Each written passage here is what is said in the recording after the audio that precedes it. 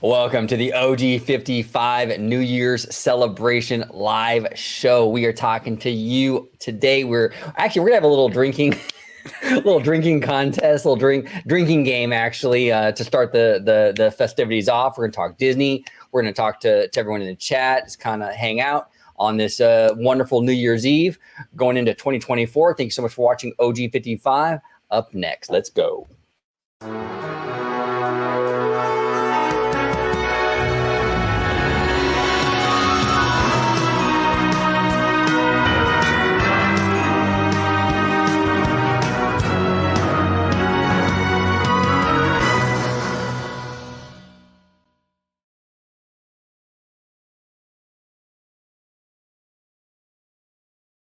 Welcome aboard to another episode, another live show for OG55. We are doing a New Year's celebration live stream today. We'll be taking your questions. We're going to have a little drinking game. We're going to have a lot of fun today on this New Year's Eve. We got the Italiano. We got Slimer joining us today. So the Italiano, I'm going to start with you, man.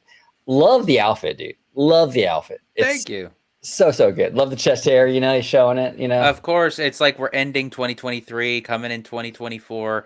I got all decked out for this. Like, I couldn't wait for this live show, especially since I was out of commission with my tech issues that I couldn't do any current shows. So I thought to come back for the New Year's live show on Orange Grove 55, I got a fresh cut, fresh shave, same old chest hair, but there you go. It is looking what it sharp. is. looking sharp. You can let everybody at home know where they can find you on social media. Absolutely. You can find me on X, formerly known as Twitter, at Disney George. You could also find me on Instagram under the Disney Italiano. And of course, you'll find me here on my home base at Orange Grove 55 with Citrus Corner with all that sweet, juicy, but sometimes sticky Disney news and info. And don't worry, folks, there will be more Citrus Corner videos coming out. There's just nothing really coming out right now, so we're enjoying doing these live shows for you. But I have a feeling that in the start of 2024, I think we're going to start getting some juicy, but sometimes sticky Disney news coming out for you. I think you're right. They're holding back because of the holidays, So yeah, after January 1st, I think we're gonna get a lot. Absolutely. Yeah. Now down below, we got the one and only Slimer. Welcome back on the show, Slimer. Always good to see you, brother. Hey, thanks, man. I feel like I'm hanging out with a bunch of my friends here. I'm looking in the chat, and it's everybody that I talk to pretty much, on a day-to-day basis now. So all our friends are here. We're here to celebrate New Year's Eve going into 2024. Matthew's already talking. I see, hey, Matthew, what's up, man? You're already talking about things we're going to do next week or here soon. So I love it. You're excited. You're motivating me, dude. New year, but the ball doesn't stop rolling, man. We're just rolling right into it. And we're going to have a lot of things to discuss tonight. We're going to play it loose, New Year's Eve. Yeah. Then we got that drinking game going on tonight. That is going to be interesting. So I messaged OG and I said, hey, what are you guys drinking tonight? Because I don't want to overdo it. So, OG's like, well, I'm going to do this. And then I hit up George, and George's like, well, I'm going to do some wines. And I said, well, I definitely don't want to do anything more than what they're doing. So, guys, in the chat, just in case you guys are wondering, we're doing Triple Isle Palms rum. This is 20% alcohol by volume. So, middle of the road there, 42 proof. Not bad. Mango flavor to take the edge off. I'm a big baby tonight on New Year's Eve. But you guys know I love my spirits. I love my wines. And speaking of spirits, I do Ghostbusters talk on Twitter. Ooh, nice segue. There at Slime Square 84. There he is. I mean, it wouldn't look. If Slimer's on, we gotta drop the drop. You know what I'm saying? And all these dollars got commas that come with commas behind them, and all my slammers be slamming. And all my slammers be slamming. And all my slammers be slamming. And all my slammers be slamming. And the Italiano, what are you drinking tonight, sir? I am drinking actually something close to Slimer. Mine is rum, but it's actually peach flavor. Oh, nice. I love peach. I don't know, it's just my jam. Just your jam. Yeah. I got a nice little Asahi beer going on. I got some orange soju. Of course, it's gonna be. Oh, of course. Right? You gotta be on brand when you're on OG55. But it's gonna be a good show, everybody. We're gonna have a good time. We, like Slimer said, a lot of our friends are in the chat. We got Candy Camper, Ali Aloha, Bad Thoughts, Jacob, Seymour Duck, Sam Chat, Matthew Murr. It's gonna be a fantastic show. So we're gonna hit the ground running tonight, boys. We're gonna start that drinking game right now. So we're gonna hit the ground running. So basically, I'm gonna set the kind of like the ground rules so everyone at home is kind of aware of it. Basically, each one of us, we have 5 questions that we're gonna ask the other 2 gentlemen. Okay, 5 questions that are Disney related, whether it be parks, studio, what have you. So I'll be asking George and Slimer 5 questions, and they will be having so whoever gets the question right doesn't have to take a shot, doesn't have to drink, right? The person who gets it wrong though has to take a shot, has to drink, right? So I'm laughing at Kaylee. She said we're all wearing plaid together. Yeah, except George, man. He didn't get the memo. Yeah, I didn't get the memo. I came in this like for New Year's, like just like ready for this bangers eve. And then these 2 come in and I feel like I missed the plaid, like where I missed the note. It's like, yeah, exactly. Well, you have an excuse though. You haven't had a computer in a couple of days, so you've been out of the loop, and therefore you didn't get the memo. There you go. But really, this is I really feel like Jay inspired this wardrobe for me tonight. Him and OG came on the other day, did a video. They were both wearing plaid, and I was just like, shit, like I'd be an asshole if I didn't come on with plaid tonight. So here I am. That's something. Now I'm gonna have to get a plaid shirt. Like my wardrobe is like nothing of plaid. I don't think I have anything plaid. We got to change that, George. We got to change that. We got to get you some plaid, bro. We got to get you some plaid. So we got maybe in the chat. We actually have a we here on the channel, right? We make drops for the folks that we love here on the channel. And we have a brand new world premiere maybe drop today. World premiere maybe drop. Premiere. Let's rock and roll. Cause I'm that girl that drives you crazy, but you're killing me alone. Got you thinking maybe alone. Got you thinking maybe alone. Got you thinking maybe. There you go. That's a banger. It's a banger. World premiere. That's maybe's drop. World premiere. Okay, so the back to the drinking game. So basically the rules are I'm going to go ahead and ask these 2 gentlemen 5 questions, Disney related. Now here is the thing. Whoever gets the question right doesn't have to drink. Now if you don't get the question right, you have to drink. Okay, now each one of us has one Ask the Audience. You can use that you're asking the audience one time in this entire game. So if there's a question that you're not really sure of, you can ask the audience and we can see what they say they think the answer is. Now keep in mind, if they're wrong or whatever, you're gonna have to drink, okay? And everyone out in the audience, please do your best. Don't purposely give us the wrong answer just because you want to see us drink. You know what I'm saying? Yeah, exactly.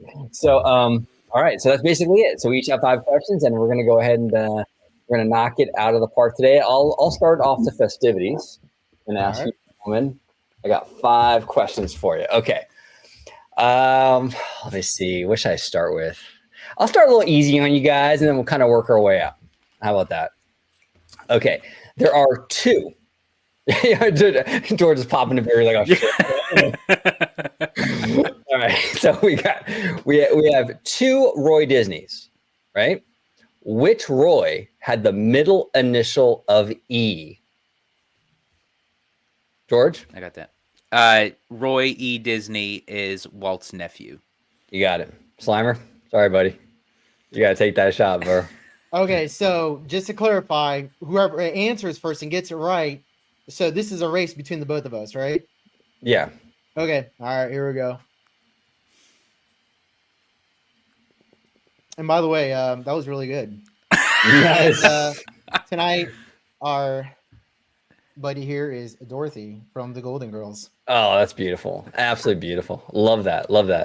All right. Hey, nothing screams New Year's than drinking out of B. Arthur. Yeah, right. Yeah, exactly. All right, here we go. Good job, Phil. So far, let's rock and roll. Okay, so DCA opened in 2001, right? 2001.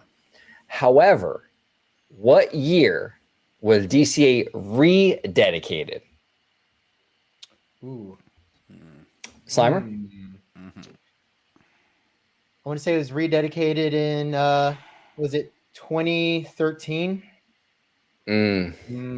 Close, but no. I'll say 2012.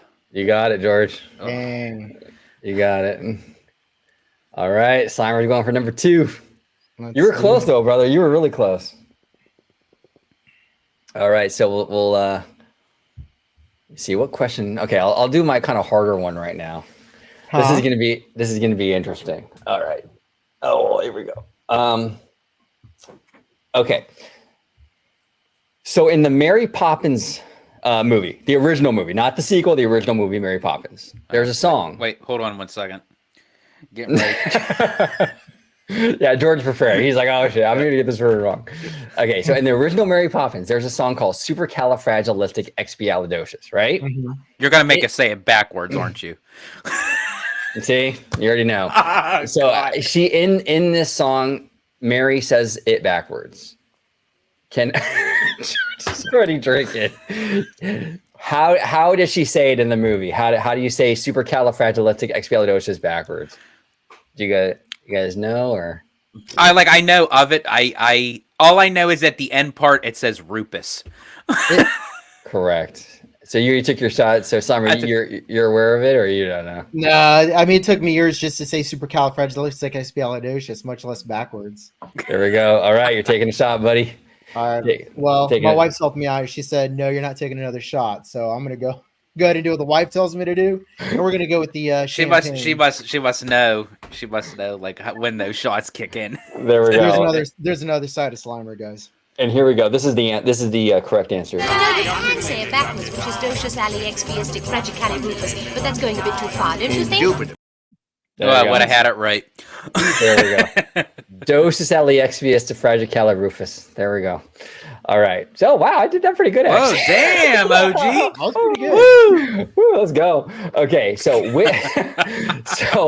which production company was Who Framed Roger Rabbit originally released under? It wasn't Walt Disney Pictures. What production company? Oh, Slimer. Slimer, he did. Was it Touchstone? Bingo, you got it. George? Just a couple seconds late. There you go, George. There you go. Oh, There you go. it's making your chest hair stand up, huh, George? Yeah. There we go. I know. All right, the last and final question, boys. Here we go. What was Mickey Mouse's name going to be originally before Walt's wife stepped in and helped him name him Mickey? Oh, George. Mortimer. You got it. You got it. Slimer, buddy. All right. So that concludes OG's questions. Now we're going to go to who do you, George, you want to go, or Slimer? You want to ask, or who wants to go next? I'm good.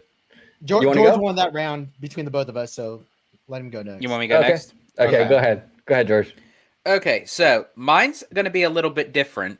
They are Disney related questions, but they also tie into myself. Now, for anyone who has listened to the show, watched the show, I say a plethora of Disney fun facts that proclaim to me when it comes to my Disney addiction. So now I'm curious to see if anyone was really paying attention to anything that I was really saying. And I thought, what better way to do that on New Year's when we're all like half lit with alcohol? So I thought that's perfect. Okay, All right. Let's rock and so roll. my first question is, do either of you know what is my home ship for the Disney Cruise Line? Go ahead. What is the Disney Wish? No, that is not correct. OG? The Magic? No. Oh! So Okay. my home ship was my very first cruise was on the Disney Dream. Okay. All right, here we go. Here we go. C'est la vie, right? C'est la vie. All right. There you go, Slimer. Okay, second question. When I am in Epcot, do I start World Showcase on the Mexico side or the Canada side? Slimer. You started on the Mexico side because tequila. There you go. Boom. All right, here we go. Here we go. I got to do another one. Give me a second. I got to pour it. You beat me to it. You beat me to it. All right. Here we go. Nice. All right. Okay, question 3. Now, this one actually... Now, this could be somewhat of an opinion, but I think it's a lot of everyone's opinion. So this is a generalized question, but I have mentioned this on one of the shows, and it's a show that all 3 of us did together. What's the best place on Walt Disney World property to get Italian food? Oh, the best. Oh gosh, we just had this conversation, but I don't remember. Yeah, right here. I know. Slimer? It is in the Swan and Dolphin. Mm-hmm. What is the name of that restaurant? Holy shit! I'm drawing a blank right now. I'm drawing a blank. I don't remember the name. There. I don't remember the name of it. I don't remember the name of it, but it's the Swan and Dolphin one. Oh my gosh. I don't know. It's in the Swan and Dolphin. Do you guys want to put? I'm gonna go ahead and throw it to the chat. Go ahead.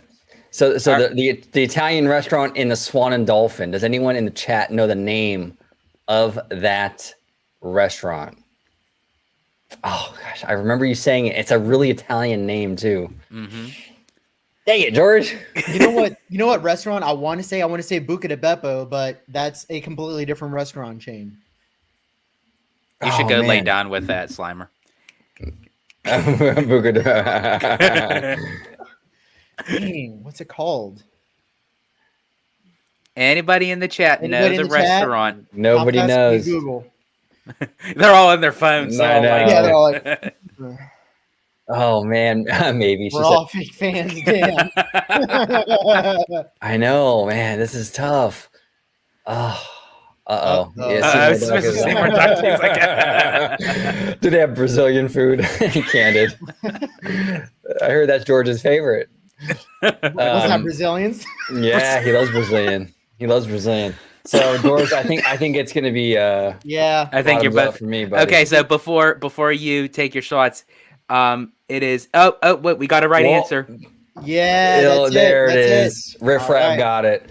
Yeah, but Riff Raff doesn't have to drink, but we do, Slimer. Yes. All right, I guess, right? Well, actually, how's that work? If you ask the audience and they get it right, how's that work? It was your ask the audience, right?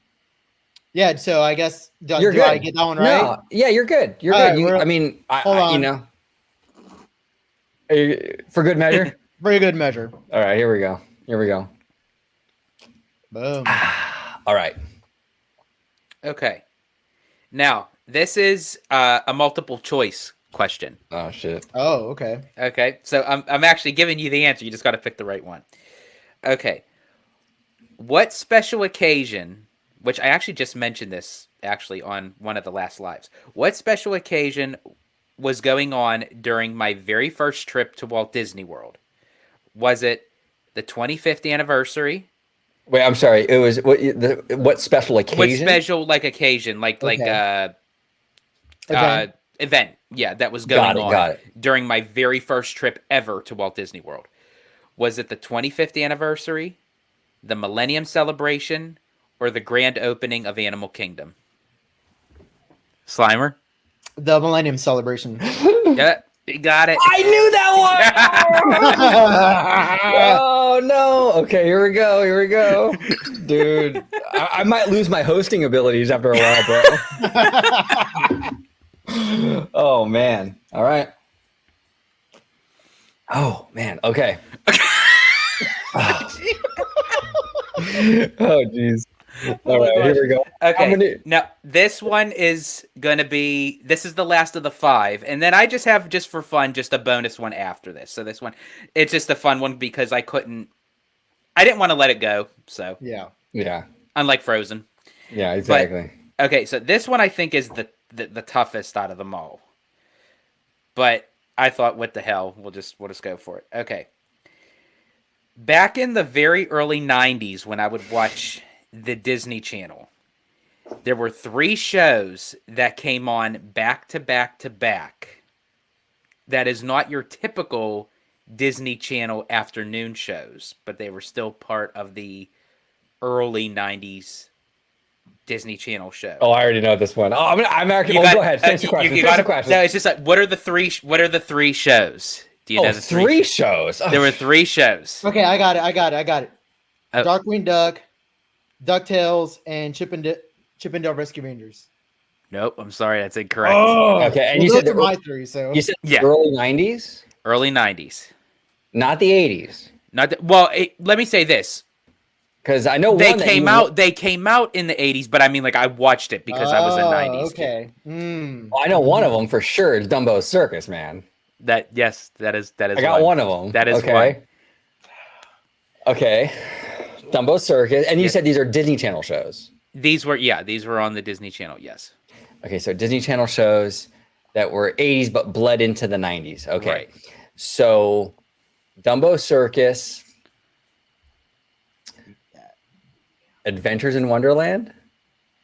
Is that one? Oh no, that was close though. That was close. Oh no. Okay. Oh man, and this is tough because I asked the audience. Yeah, this one is the toughest one. Like I didn't really expect it. Because I know Dumbo Circus. I know you love that show. Yeah. Wait. Okay, so we got Dumbo Circus. Not Mousercise, right? No. I will say all 3 shows have to do. I'll say this. I'll give you a hint. They're all live action, but they involve some sort of puppetry. Okay, so I'm gonna go. Okay, I'll give you my 3. I'll give you my 3 right now. Okay, and if I'm wrong, I'm wrong. This is my last guess. Okay. We got Dumbo Circus, Under the Umbrella Tree, and Pooh's Corner. You actually got it right in that order. Yes. All right, Slimer. Bottoms up, buddy. Oh man. This is what is this? Mango rum, champagne, orange juice. Nice. That's a nice concoction right there. It is nice, yeah, absolutely. All right. Oh, I'm sorry, really quick. I think this is Tones. Yes, Tones, I did get your gift. Thank you so much, brother. I really appreciate it. I love you. I'm so sorry that I didn't get a chance to text you to tell you that I got it. I opened it. I loved it. Just a lot has been going on. I finally got my internet back up, as you can see. But thank you so much. I really do appreciate it. I love that. Speaking of like early Disney Channel, I love that rich nostalgia. It takes me back to my childhood. So thank you, brother. I appreciate it. 100%. And Kenny Camper here says, can we get a shout out and a like for everything Disney family? So I guess they're, from what I understand in the chat, I guess they're a vlogger out there in Florida. So yeah, check everything Disney family out if you can. Here we go. We'll give him a siren and we'll give him a ball to the wall, right, George? Let's give him There we go. That's for you, Jacob. That's for you, buddy. Okay, and then really quick before Slimer goes, this is just the bonus question. This is just for fun. Okay. How old was I on my very first Disneyland trip? Oh, I know that. Oh, OG? 21? There you go. There we go. I already have a feeling I'm not going to remember New Year's Eve. There we go. I know, right? I'm not going to remember the show. Nothing. It's gonna be crazy. Absolutely crazy. Yeah. All right, Slimer, you're up to bat, brother. My living room's going to look like plaid threw up everywhere. I know, right? George, we gotta get you in plaid, brother. We gotta get you in plaid. Okay, I'll now that I'm actually like seeing it, like next, like I gotta get at least one. I gotta get like one plaid shirt. Come on, one plaid shirt. Get Italiano will get a little taste of country. Exactly. Well, some of those, when you go to these Italian restaurants, right? Like the tablecloth or whatever. Kind of plaid, right? Oh, you get like what? Now that you said that, wait, no, I do have a plaid. It's like a He's about vest. to say underwear. It was like a vest, right? A plaid like sweater vest. Did you steal it off of a Disney World cast member? Yeah, right. Exactly. So I could have worn that, but I think I would have been a little too hot. So Possibly a cast member left it at your house one night. Ooh. You never know. Oh man! All right, Slimer, you're up to bat, brother. You got 5 questions. Here we go. All right, first one. You guys ready? I'm ready. This. What are the names of Cinderella's stepsisters? Oh, jeez. Go ahead, George. Anastasia and Drizella. Look at that. Look at that. Look at this guy, dude. I know, right? Oh my god, I'm a fake fan, maybe. I'm a fake fan. Oh, here we go. Bottoms up. All right, cheers. Okay. All right, question number 2. What is here? Now we're switching gears to theme parks. All right, let me just Okay. kind of get your gears shifted. Okay. Yeah. What is the name of the castle in Shanghai Disneyland Park? This is a tough one. All right, OG, that was you first. Storybook. Yes. I would have had it. Oh yeah. There you go, George. All right, now so this one is going to test your ability to recollect. Oh, All right. Okay. I did that earlier. Like we should know this one. Like everybody should know this one, but this is number 3. It is, what are the names of the 7 dwarfs in Snow White? Oh, go ahead, George. You got it. OG, or George, go ahead. Yeah, he got it first. You want me to do this after I drank? Like, okay, so That's part of the challenge. okay, so Doc, Grumpy, Sleepy, Sneezy, Bashful, Happy, Dopey. Got There it. you go. He's got it. Here we go. Nice. Bottoms up. Bottoms up. Cheers.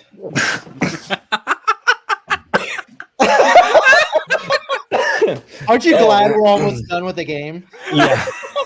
Yeah. Oh man, it's even on my glasses. Woo. Hey, you sneeze hard when the alcohol comes out of your tear ducts.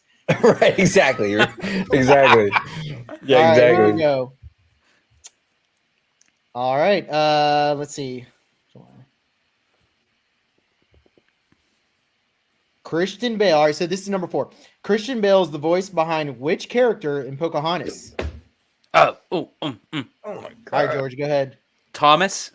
Yep, you got it, bud. Dude, George, how do you know that? How do you know that, man? See, I thought when you said Christian Bale, I thought you were going the Newsies route. Newsies. That's what I thought. That's was what I like, thought. And then when oh. he said voice, and I'm thinking, voice. Wait, when did he do a voice? And then when he said a voice in Pocahontas, I was like, yeah, Thomas. I was like, yes.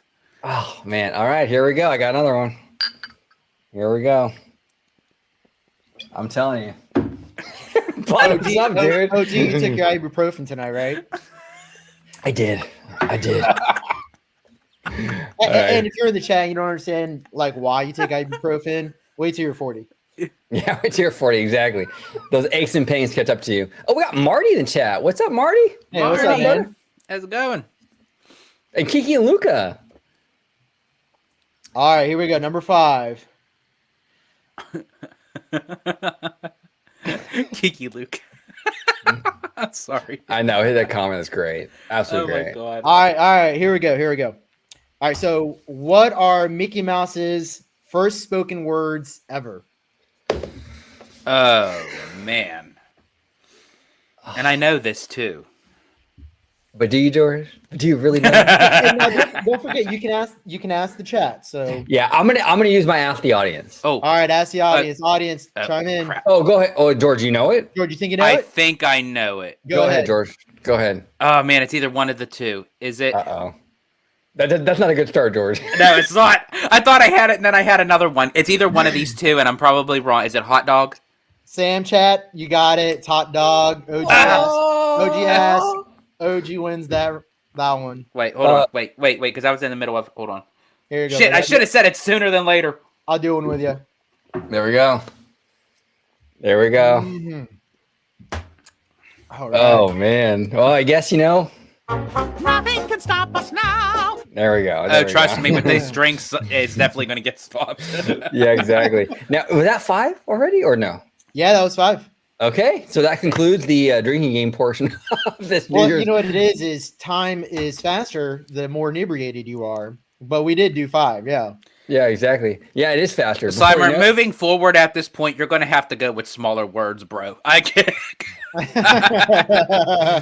100%. Yeah, before you know it, it's gonna go so fast. We're gonna be riding hoverboards, the whole thing. Yeah, it'd be crazy. No, but actually, on a serious note, though, I do want to actually, before we move on to like a Q&A, like ask us anything, like we usually do on the live shows. Yep. I actually do want to do a toast, and give me just a second. I want to do a toast. There you go. To everybody that has supported OG55, we love you. Our community is the best community. We love everybody here. You guys are family, and I want to toast to everybody here. I want to toast to the friendships that we've made along the way. I want to toast Walt Disney, because if it wasn't for Walt Disney, none of us would be here right now. So yeah, I just want to toast just the family that we have. Walt and the community that we built. So cheers. Cheers, guys. Cheers, bro. Oh, okay. Here we go. And we got we got Theme Park Casual in the chat. Oh, TPC's in here. Hold on, one more. Exactly. And, I don't have an ice cream though. Casual. I'm so sorry, man. I do not have an ice cream. See, this is the problem with the drinking game first. Is now I'm kind of. Hold on one sec. Give me. Yeah, see, you couldn't even finish the sentence. I know, right? I'm like, okay. So Matthew Murr here says, "Hey OG, can you maybe announce what my immediate first video plan is for 2024, just in case anyone doesn't know?" Okay. So Matthew emailed me a fantastic Once Upon a Time like 2.0 like alternate sort of storyline for that short, and I'm actually going to have Matthew on. And we're going to talk about his version of that short. Really cool stuff. And that's going to be like sometime this week. We're going to talk about it. Matthew's actually in the UK. So it's. Oh, well, hey, happy New Year to Matthew. It's already what? 1 o'clock in the morning over there, right? It is. Yeah. It's late night. Thanks for being here, dude. Yeah, absolutely. No, Matthew's family here. We love Matthew. We absolutely love Matthew. Oh man, see, this is why. Okay, I should answer more questions correctly. Maybe says cheers. Cause I'm that girl that drives you crazy, but you're killing me alone. Got you thinking maybe alone. Got you thinking maybe alone. Got you thinking maybe.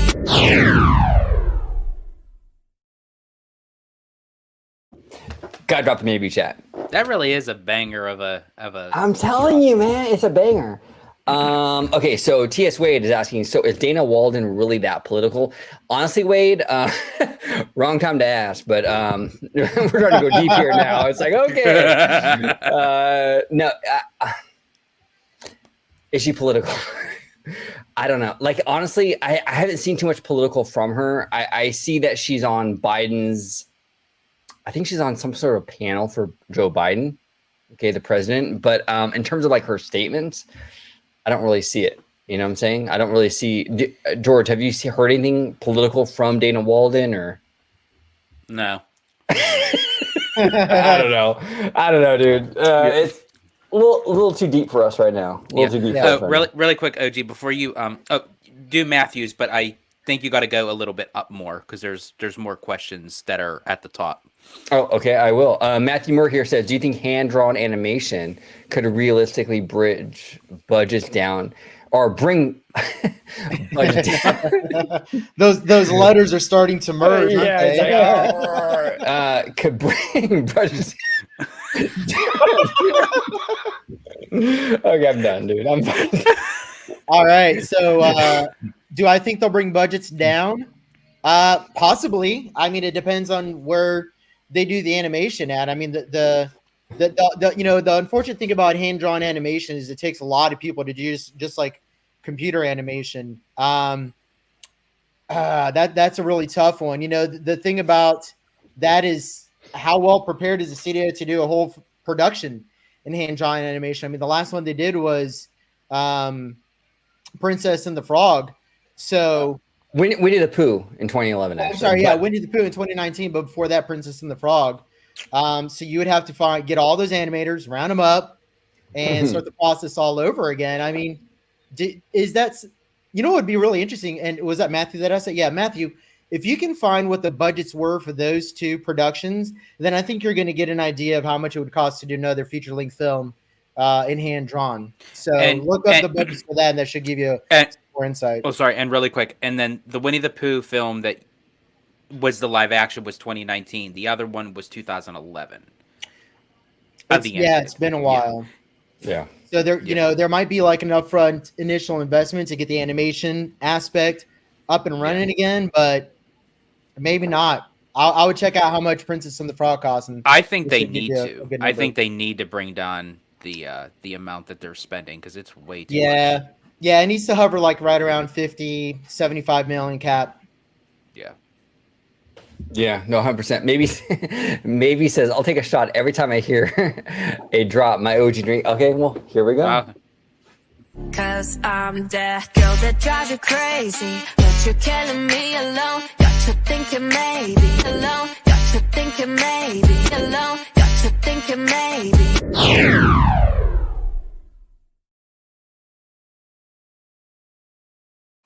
There we go. There we go. Right, maybe. Take It's that on shot. you. It's on you. Okay, now George, you said I missed one. Go to the top, like, because I think you were starting like midway. So if you go like all the way to the top. Okay, got you. All right.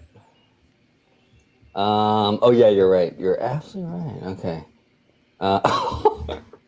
Okay, what are you guys up to tonight? Anyone getting lucky? I'm actually, I am team stay home and kind of chill. Actually, I'm chilling. I'm with you guys. I'm lucky to be with you guys. I don't know. Well, Kiki and Luca, no, we do Disney podcast early in the evening, and then we get the limo to the club tonight. That's how we do it here. Exactly. What about you, George? This Italiano is going solo tonight. Nothing over extravagant. Nothing in the books. So yeah, nothing. Just chilling with my bros. Yeah, exactly. Okay, Kaylee here says, "How is Mickey able to scuba dive?" That's an interesting question. Yeah. If I could actually just elaborate on that just a little bit, because I actually was having this conversation with her. For all of you who don't know about this question, but there are Disney sing-along VHS tapes and even the Disney Vacation Planner videos, where when they show like the Living Seas or they're doing the beach party sing-along at Walt Disney World, there are instances where the characters are submerged in water, where Mickey is scuba diving literally underwater. Goofy is skiing, and he's in the pool. He's surfing. So, and when she asked me this question, I thought that's a very interesting question. I don't know. Yeah. Is there like a certain type of undersuit underneath the costume that allows them to breathe? I think that's kind of interesting. Well, I would imagine there's some sort of like scuba mechanism in the Mickey head.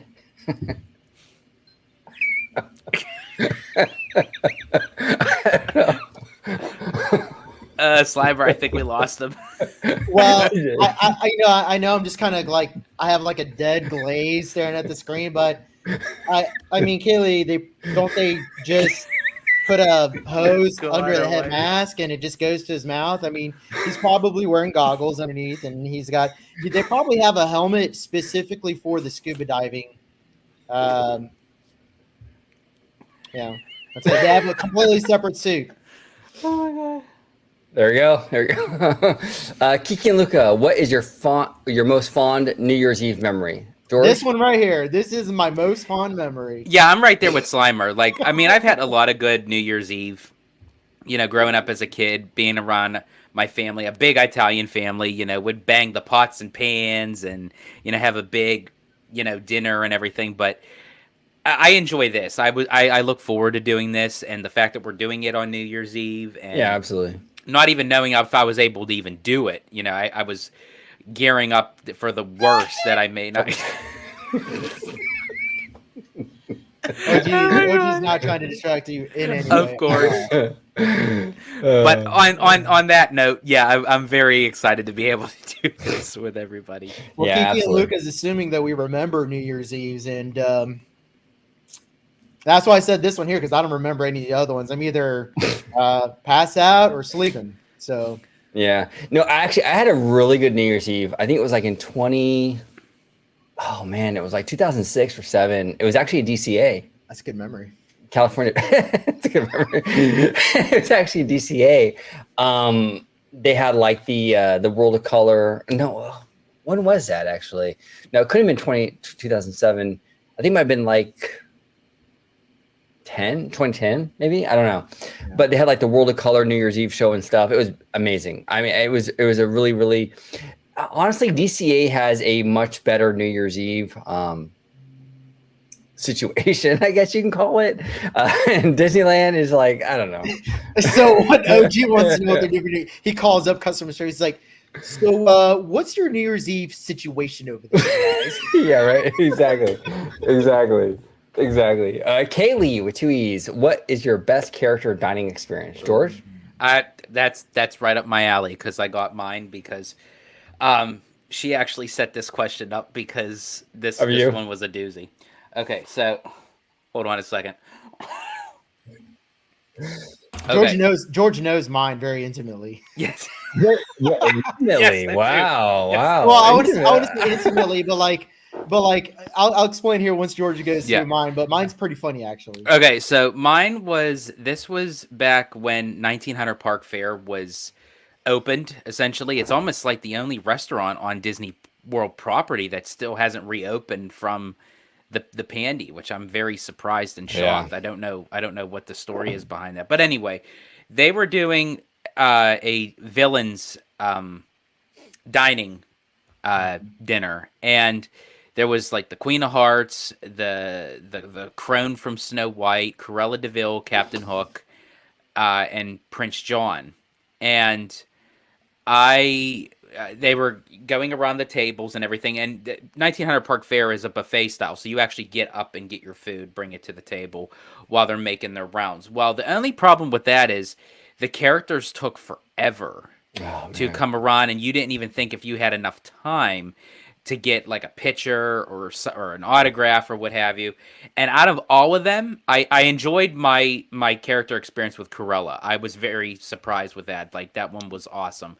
But the one character out of all of them I wanted to meet was Prince John, because I love those rarity characters that you just don't normally see. Right. And I was waiting and waiting. He still didn't come to the table. I saw Cruella, I saw Captain Hook, and nope. Prince John, he was still over by the entrance doors making his run.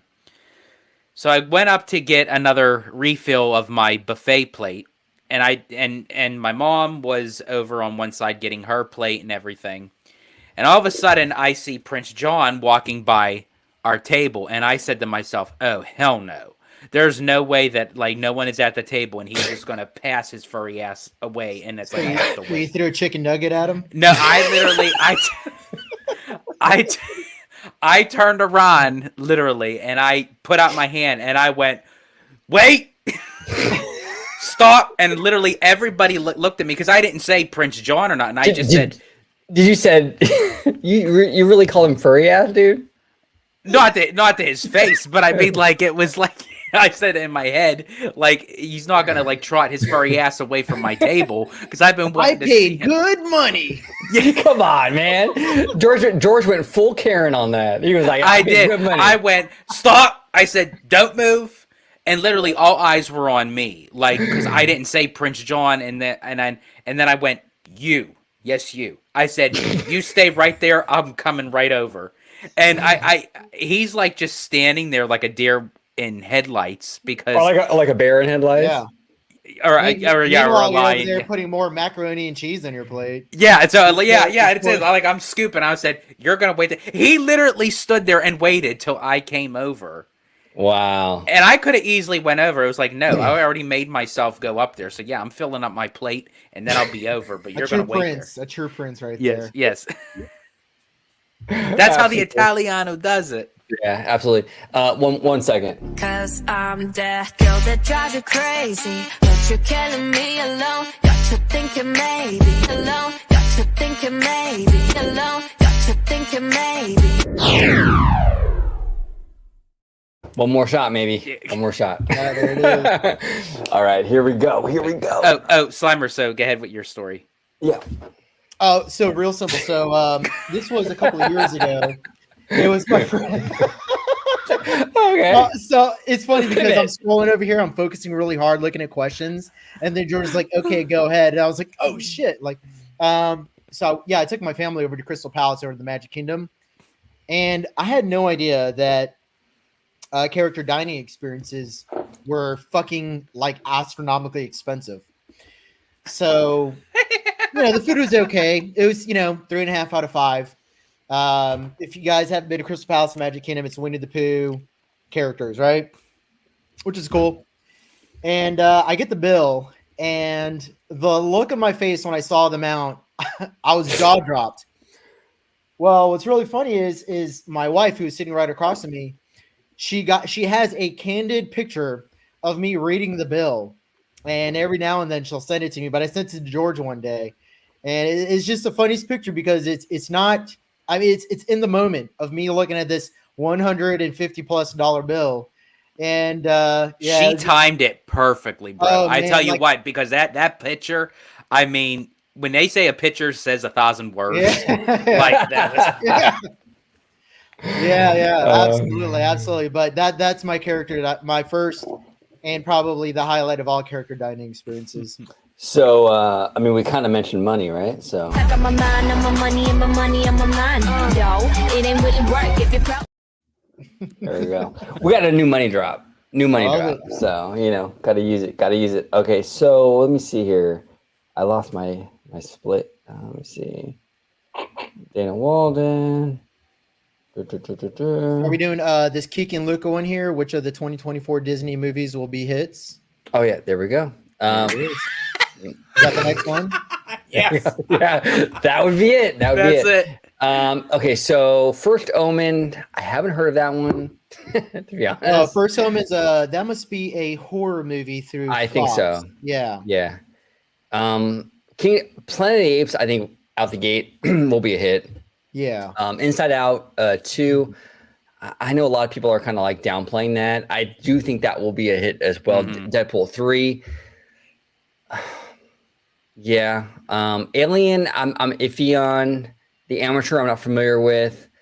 The prequel to The Lion King. Oh man, I don't know. The thing with the live action remakes though is they're getting played out. I don't know if that's going to do well. The only way that Mufasa would do very well is because technically it's an original story. It's not really. It's a prequel to the original Lion King. Mm-hmm. So there's a possibility it may succeed in that sense. Well, you know what? I think that if they drop a really funny trailer, I think that they can cast a wide net by making it really funny as opposed to having a really serious tone. Well, here's the thing. Because it does revolve around him and Timon and Pumbaa, right? Right. Well, here's the thing. I actually got to see the trailer. Oh, really? At the expo. Yeah, they gave us a sneak peek. And Nice. I loved how it did have a serious tone, but yeah, it also did have some comedic because technically Timon, Pumbaa, and Rafiki are the storytellers that are retelling Mufasa's story.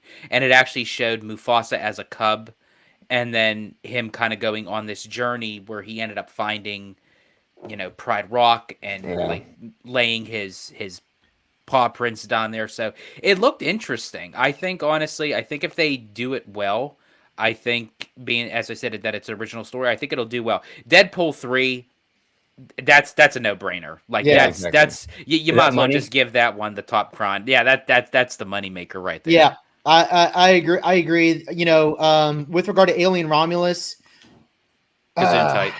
The thing about Alien movies is they heavily rely on word of mouth lately. It's got to have really good word of mouth to carry it over to the profitable line. And Inside and Out 2, I think is going to be a hit as Inside well. Out 2, I think, is going to be a banger. I think people will actually turn out for that one. Planet of the Apes, I'm curious about, but the only thing that kind of ifs me with that is how much relevance that people are actually still into the franchise. Even though the newer trilogy was successful. Mm-hmm. But I mean, when you start to go to repeat yourself.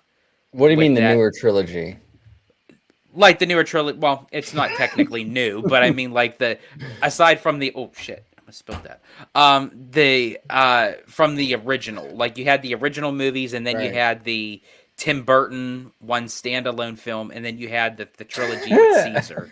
You guys remember that Tim Burton one? It was such garbage, man. It was Yeah. I saw garbage. that in the movie theater. I walked out. I was like, "What the hell is this?" Here's the thing. I love Tim Burton as a filmmaker, but some of his movies are just, I don't know, like the Charlie and the Chocolate Factory. Dumbo was terrible. Yeah. Dumbo was horrible. Well, you know what? Dumbo. And you know what's weird is Tim Burton's a very avant-garde director. So whenever he signs these deals with these production studios, which are rarely like where where they want to have a lot of control over what goes into the movie and what the message is, and he's an avant-garde director who's known for breaking barriers and being cutting edge, and like it just doesn't mix, and you can tell which movies are not his product. Like his name's on the movie, but the final product is definitely not a Tim Burton. And I think Charlie and the Chocolate Factory is definitely one. Dumbo, absolutely.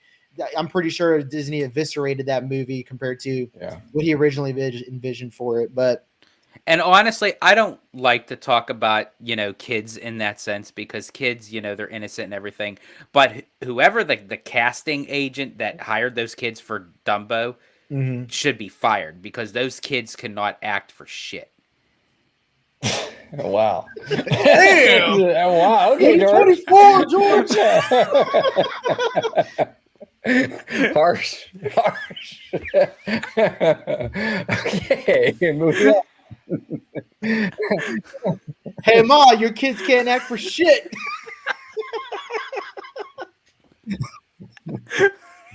Haley wants her job to be a beta fish swimming. That's funny, Kaylee. I was actually having this conversation with OG because we're trying to come up with something for you. So I ran down all the stuff that you like and your interests. But actually, the beta fish would be quite interesting. Yeah. Now he told me, he was like cats, Chippendale, anything banger, So we're working on it. We will definitely get you a drop.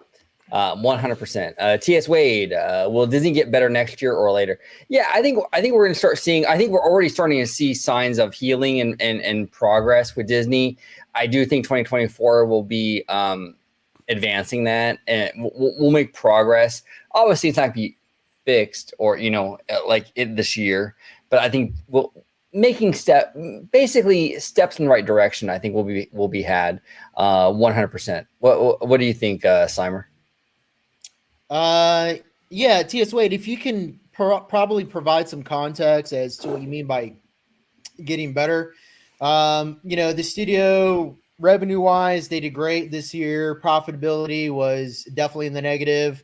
If you're referring to that, then, yes, I do believe that this Walt Disney Studios is going to be more profitable in 2024. And they'll be even more profitable in 2025 when you see a lot of those those budget cuts being made to individual productions and the quality focus on the movies as opposed to just pumping out as many as possible. But yeah, let us know what you mean by better because the parks are killing it right now. Yeah. Walt Disney World actually had their highest selling day post 2022. OG, was it yesterday or the day before? Was it the 29th? Yeah. It was yesterday. The 29th. Yeah, I mean, they had their highest selling day in 3 years. So Walt Disney World, Disneyland, they're doing great. Disneyland Hong Kong also had a profitable year this year. So, I mean, the experts say that there's brand withdrawal. I don't know. No, completely agree. Killing me, dude. I completely agree with you. No, they're doing very well. The parks are doing very, very well. So, studios, I think are a little bit more on the struggle bus than the parks. But I mean, even the studios though, like, okay, for example, Disney. Well, it was number one for the year, but I think with migration, Universal, topped them right for the year.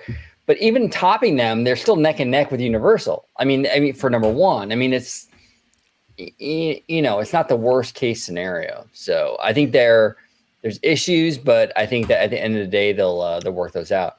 Mike here says, in honor of New Year's Marathon, what's your favorite Twilight Zone episode? I would say the one where, oh man, there was this one where the guy, have you guys seen this one where the guy loses his glasses?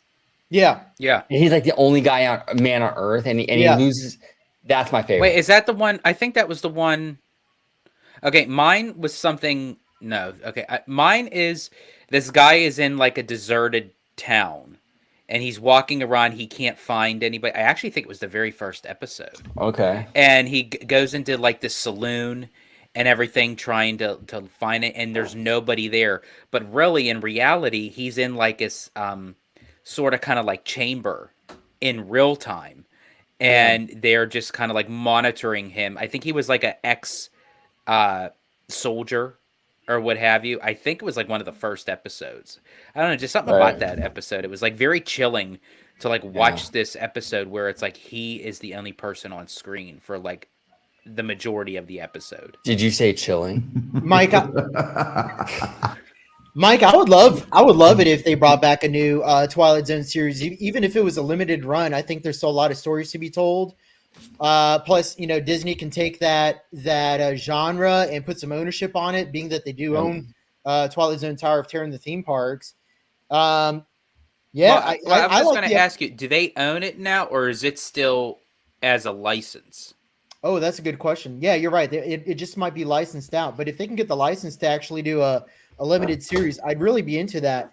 You know what I watched today with my wife, which was really great, is Marvel had put out last year it was a 55-minute short about werewolves. I can't remember the name about it, but the entire thing was in black and white, and it was about these monster hunters who had to get the Bloodstone, and whoever got the Bloodstone basically became like the king monster hunter. Have you guys seen that one? I have not. Oh man, it's great. It's all black and white. It looks like a Twilight Zone show, or maybe one of the Universal monsters of the days of yore. And it's really cool. Like, I loved it. The framing of the shots were fantastic. It feels like an old Universal monster film, but obviously with, modern twist to it. George, watch it. You guys will love it. And I bet you Jay's watched it. So if Jay's watched it, it's good. Yep. Sam Chat, have you ever tried watching the Avengers Endgame on New Year's Eve so that Iron Man snaps his fingers at midnight? I have not. What about you, George? Have you done that? I actually fast forward through the movie and then paused it and waited till like the exact moment when to do it, then to watch the whole thing.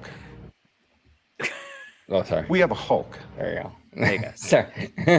So you fast forward and then... Yeah, I cheated. Like, I didn't watch the whole thing. I didn't have time for that shit. But George, that defeats the whole purpose, man. Like, you gotta do the whole thing. I know, but I just wanted to just see that moment where he snaps his fingers and then comes 12 midnight. Exactly. I was too busy already being drunk talking to my imaginary centipede friend named Bob. Bob? Oh wow. Yes, okay. Apparently I named him Bob. This was like news like given to me. Like, I didn't even know what was going on. It was the next day. They said I was having a full-fledged conversation with a centipede named Bob. That's weird. That is very, very weird. Let's moving on. BJ Vincent here says, "Hey OG, what's the chance you could sweet talk a member of Blackpink?" Oh God, sweet talk a member of Blackpink to appear. If they, I'm telling you, if I can get any of them to appear, I probably would be. I would probably have to take over the hosting for OG just to kind of contain himself. Because he'd be like all over the place. Obviously, he would be joining the show, but I'd be having to to take that reign to kind of. I'd be fanboying quite a bit. On my mind, on my money, and my money on my mind. No, it ain't really work if you're proud. Yeah.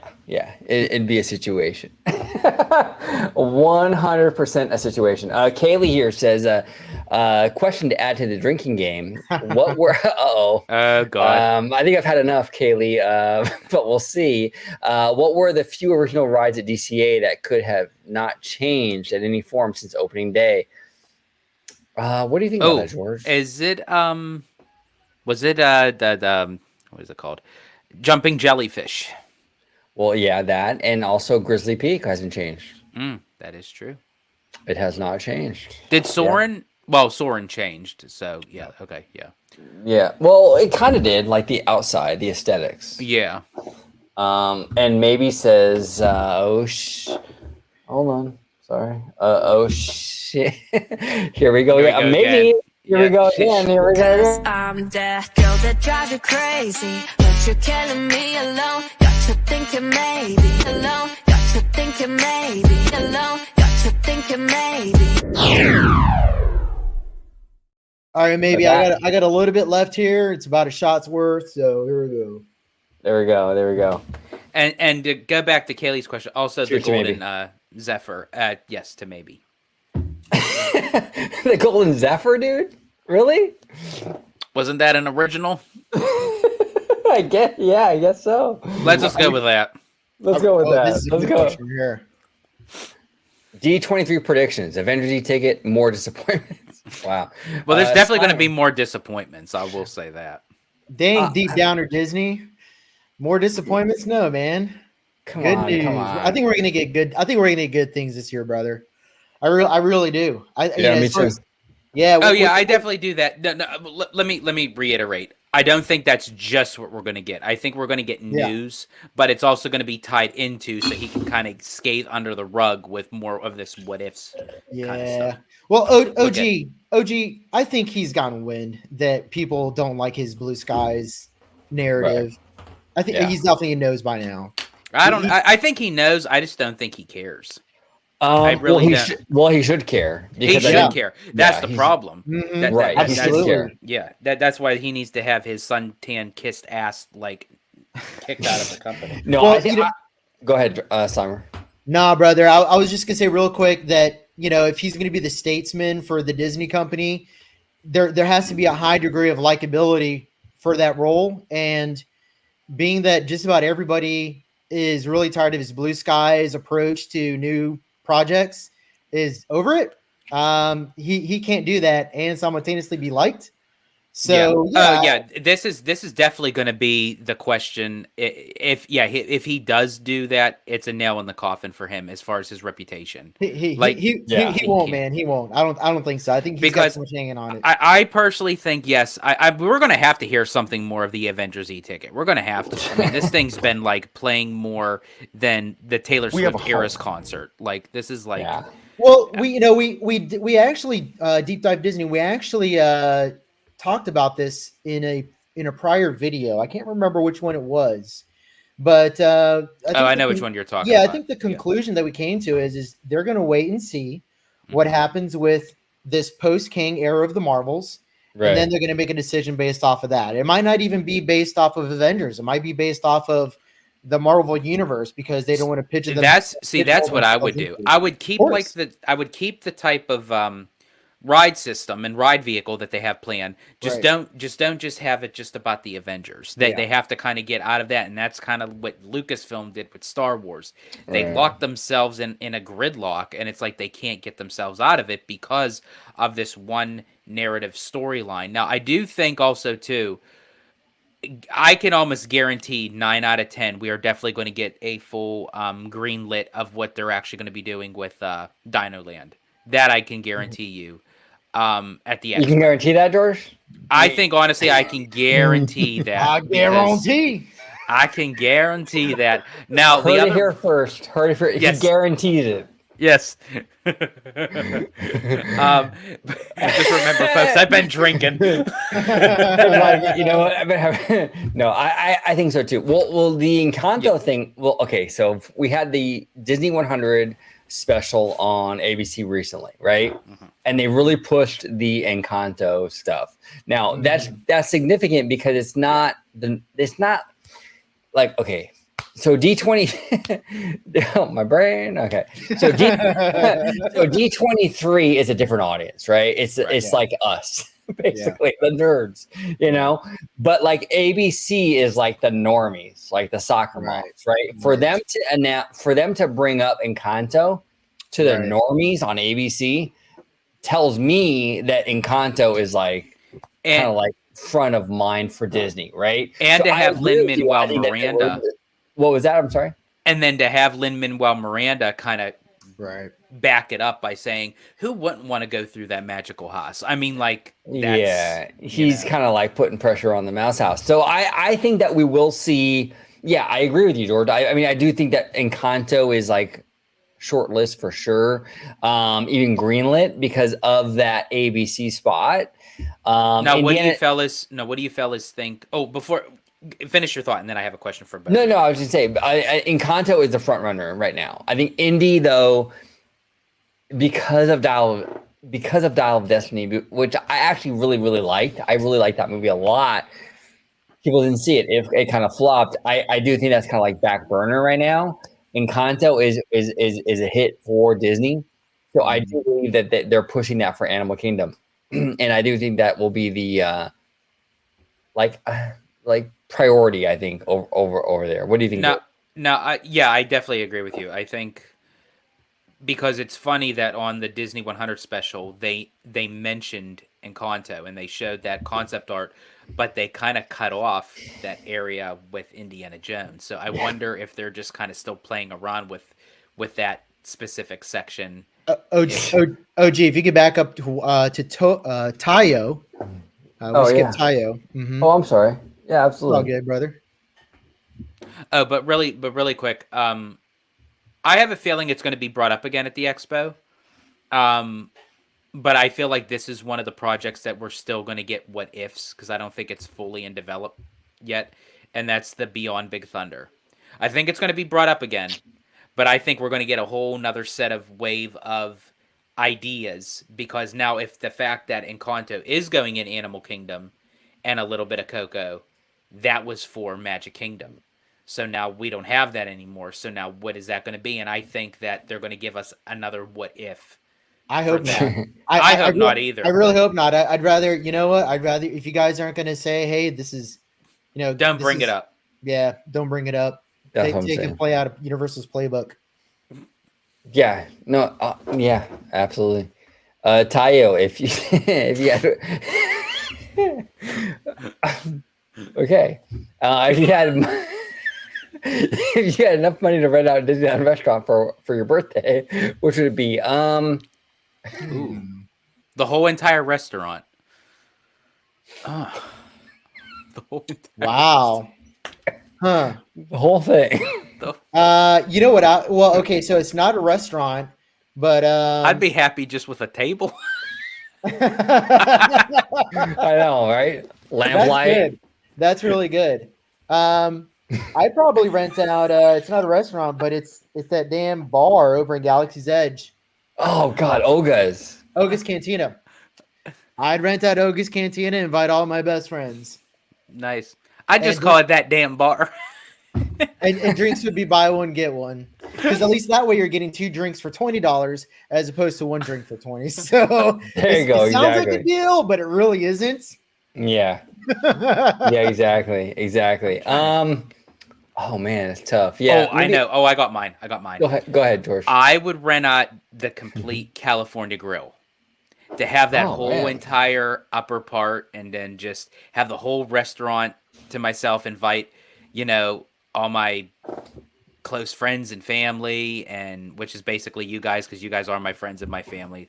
The rest of my family, like, fuck them. But it's like, it's just like to watch the fireworks and all that. That's going the Italiano. Yeah, absolutely. Maybe here says, if you could spend the night in any area of Disneyland, DCA, what would you choose? You can have a comfy stuff, so don't base it off of that.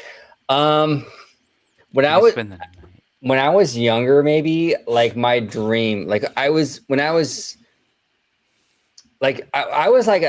early, kind of entering my teens when Toontown opened, and I really wanted to live in Toontown. I really did. Mickey's house would be like my ideal. I think that would be it, dude. I think your personality too. I could see that. Right? Yeah. I think yeah, man. I think like Toontown, like Mickey's house would be the spot. Like to spend the night would be like where I would go. Interesting. What about you? Okay, so this is weird. But I would spend the night I would definitely spend the night in the Haunted Mansion. Oh, that is weird. Okay. Yeah. So why the Haunted Mansion? Which Haunted Mansion? Disneyland or Magic Kingdom? Disneyland. It's a lot older. By the way, is it true that people spread people's ashes in Disneyland. Is that true? It is true. It's like one of those unforeseen. It's like one of those unforeseen things that is like done but not talked about. It actually was brought up. Whoopi Goldberg's mother's ashes are spread. Yes. Really? Wow. Yes. That was one of her mother's favorite places. They actually held her memorial service at Disneyland, and she kind of made the joke, but like she said, we went on It's a Small World, and we kind of like took a little bit of my mother and went like, I chew, and like you know. Word. That's so messed up, man. That is so messed up. Oh, maybe by the way, one more shot. Cause I'm that girl that drives you crazy, but you're killing me alone. Got you thinking maybe alone. Got you thinking maybe alone. Got you thinking maybe. We're gonna give There this we go. poor girl, alcohol poisoning. No, but that's a great question, but though. it is, yeah, it is very, but yeah, just really, but yeah, it was confirmed in a sense. You know, she kind of downplayed it, but yeah, Whoopi Goldberg's mother is in weird. Disneyland. That is very weird. But my answer, my answer to the question, excuse me, I would have to say that the Tower of Terror. I love walking into that lobby, and you kind of hear that spooky music, and even though there's like cobwebs and dust everywhere. Well, you're the one that was saying they should open up a lounge there, which is a really great idea. I would love for them to open up a Tower of Terror lounge. Yeah. Like convert that whole gift shop into like you could put the gift shop anywhere. You could put the gift shop out on Sunset Boulevard somewhere that showcase, like turn that whole section into like a lounge. Like the Tower of Terror gift shop is one of my least favorite gift shops in the entire Walt Disney World Resort, and I don't think there's a lot of people buying Tower of Terror memorabilia. So yeah, I mean, if they were to turn that into a lounge, blend in some of the ideas they had with Jollywood Nights with the 1940s, swooners and jazz, print money. Yep, absolutely. Oh, you said money, Slimer? Man, I did. You got me working over here, bro. Hold on one second. We got my bias over here, Jenny. We got a new drop. I got my mind on my money and my money on my mind. Yo, it ain't really work if you're proud. There we go. Jenny bringing it for us here. Let me see here. All right. So, okay. So Matthew Murr, I know Slimer's already answered this personally, but in your case, what would it be, what would it take for you to finally leave Twitter? George, what would it take? Okay, so here's my thing.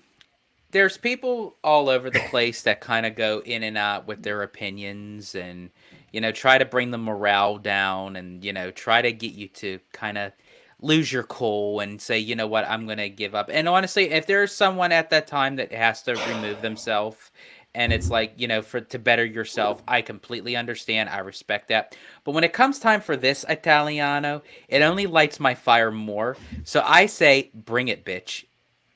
Oh, wow, George. You're feisty, huh? Mm-hmm. Yeah, exactly. George over here with a message to the haters. To everyone who watches my life and gossips, give up. Season 2 is about to come out.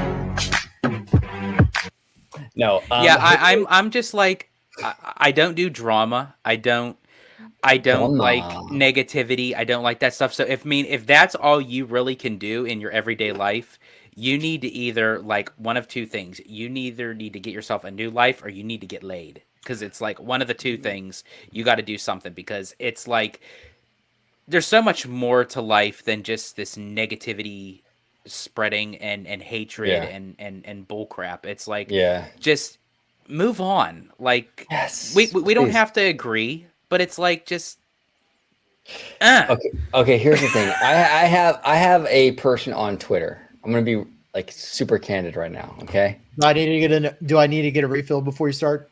Yes, go ahead. I'll wait. Go ahead, I'll wait. No, go ahead, brother. I can hear you. Oh, okay. I have a person on Twitter, Kocho Dragon, who does not like OG55 at all. Okay. I blocked this dude, okay? Blocked him, like on Twitter. he somehow manages to get around the block and screenshots me and comments on my tweets, even though I blocked him. Okay. Now, here's my thing with that.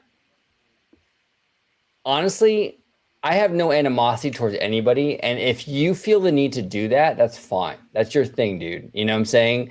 But at the end of the day, we all love the same thing. We have a common ground, right? Like, so I'm into this nerd stuff like you are, Kosho. Like, I'm into this Disney thing. I'm into this, like, you know, this nerd culture like you are.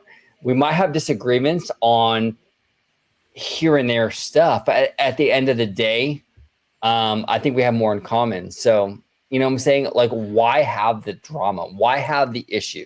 And I say to everybody out there, not just to single out one person, it's like, let that be like an overset New Year's resolution. Let's bring in this new year with a lot of positivity. Absolutely. And a lot less animosity and hatred towards one another. Absolutely, George. 100%. Yeah. Why not? Why can't we agree? Why can't we disagree on things, but we still have like a mutual respect or love for each other? You know what I'm saying?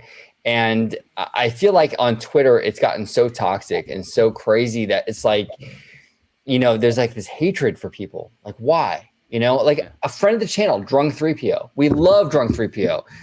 Like OG55, like our crew and Drunk 3PO are on completely opposite ends of like the fandom.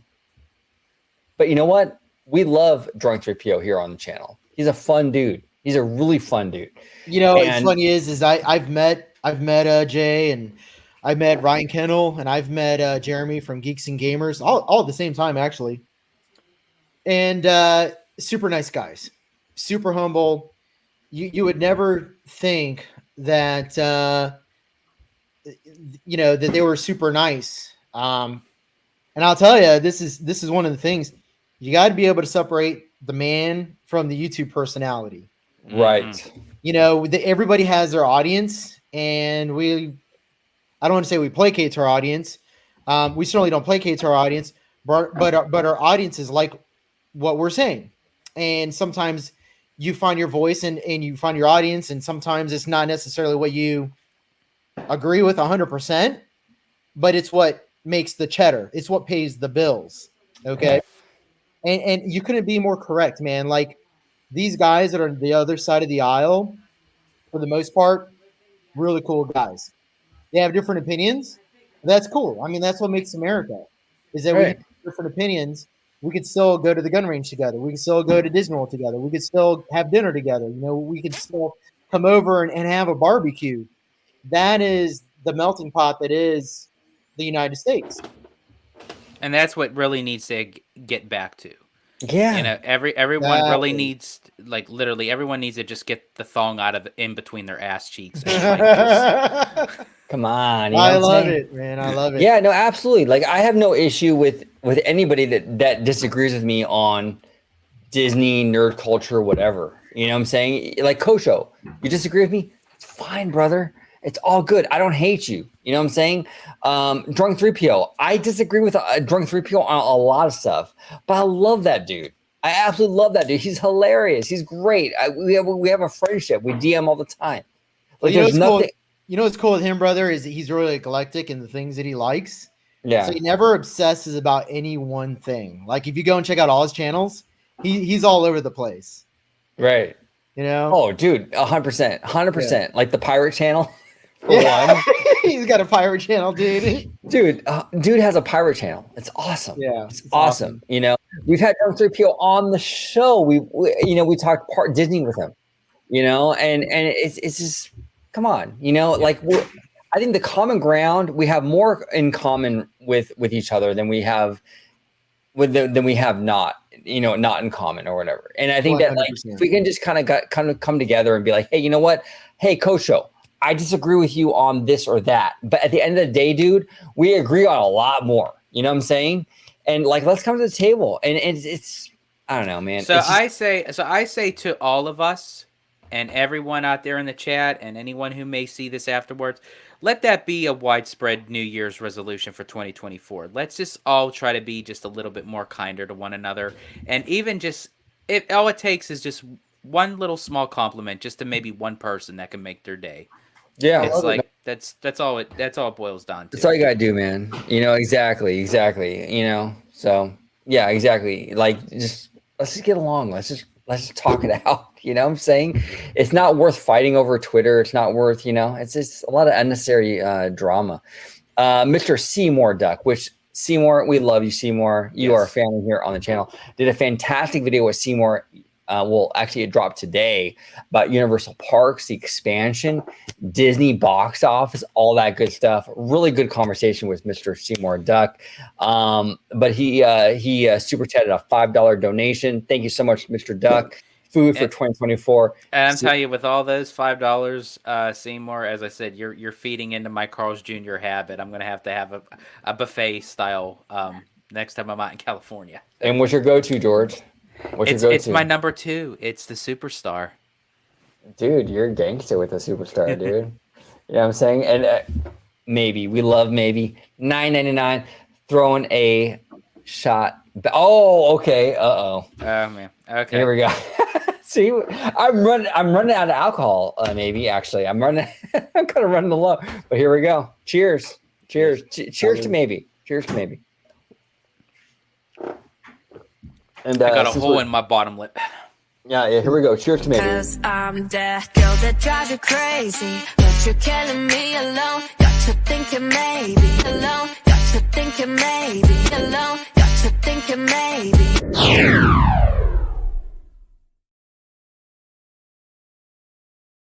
There we go. Cheers to maybe. We got also Mendy Santos with a super sticker. Thank you so much, Mendy. Nice, Mendy. Hey, like your glasses. Do you guys shop at the same Four Eyes? Right? Mendy. Maybe we do. I don't know. We'll see. But yeah, Mindy, thank you so much for the super sticker. We do appreciate it. And maybe, thank you so much. We love Maybe. She's awesome. Absolutely love Maybe. And Mr. Duck. Mr. Duck's been on the channel. We love Mr. Duck. Slimer, we have to get you on the channel with Seymour, dude. Absolutely. I'm looking forward to talking to Seymour. We have so much in common, actually. He loves It's Always Sunny in Philadelphia. I love It's Always Sunny in Philadelphia. What's more to be said? I mean, that's an instant relationship right there. So let's talk more It's Always Sunny, man, because that is a great show. Seymour, remind me, is the new season coming out this year? I don't know. Comment down below.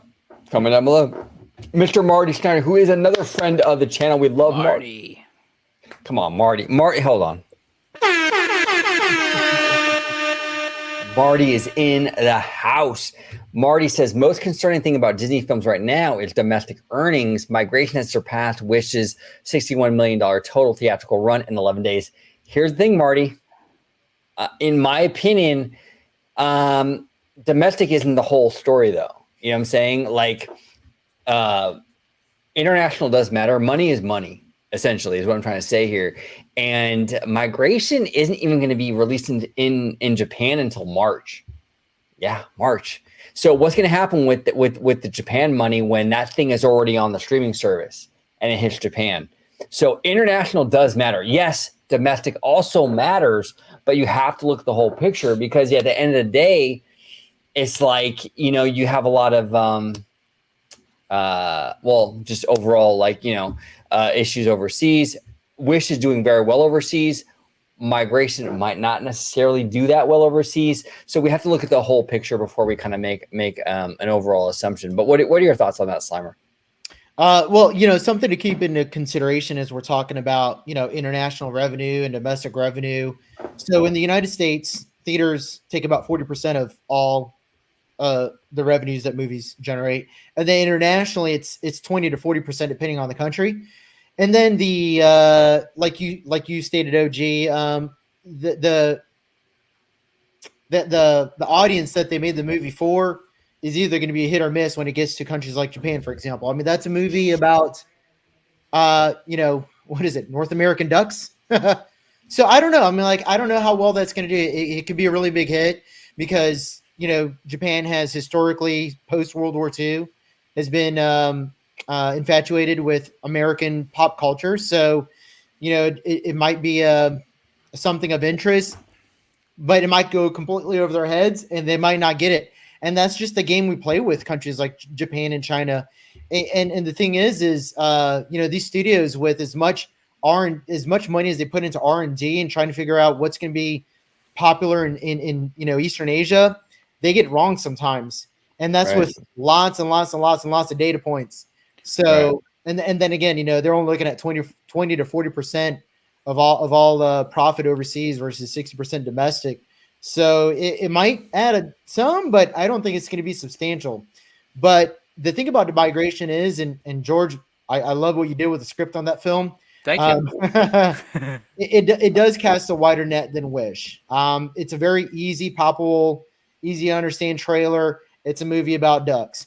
There's really not much you have to say to it. So if Disney can get to that level of marketing, which is casting the widest net possible, making it very easy to understand in a trailer in a 30-second clip. Yeah, I definitely agree with you, Slimer. I feel like the one downside, because I love Wish, I really do. But the one downside that Disney did wrong, I feel, was they backed this film of saying this was 100 years in the making. And it's like it didn't really clarify really of what this film was. No one really knew what it was. So it's like, why invest our time and money into something that we're just not understanding?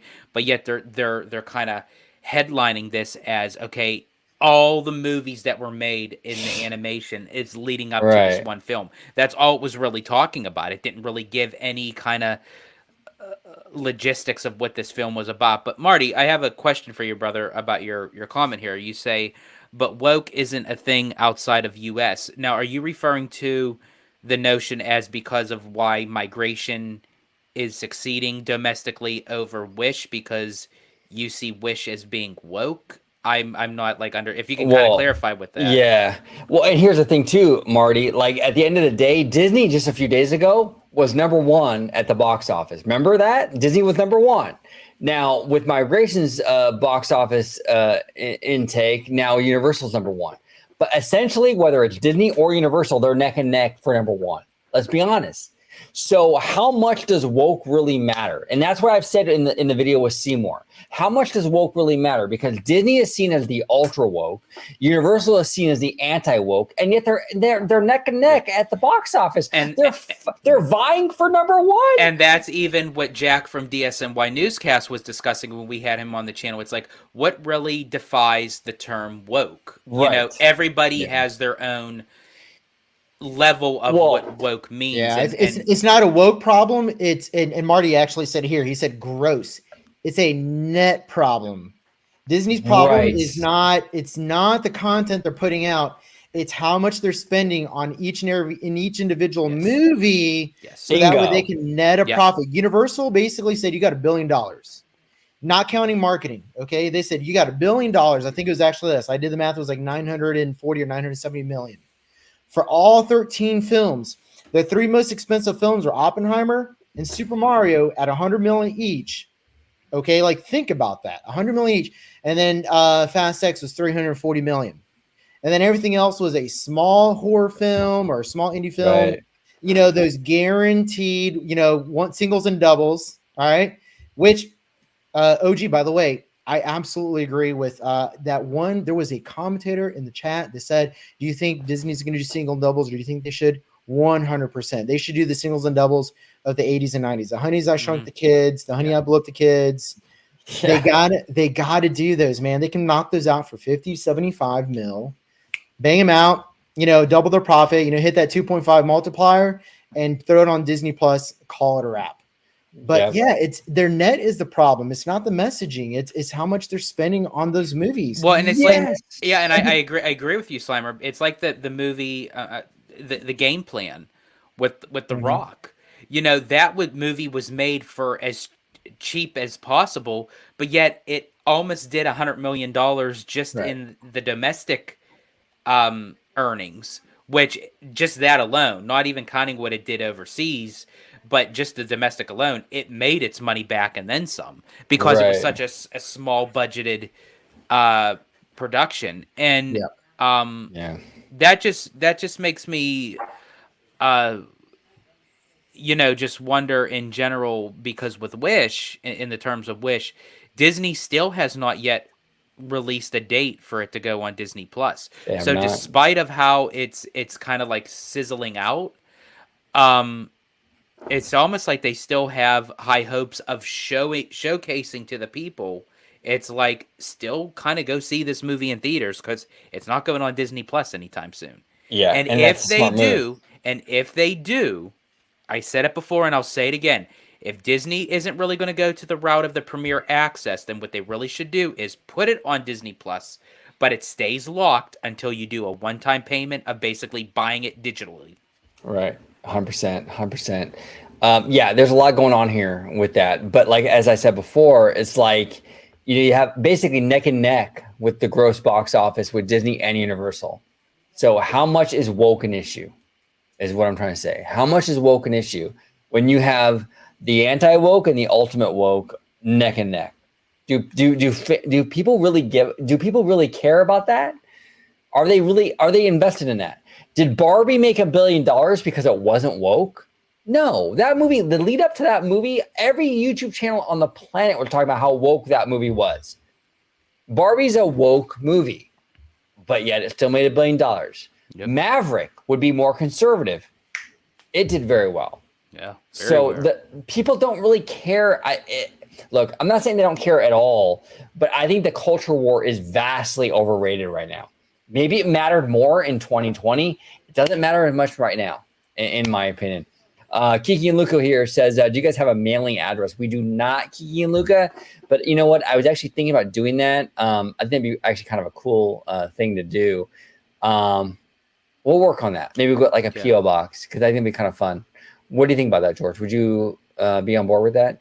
Yeah, absolutely. Like if you guys want to send like any things, towards the channel, or if you want to send us just a fun little postcard or a letter type of thing that you would like us to showcase on the channel, I think that'd be really cool. Yeah, absolutely. And maybe here's, I said maybe, dude. Hold on, maybe, hold on. Cause I'm that girl that drives you crazy, but you're killing me alone. Got you thinking maybe alone. Got you thinking maybe alone. Got you thinking maybe. There we go. Maybe. Slimer does have great taste. Yeah. Always Sunny is the best. Yeah. Sorry, really quick. Kiki Luca, if you wanted to have something as for personally, if that's the case, just let us know. DM me or what have you, like on Twitter, and then if you want to send something to a specific address, I can give you that in the DMs as well. If Yep. 100%. And then maybe here says Always Sunny is the best. Slimer, any comments on maybe saying Always Sunny is the best? She's not wrong. I mean, Always Sunny is top 10 comedies of all time. I put that as, let's see, there's Always Sunny, Curb Your Enthusiasm, Seinfeld. What else do I think is just? Do you like Cheers?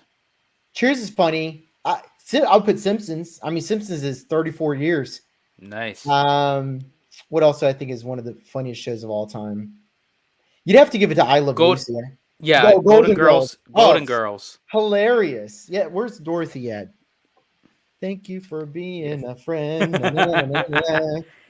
Like that show, like I love, because speaking of Dorothy, B. Arthur kind of described that show. It was like the early Sex in the City for the audience over menopause. So it was like, during that time, like they like touched upon a lot of stuff that, a lot of people don't really want to touch upon nowadays. And it was like, that was like the pinnacle time of pure primetime television. Absolutely. And Golden Girls was so consistent when it came to the jokes, the punchlines, the puns, the writing, one of the most consistent comedy shows, if not one of the most consistent shows ever written.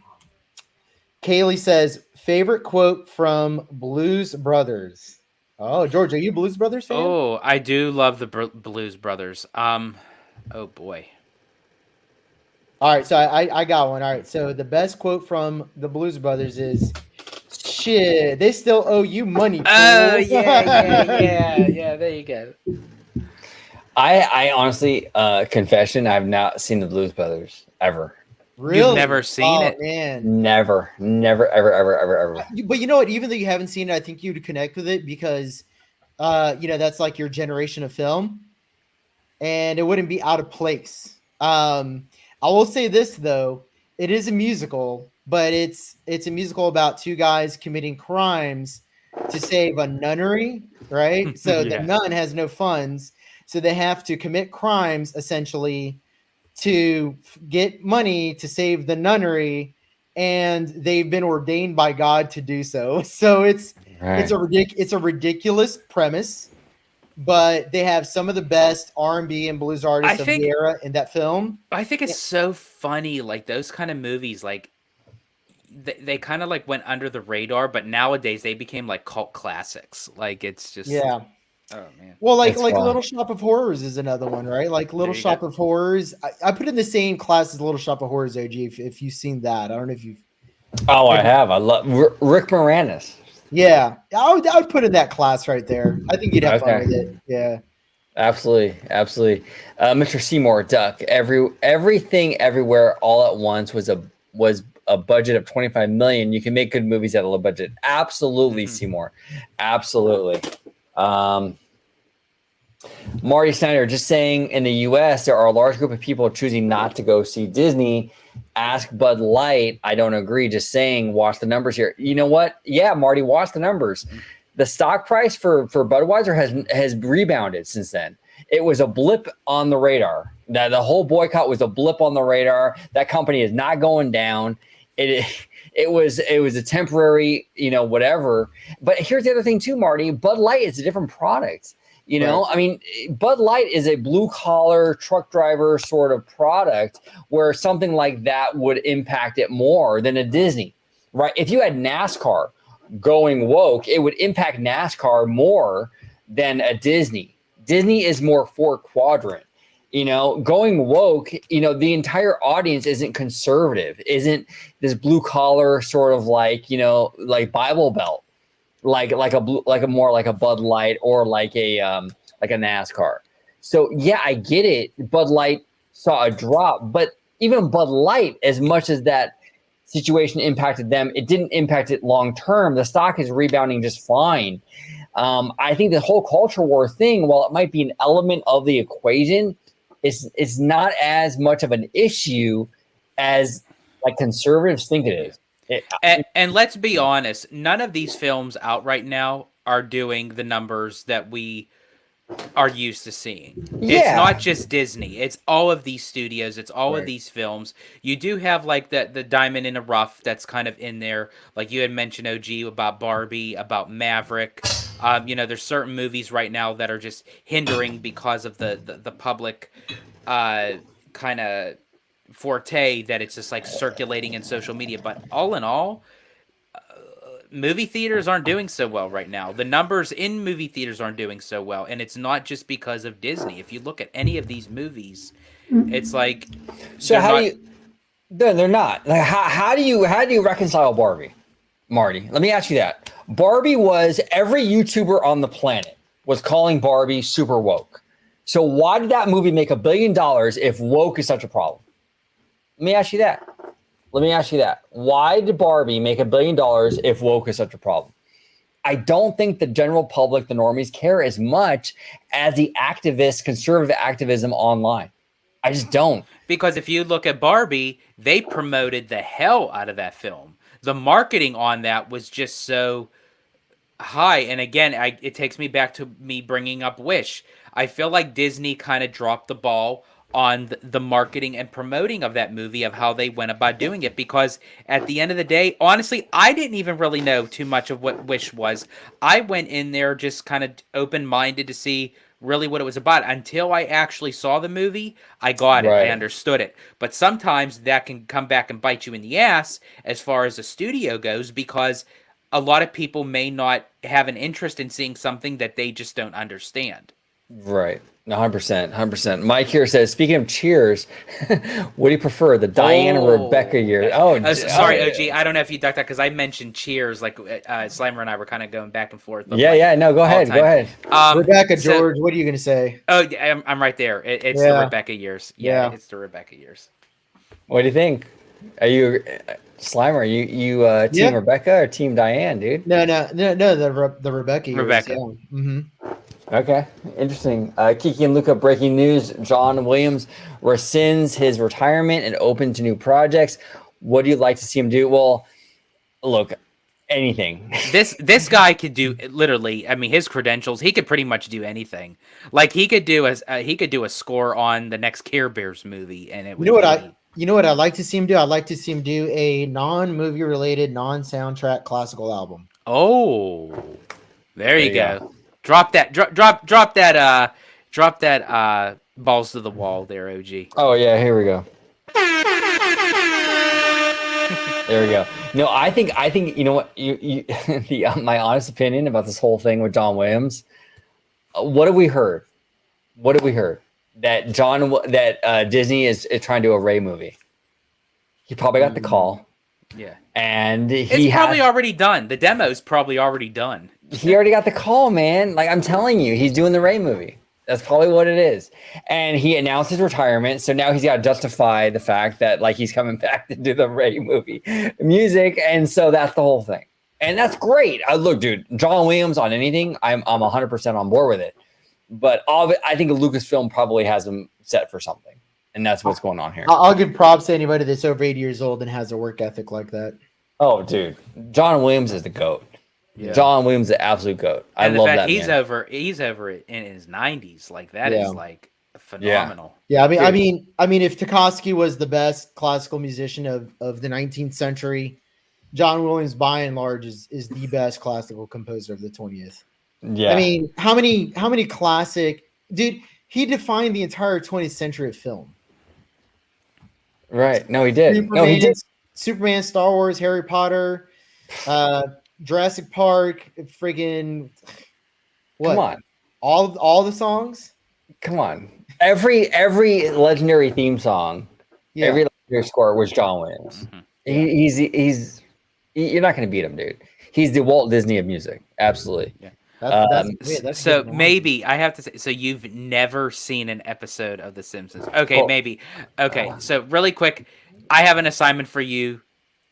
If you have Disney Plus, go on Disney Plus, watch a few episodes. Honestly, you won't regret it. It's a phenomenal show. Yeah. You know, maybe you mentioned American Dad being your hangover show. Family Guy is my jam. I love Family Guy. It's so funny. Simpsons is okay. I don't know. Is it just me? Like every time that I've heard the theme song to Family Guy with Stewie, that anytime it came to his part, and he says "laugh and cry," but every time I thought I heard like "effing cry." Yeah, exactly. Oh, and maybe by the way, cause I'm that girl that drives you crazy, but you're killing me alone. Got you thinking maybe alone. Got you thinking maybe alone. Got you thinking maybe. There you go, maybe one more shot. And Matthew took off. Matthew, brother, you have a great night, man. Thanks for sticking around really late, hanging out with us. Cheers. We'll see you tomorrow, I'm sure. So yeah, absolutely. We'll see you tomorrow in the chats on Twitter. We love Matthew 100%. We love Matthew. He's OG, would you say that you're guilty of liking Family Guy? Oh, very guilty. I would say I'm very would you say you're guilty? I am guilty.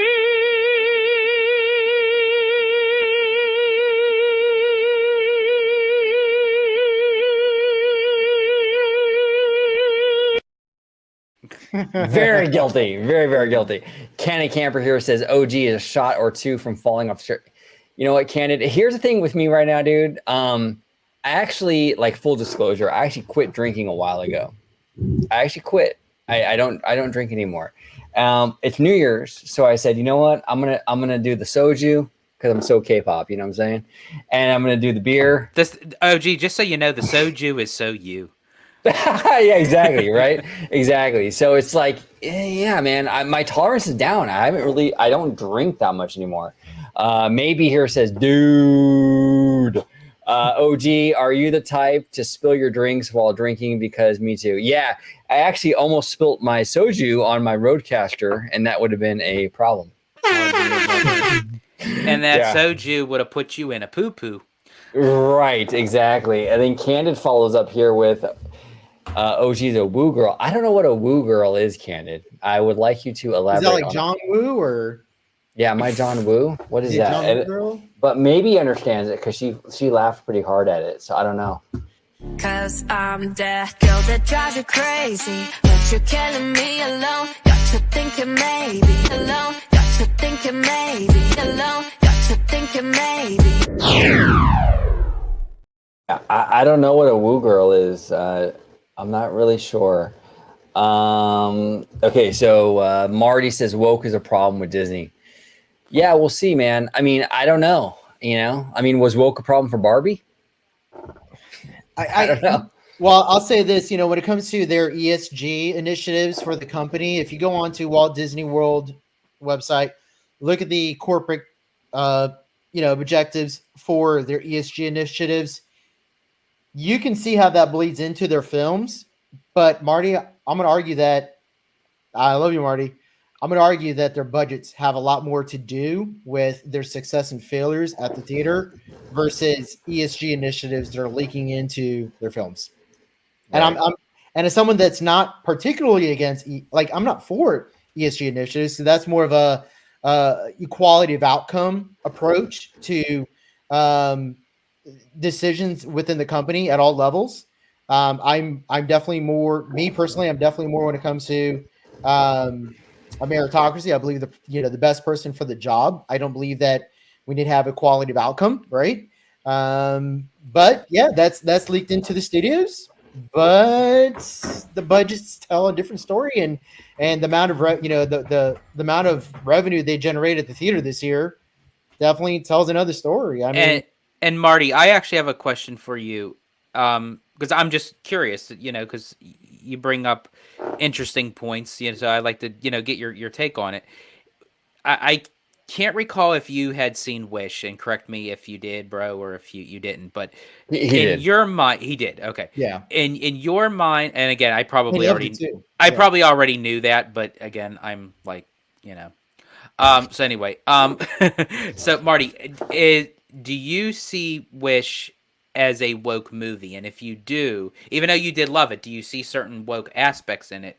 And if you did, what would be that notion? I'm just curious, brother, if you did, because if not, I wonder if Wish is the starting point of Disney kind of getting out of that notion. Right. But again, as I said, I agree with Slimer. I think it's more of the budgeting. I'm sorry, like $250 million for an animated movie. Too much. Like, that's crazy.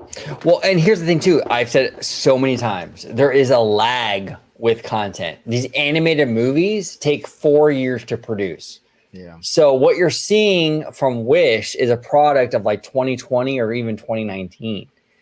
So this whole notion of Disney, even if you think Wish is woke, right? Even if you think it's woke, it doesn't really matter because Wish is a product of 3 and 4 years ago. It doesn't represent the current mindset of the company. You know what I'm saying? These films take a long time to produce. So, look at the lineup coming up for 2024, OG. It is such a mixed bag compared to 2023. You would think that there was a completely different studio behind these films. Right. 100%. You have 2 or 3 horror movies, through 20th Century Fox. You have 1 Marvel film. You have 2 Marvel shows based off of Daredevil and Daredevil affiliates. I mean, it's a much how could you put it? It's a less Disney-fied, right? Yeah. Less Disney-fied approach. Right. You know what I mean? They're appealing to a much broader general audience, which is a course correction. But that course correction was made in 2021. The movies coming out next year, those are greenlit in 2020 and filmed in 2022. They finished post-production, this year. or they're in the process of finishing post-production through all the, you know, the COVID, not deadlines, but what do you call it? Protocols. Yeah, protocols, right? Yeah. So, and then 2025, I think is going to be a really strong year for them. Yeah, 100%. And Slimer. And this guy Slimer, man, like I don't Who's know this about guy? this guy. He's You know what I'm saying? Slimer over here okay, says, this is actually Slimer. This is actually a really good question. No, it 'cause I is. actually we're gonna dive deep right now. We're gonna dive deep. Okay, so because this is my connoisseur right here, because I love me some chicken. There we go. There, chicken legs or chicken wings, 4 fried chickens, and a Coke. George. Okay, so for me, here's the funny thing. You know the chicken wings that are like titled as the flats or like the drumsticks. You know, like the mini wings, like the Buffalo Wild Wings and all that. It's funny. I could only eat the flats on those. The meat is more tender. It's more juicy. There's less cartilage. There's less dryness to the chicken. However, though, if you give me a full-on like piece of chicken, I prefer the drumsticks. Yeah. Okay. Like fried chicken. For me, I am more of a chicken leg guy. If I'm doing hot wings, I'm doing just legs in general. It sounds terrible, but yeah, legs in general. I'm more of a leg guy. They're more dippable. I can dip them into like whatever, you know what I'm saying? I'm a chicken. I'm there too, OG. I mean, I'm a leg, thigh, and breast kind of guy, and it's good on chicken too. But I mean, there you go. Exactly, George. Exactly. What do you think, Slimer? Chicken legs, chicken wings. What are you feeling, man? I'm a chicken thighs. Okay.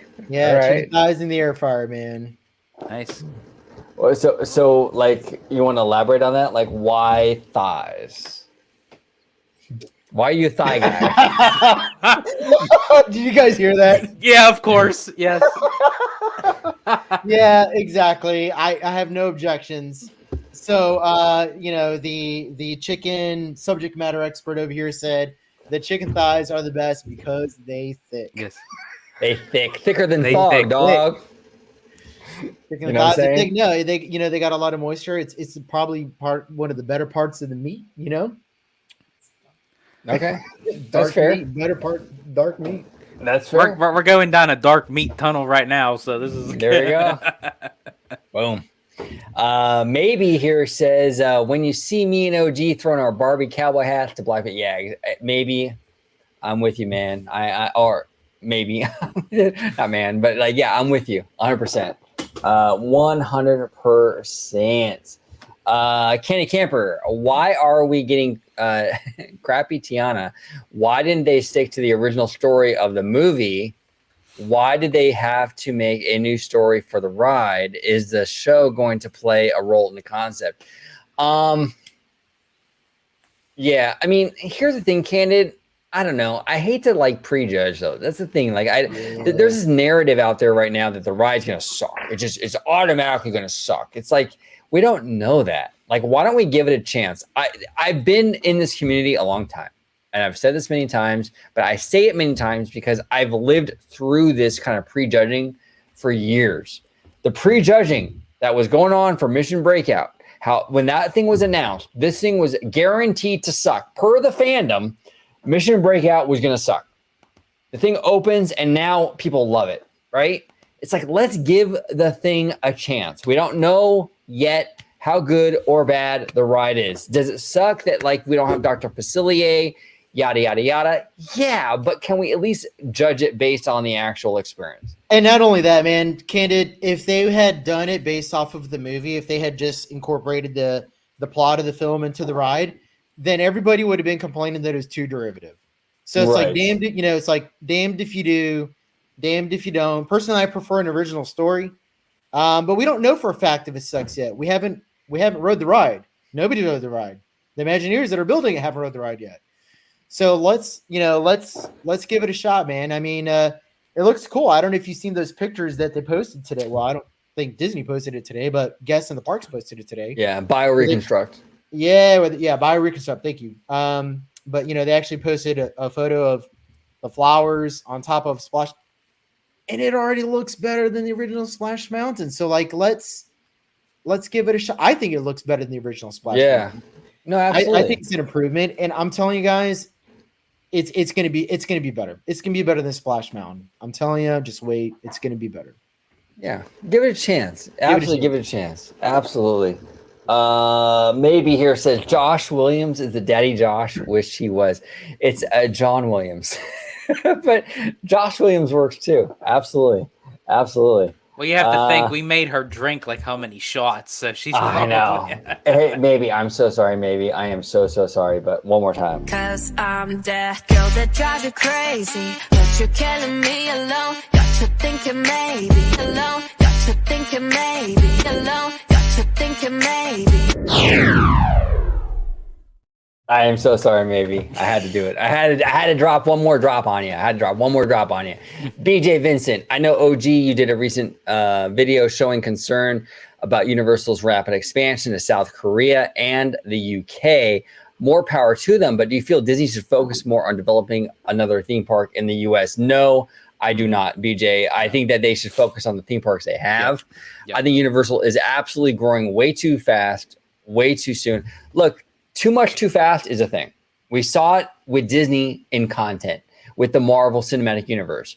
Marvel was like, yeah, you like 2 movies a year? We'll do 5. Yeah, you like Star Wars? We'll give you a Star Wars movie every 6 months.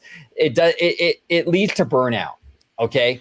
And now Universal is doubling and tripling down on that whole mentality in the park universe. I'm telling you. The only that would benefit as far as the domestic range goes would be a third gate for Disneyland. However, they should not consider doing that until they do the expansions, especially for DCA. The expansion for DCA has to come first before they even consider another theme park. Yeah, there's so much housekeeping that has to be taken care of at the existing parks before they even consider building another park. By the way, BJ, doesn't he ask the best questions? I mean, like BJ, you're so consistent with your questions, man. And whether it's in the chat or whether it's in the comments, post video, but keep it up in 2024, man. I love your interactions. I like that you're a Star Trek fan. After all these drinks, we won't wake up till the start of 2025. I'm telling you. I probably quit drinking before the show because, man, my tolerance is way down. I do think they are gonna spread too thin if Universal doesn't pick their IPs like that. The IP selection is so that it can be detrimental. It can also play in their favor. I think Avengers Campus is probably the most relevant example of that right now because Disney doesn't know what they're doing with it. They don't know what's happening with Marvel. You know what I mean? Right. So they could jump the gun and put Mario everywhere, and it might turn out that Mario in 6 years is not popular. And then, the $3 billion invested in a Mario, Nintendo, and it's no longer a relevant franchise. So that's the danger of going big on a broad global scale like that and overcommitting on what's popular now and what's popular in 21 and 2022. Right. Yeah. Well said, brother. Well said. George, before we move on, anything to add to that, or are you good? No, I'm good. Okay, we're moving on. George, is that a rosé? It is rosé. Yes, it is. Oh, rosé. Okay. Yes. Maybe I know a thing about rosé. Yeah, it's an inside baseball Blackpink joke. Maybe here says I enter another dimension when I see that drop. Oh, jeez. I know. Well, man, I feel bad. Should I drop the drop again? Because then she has to take another She's shot. already there. Yeah. They might as well. Right, here we go, maybe. I am so sorry, maybe. Cause I'm that girl that drives you crazy, but you're killing me alone. Got you thinking maybe alone. Got you thinking maybe alone. Got you thinking maybe. I am so sorry, maybe. George made me do it. Let me see here. Okay. Mike here says, I'm Team George when it comes to The Simpsons. Never a Family Guy fan. Sorry, Mike. Oh, Family my boy. My boy, yes. Family Guy is so much funnier though, dude. I don't know. I gotta break off from George on this. I don't know. Yeah, see, here's the thing, OG, with Family Guy. I do love Family Guy, but I feel like they have it's its own kind of show where it's more of that kind of slapstick, kind of screwball kind of comedy that you kind of get like with like Airplane or the Naked Gun series, which don't get me wrong, Airplane, the Naked Gun series, some of the best comedies ever. Right. The Simpsons has a touch of that, but they don't carry it through all the way through. But that's a good thing.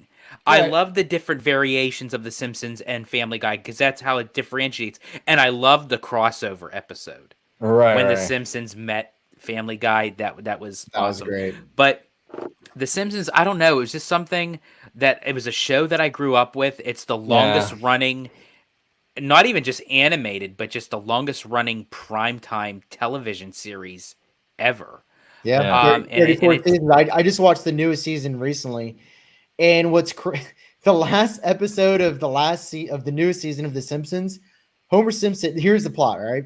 I'm not going to spoil it for you because I'm just going to give you a general synopsis.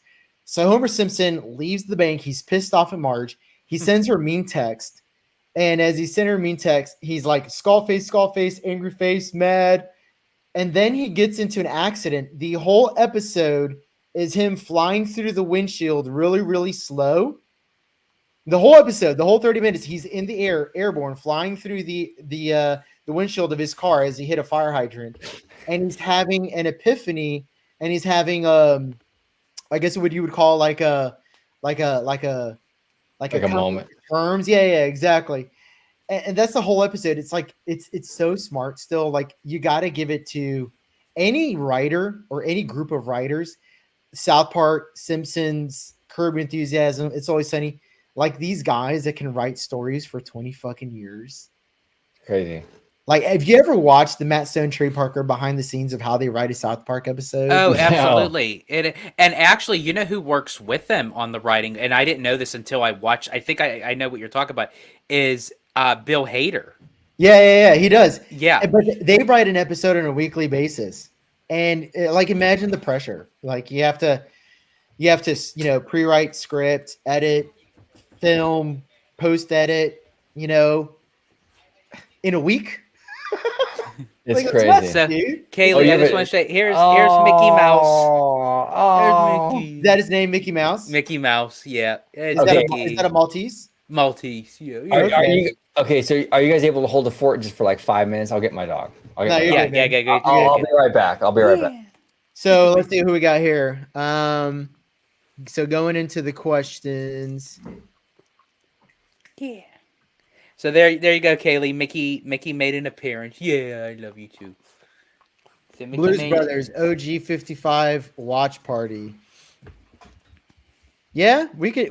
Oh, here's. There's. Yep, we're showcasing our dogs. Okay, here we go. It's turned into a dog show. This is Lucy. She's a Maltipoo. Oh, nice. She's named Lucy after Lucille Ball. And she's 13 years old. She's a good girl. Aw. But Blues Brothers OG55 watch party. Yeah, we'll add that to the never-ending list of watch parties that we have scheduled for 2024. Why not? Let's see. Slimer, what is your favorite planes, trains, and automobiles quote? Shit. I can't even remember the last time I watched that movie. Well, I don't know like the exact quote because it's been a while since I watched it. But the scene where Steve Martin wakes up in bed with John Candy, and John Candy is spooning him.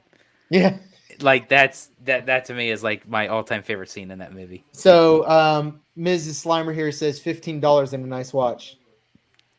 Yeah. I love those kind of movies. I mean, John Candy, Planes, Trains, and Automobiles, Uncle Buck, right? The Great Outdoors. I know these are movies that were like not like over the top, but I mean, like they just have a certain place for me. It was The just Jerk. phenomenal. The Jerk, yes. All right, who's this? This is actually Mickey too. Weird. But he's a Disney trader. He's got a Snoopy Oh, dog. Snoopy. He's a Knott's Berry Farm. So Yeah. you guys want to hear something ironic about Yeah. this whole Mickey thing? So my stepson, his name is Mickey. Oh, gosh. So we all have a Mickey. Yeah, we have a Mickey in each household. Oh, Mickey. How old is OG? How old is your Mickey? My Mickey is so many Mickeys here. he's 2017. So what? That makes him like 6 years. Oh, he's a pup. Yeah, he's a little cutie, Mickey. Yeah, but Yep, he gets yep. kind of like fidgety though. I can't keep him for too long. But anyway, say hi, Mick. Yeah, Mickey meet Mickey. Oh, there you go, Mickey meet Mickey. Ah! Oh, hold on, here's mine. There we go. There we go. Oh, Mickey. All right, we've reached a new level. Yeah, there we go. There we go. Oh, I gotta let him out. I'll be right back. Yeah, do your thing, brother. All right, so CSRS in the chat.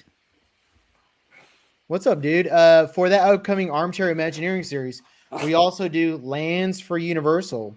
And where can you leave suggestions for lands you want Armchair Imagineered? Yeah, absolutely. Why not do Universal?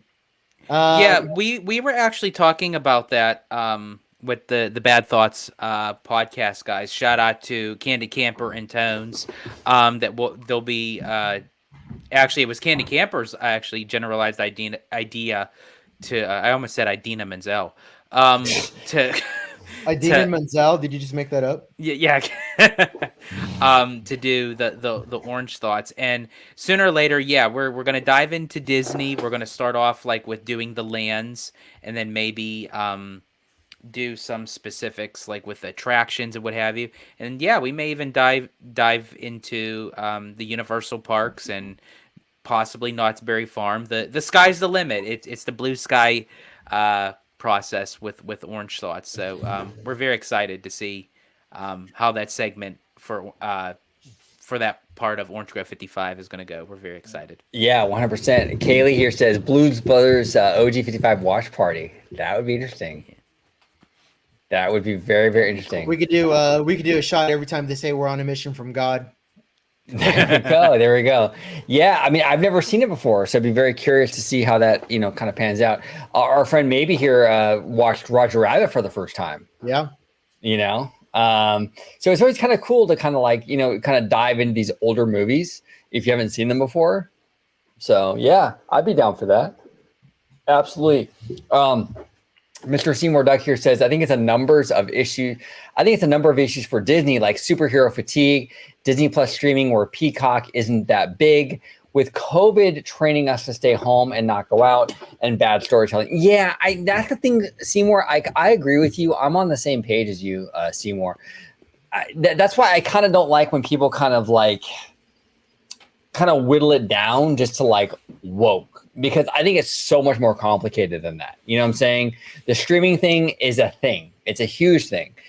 Peacock being a smaller streamer, not as many people have Peacock as a Disney Plus. So not as many people are waiting for these Illumination movies coming to Peacock as Disney Plus. So there's so many factors involved with it. It's hard to kind of pigeonhole it into like, well, they're just woke, that's why. It's like, I don't think so. I really don't. I really, really don't. In 2018, Seymour and I were actually talking about this in the chat. OG, I think you were not in the video earlier today. Yeah. But Seymour and I were actually talking about chat. He actually has an OLED TV, which is an organic light emitting diode television, which has infinite contrast. And if you've ever watched one of those in a dark room, it changes the way you watch movies, like completely. Wow. Because of the black levels on that screen. But in 2018, I acquired a 65-inch television with the 3.1 soundbar, and it changed the game for us completely. Like it's a total it's like a totally different, like watching movies is a totally different thing. You know what I mean? And so anybody going out and getting a 65, 75-inch TV for the first time, or 55-inch TV for that matter, it's like a revelatory experience. Like, wow, like I can actually have a home theater experience in my house. You know what I mean? Yeah. Right. So, No, 100%, 100%. Go ahead. Oh no, really quick before we move on to the questions, I actually have a topic really quick that I would like to possibly bring up, because this is for the kind of like into the new year. And because actually starting once the ball drops and we're in 2024, that a lot of people are talking about with the older Steamboat Willie Mickey Mouse being into the public domain. And I actually have some interesting thoughts on that, because they actually touched upon that on CBS News today. And I thought it was kind of interesting that a lot of people are in sort of an uproar with that. Right. And here's my take on it. Okay. First off, the Mickey Mouse that's going into the public domain starting literally in almost 2 hours is going to be the Steamboat Willie version of Mickey Mouse. Right. Second of all, Disney still has that character trademarked, which never expires. Right. Thirdly, there is still yellow and red tape with that they cannot showcase Mickey, if they were to utilize him, that it was anything projected from the Walt Disney Company. It would have to be somewhat original. And lastly, and more importantly, a lot of people think, well, why have them go into the public domain? Is that such a good idea? In a way, and I'm probably going to get heat for this, I think it is kind of in a way, because if you really think about it, that was the backbone of the company.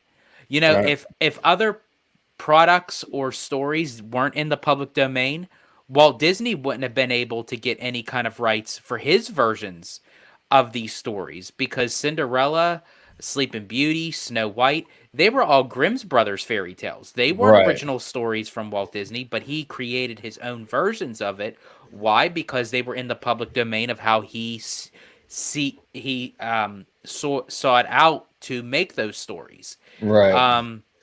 Even with Pinocchio, even with Bambi, you know, they were based off of novels. Beauty and the Beast, you know, he tried making back in the 1940s, and then it wasn't made till the 1990s, based off of a story by French novelist Jean Cocteau.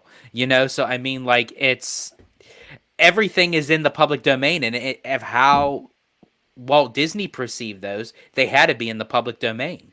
Right. So it allows creativity to flow. And so everyone thinks that Mickey Mouse is going to be kind of exiled from Disney, and that's not the case.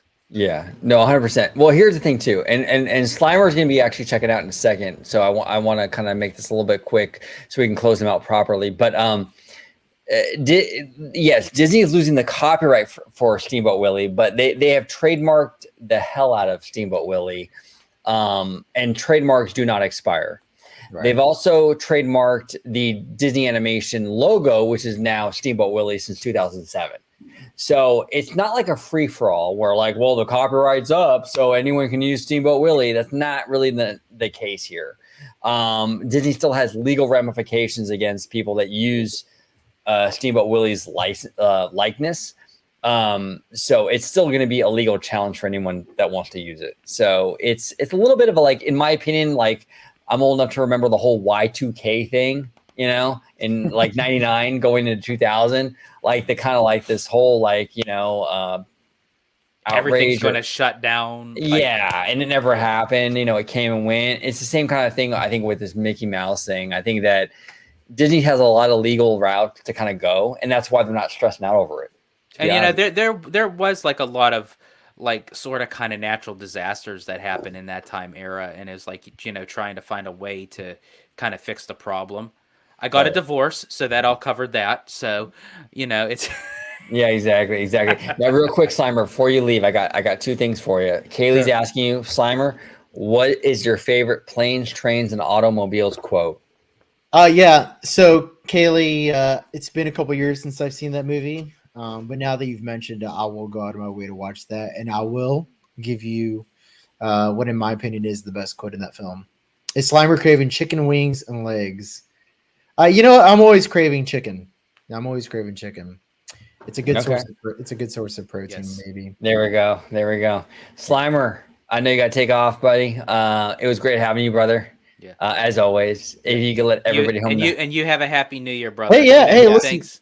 Happy New Year's, guys. Cheers. Salute. Salute. You guys can find me on Twitter at SlimeScore84 for all of my Ghostbuster obsessed posts. Maybe you are going to watch Ghostbusters. And for anybody in the chat, if you haven't watched Ghostbusters, what are you doing? Yeah, exactly. Yeah. No, exactly. Go watch it. If possible, Slimer, I have a request actually. Sure. Actually, it's not really from you. It's from Mrs. Slimer. Could we get a little hand? Yeah, she she's actually unavailable right now. But okay. If you want, like, I can pretend this is her. There you go. There's there we go. There's Slimer's hand, inspired by Mrs. Slimer. There we go. 100%. All right. Well, listen. Thanks so much for having me on, guys. It's been a blast. I love talking to everybody in the chats. All y'all in the chats, have a safe night. Don't drink and drive. Be responsible. And we will see you tomorrow or sometime this week. We'll see you in 2024. 2024, right? Absolutely. Slimer, have a great night, buddy. Be safe. Bye, guys. See ya. Absolutely. And maybe here says I'm in love. I know, maybe. I know. I'm pretty hot. And so is George, but that's kidding. No, she's talking about our dogs, which we love our dogs. Well, honestly, we're a couple of dogs ourselves, OG. So, I mean, you can't really tell. Yeah, exactly. Mike, if you had to pick a Nintendo IP to make a ride and it can't be Mario or Zelda, what would it be? Pokemon. I'm with my boy. Yeah. I'm with my boy Seymour on this. I think Pokemon it has to be Pokemon. Yeah. And I wouldn't even just say a ride. Pokemon needs a whole entire land. Actually, I'll go balls of the wall. Pokemon needs its own theme park. There you go. Theme park, you say? A whole theme park? A whole theme park. Because that way you can kind of break it down of the different variations of Pokemon. You have like the grass type Pokemon. You have the water type Pokemon. You have the ghost type Pokemon. So you can have a section in the park for its own specific Pokemon. Yeah, no, 100%. 100%. BJ Vincent, OG, Slimer, and George, Variety has just announced that the comic book movie craze is officially over accordingly. But didn't we hear the same thing about 90s with Joel Schumer Batman movies? Yeah, dude, I wouldn't put much stock into that. Yeah. Look, anytime there's a slump in anything, whether it be Westerns, comic book movies, horror movies, these Hollywood trades come out here and they say, oh, it's over. Yeah. No, until the next big thing, then it's not over, right? Right. It's fine. The superhero thing has been around for a long enough time that, once Deadpool 3 comes out, it'll be back. Watch. You'll see Variety talking about, superhero movies are back. Deadpool 3 made $100 and whatever bajillion the opening weekend. It's like, come on, I don't put much stock into that. Not at all. Kiki and Luca here says National Geographic is part of the Disney company. Did you know male kangaroos have 2-pronged penis and females have 3 vaginas? Wow, Kiki and Luca, I did not know that. George, what do you think? I did not know that, but I mean, kudos to the kangaroo. That is weird, man. 2-pronged. So this is weird to me. Okay, let's talk about this. So why do the males have a 2-prong, but the females have 3? Doesn't that seem like kind of like a little extra? Yeah. So it's like they're missing a hole. Well, I just feel like it's a little. I don't know. It's weird. That's interesting. Yeah. Lord Jonathan is in the house. Should Disney make Greek mythology based land on Percy Jackson universe since BC Kingdom long gone? That would be kind of cool. That'd be cool. And yeah, Percy Jackson has actually been doing really well. I kind of want to do like a either with the Bad Thoughts Gentlemen or with Jay Shear or both, preferably. I kind of want to like break the Percy Jackson thing down because I want to get into that because I've been hearing some good things about it. So yeah, we will absolutely see. And maybe here says Happy New Year, Slimer. Happy New Year, Slimer. We love Slimer. Slimer is awesome. Yeah, we absolutely love Slimer. Love Slimer. And he's got a lot of love in the chat. And maybe here says, I hate y'all.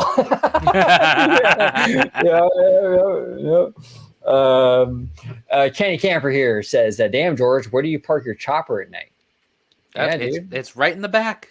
It's right in the back in the backyard. Yeah, right there on the helipad at OG55 HQ. That's where he parks it. You know what I'm saying? Let me see here. Kaylee with 2 E's. Legend has it the Prince of Nottingham is still waiting for 1900 Park Fair for George. George, do you know what that is? I don't know what that is. Prince John. She's referring to my character interaction for the dining. He's still waiting for me. I'm still up at the buffet, and I had to stop him. So it was like, there we go. There he's we still go. waiting on me. Todd says here, I still want a Stephen King park. That would be interesting. That would be very, very interesting. Mr. Seymour Duck here says Pokemon is the biggest media franchise. Good choice. Yeah, it is. It is. It's huge. It's the biggest. And that's the thing. Japan understands that, right? Because they're replacing their Spider-Man attraction at the Universal Japan with Pokemon. I don't know why Universal doesn't do the same thing here with Epic with IOA. Mm-hmm. You know, because with Marvel Superhero Island, like it's a dead end land. Like Disney's never going to approve Universal to expand that. Yeah. So why even keep it? Like, why not go into Nintendo? Why not go into Pokemon and have a franchise that you can actually grow with? Why would you go ahead and pigeonhole yourself with the Marvel thing? You can't ever do anything with it. You know what I'm saying? So Pokemon's a fantastic choice here in the US. I don't know why they don't do that. What do you think? What are your thoughts on that, George? Now, you're a 90s baby, so you're really probably more into Pokemon than even I am. I grew up with Pokemon. I think George, honestly, you're on mute, buddy. I am. Oh, no, you're not. Okay, maybe it's just me. Go ahead. I'm sorry. Buddy. Okay, I'm good. Okay. Yeah, you're good. Yeah, Pokemon, honestly, aside from Disney, Pokemon was my jam. Like, I watched the television show. I collect the little PVC figurines. I collected the cards. I played the game. When the Pokemon movie came out in 1999, I mean, that was like the biggest craze. Like, and Burger King promoted the hell out of that film. Yeah. And it was just, I mean, it's still big. It's still big to this day, but I mean, I feel like the 90s into the early 2000s. That was like the top notch creme de la creme for me for Pokemon, and they can't go wrong. There's no way that you can go wrong with Pokemon. No, you can't. You can't. It's a winner, dude. It's an absolute winner chicken dinner. Legs and thighs. Yeah, exactly. Legs and thighs right there. Surprised we haven't gotten a Lord of the Rings theme park. And then maybe here continues with, I want to hear an idea for a Lord of the Rings theme park. Yeah, dude. Like, that's the thing too. Like with Lord of the Rings, if Universal is successful with purchasing or acquiring WB, I believe, isn't WB that they have the rights to Lord of the Rings? So that would be, that would be interesting. I mean, Universal would do amazing things with that. Yeah. That's what you would do. I think you would either add a full new park or even like a land in Epic Universe. And honestly, and you have the original Lord of the Rings trilogy. You have the prequels of The Hobbit. Me personally, too, I think it could even go a little further of creating a series of the Lord of the Rings. Yeah, you can do a lot. I mean, the lore is huge. Yeah, exactly. It's super huge. Mendy here says still playing Pokemon Go. Are you really, Mendy? That's funny. Nice. That was a big deal. Like that was like a huge thing like back in like 2016, 2017, I think. Yeah. That was Did you get into that, George? Was that your thing, dude? Yeah, I did play it. I don't play it right now, but I actually still have it where it's like still downloaded. You know, I should just maybe like dust it off a little bit. Go gotta catch them all. Catch them all. Let me see here. So we got a few more here. Oh, hold on one sec. CSRS, would Crypto the Superdog work better as an interactive shooter or Tractor's Dark Ride in a hypothetical DC land at Universal? I don't really know if he can like withhold like a type of attraction like on his own. Yeah. I mean, if they did, I would do something along the line, maybe like an interactive shooter tied with like how they did like the Secret Life of Pets sort of thing. That'd be cool. I like here's the thing too, like CSRS, I'm not like super into this interactivity stuff. It feels a little gimmicky to me even still, like even though they've had a couple hits under their belt. I think like a really good dark ride would probably be better, like a trackless dark ride, I'd probably go with something like that. Yeah, I don't know if I want like another shooter. I'm just kind of over the shooter thing, you know? I'm over the shooters and I'm over the spinners. Like, there's just like way too many of them. Yeah, way too many shooters, way too many spinners. Mike, Pokemon is a little more complicated because Nintendo isn't the sole owner. Oh, that's interesting. I didn't know that. However, I think it'll eventually show up stateside. Yeah, I think so too. It's popular enough. It seems like Universal and Nintendo has a working relationship, a really good working relationship. We saw it with Super Nintendo, the movie. We see it with Zelda, possibly coming to the Universal parks.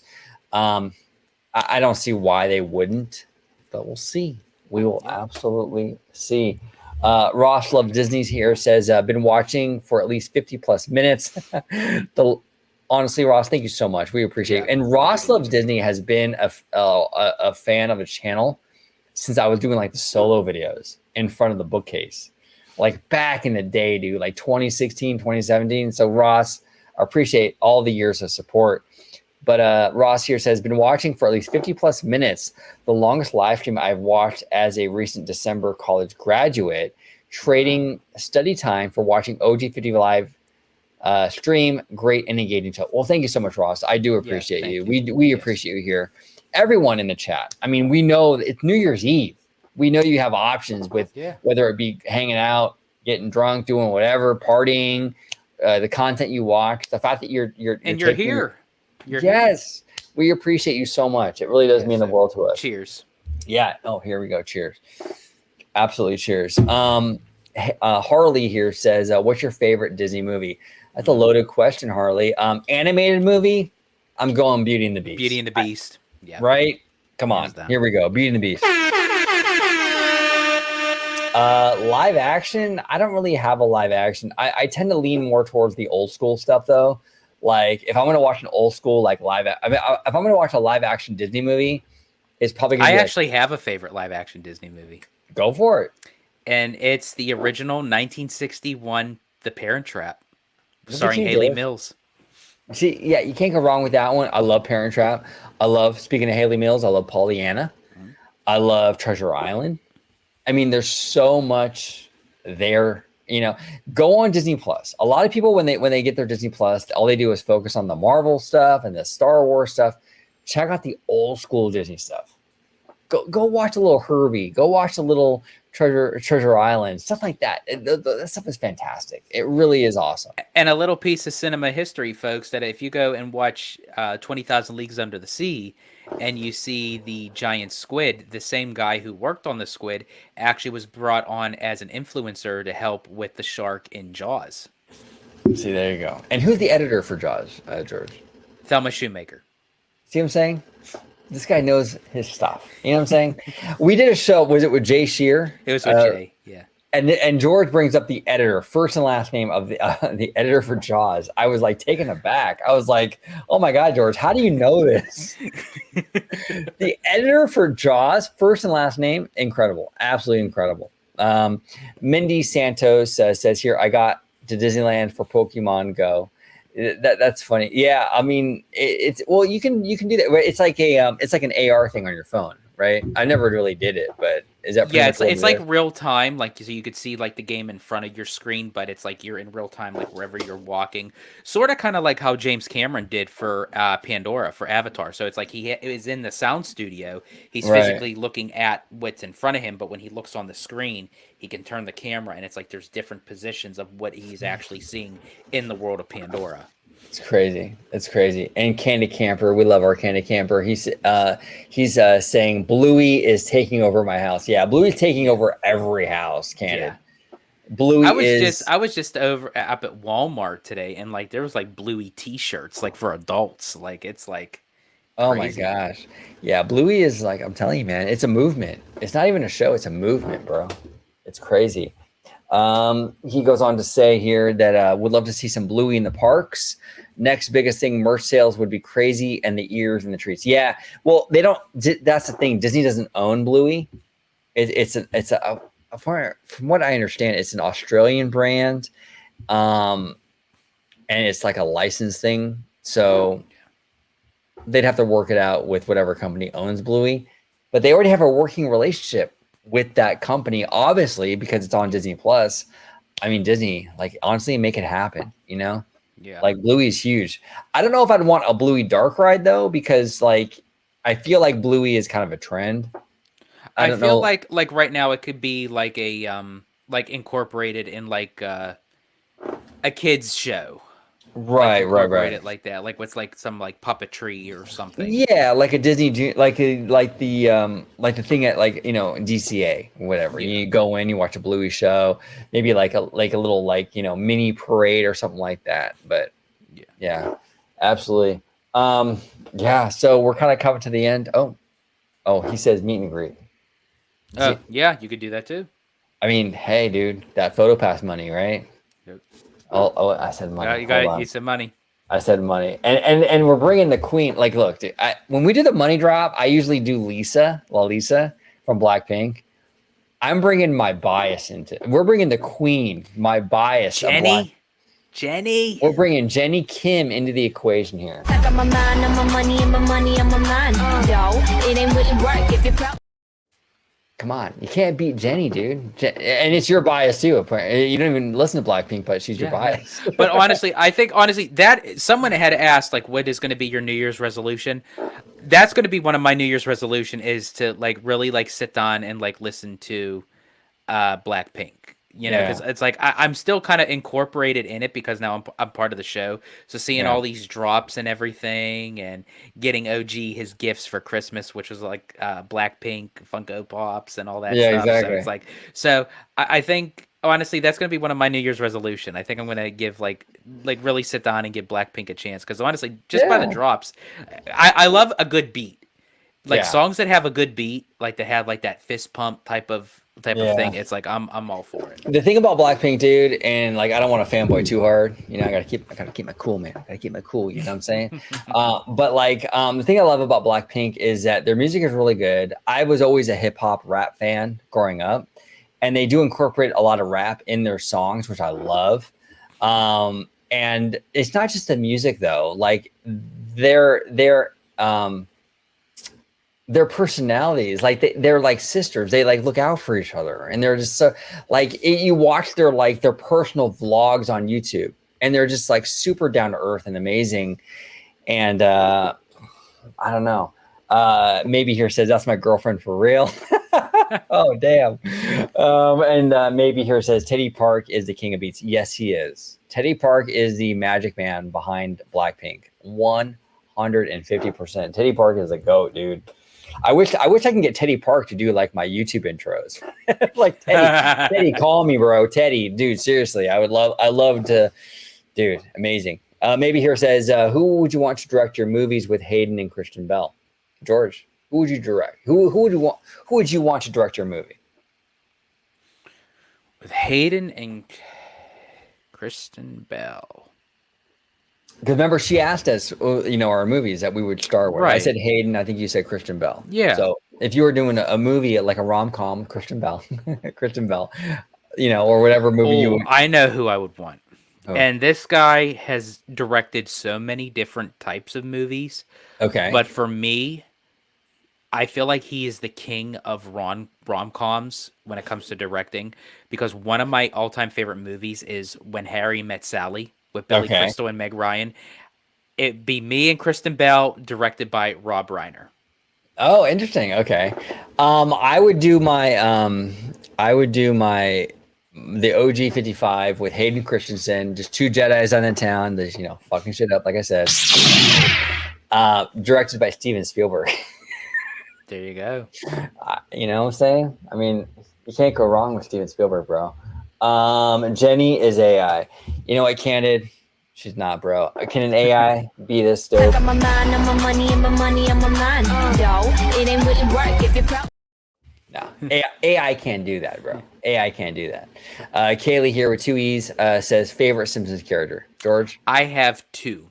They're but one is a little bit more than the other. My all-time favorite Simpsons character is the comic book guy. I just love his negative critiques about everything, because in this time and age, it's like now I could look back at that character because they always say the Simpsons knew it, the Simpsons did it. You know, they and the comic book guy is like the epitome of what today's uh people are on social media. Like worst ending ever. You know, it's like it's like it was perfect. My close second is okay, do not cancel me, folks. I am going to try my impersonation here. But my second favorite, George, cancel him right now. He's problematic. Cancel him. But my second favorite Simpsons character is Apu Nahasapita Pedalon. Is pronounced exactly the way it's spelled. There we go. Cancel him. Cancel him for that. Flip it and cancel George for that. 100%. My favorite Simpsons character, I've always loved Bart, and I like Maggie too. But Bart, I remember growing up, like, do the Bart Man. Remember that song, Do the Bart Man? Oh God, the Bart Man. Like that's, oh man, dude, that was my jam. I used to love the Bart Man. Yeah, Bart Simpson. Actually, I used to live like 3 doors down from the voice of Bart Simpson. Believe it or not. Seriously? Nancy Cartwright. Oh man, I actually met her. I met her at the expo. I mean, one of the sweetest women. But damn, you used to live like right down the street from Bart Simpson. Literally 3 houses down from Nancy Cartwright. Like when I was like a teenager growing up. Yeah, it was 3 houses down. Crazy stuff. Crazy stuff. Nice. Yeah, absolutely. Kaylee here continues. Bluey or Blue's Clues? I'm going Bluey. What do you think, George? I'm going to have to go the other way. I have to say Blue's Clues. As much as I do love Bluey, like, I guess it's just more so because Blue's Clues was like my time era of growing up. Okay. All right. Candid here says, is Disneyland's Tom Sawyer Island part of Frontierland or New Orleans? Neither. I think it's a separate thing, isn't it? Yeah. Isn't it like its own like little annex? Yeah, I think. I mean, it's probably... I think they kind of tie it more to Frontierland. Yeah, but it's not necessarily. It's its own little entity, like thing. Yeah, exactly. And Kaylee here is trolling with Tomorrowland. That's funny. I like that. I like that energy, Kaylee. Kaylee here says, "What country or continent could you see them putting another Disney park in?" Well, I don't know what I would see them putting it in, but I would prefer like Australia. I think Australia would be pretty good. Nice. I think it'd be kind of fun. I don't know. What do you think, George? Correct me if I'm wrong, OG, and actually this was a question that I asked you before we actually even, connected as brothers and being part of the show, but this was a question I asked you, like, when you were doing your In Front of the Bookcase solo videos. My thing was, I forget which country it was. I think it was Brazil, but when Disney had in pre-production with Gigantic, the movie that was going to be based off of like a twist of Jack and the Beanstalk, right? And because of the movie, it was supposed to be set in.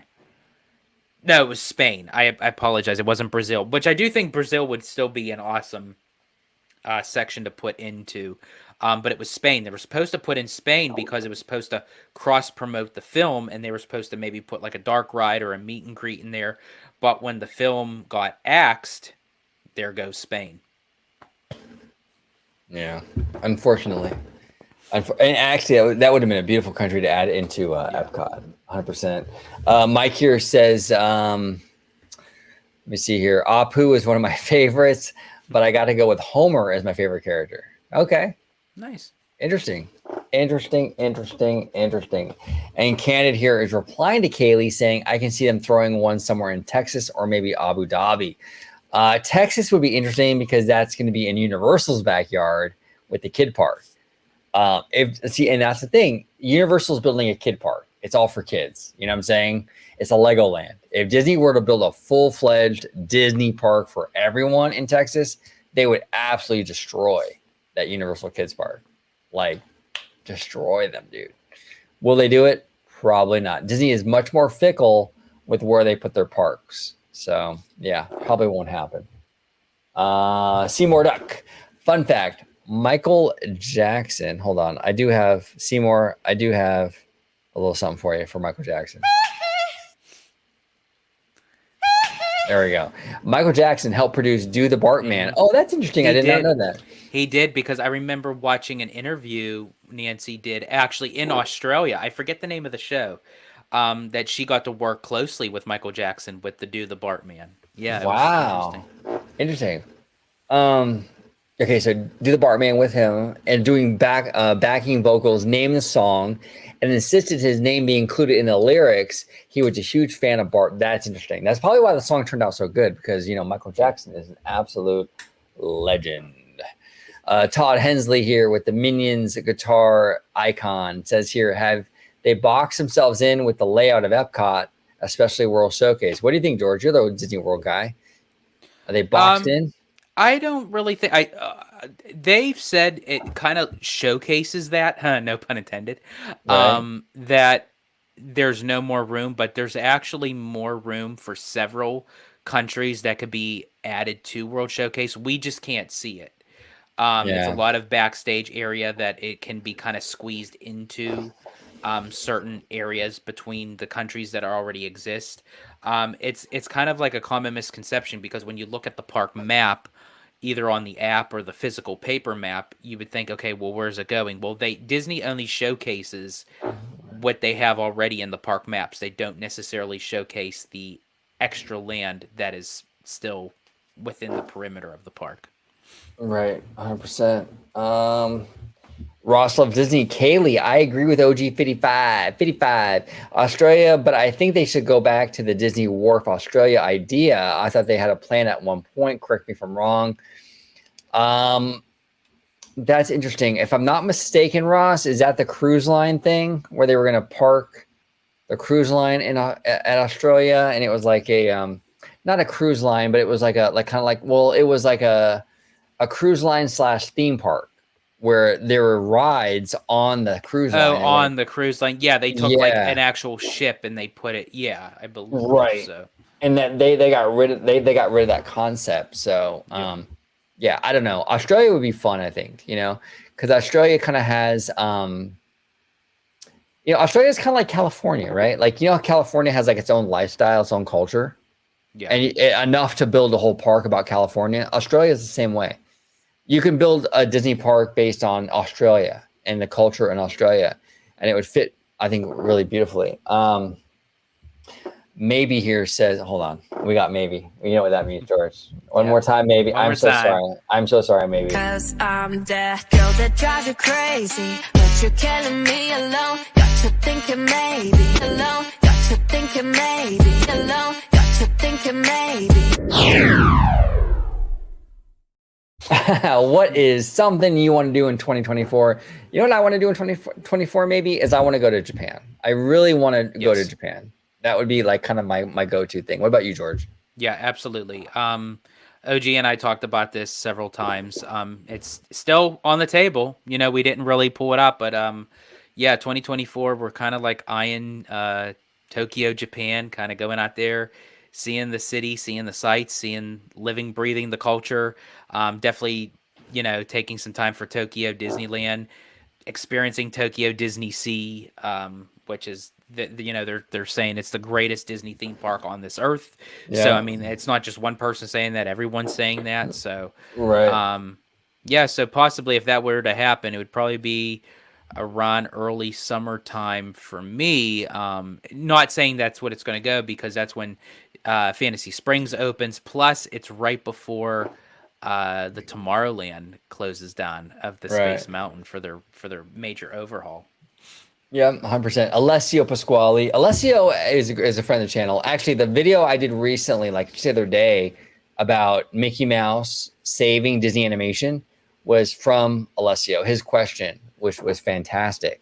But Happy New Year's Eve, OG and George. Well, Happy New Year's to you, Alessio. We appreciate you, brother. Yeah, absolutely. Yeah. I bid you all good tidings for 2024. Thank you, OG, for answering my question as well. Absolutely, sir.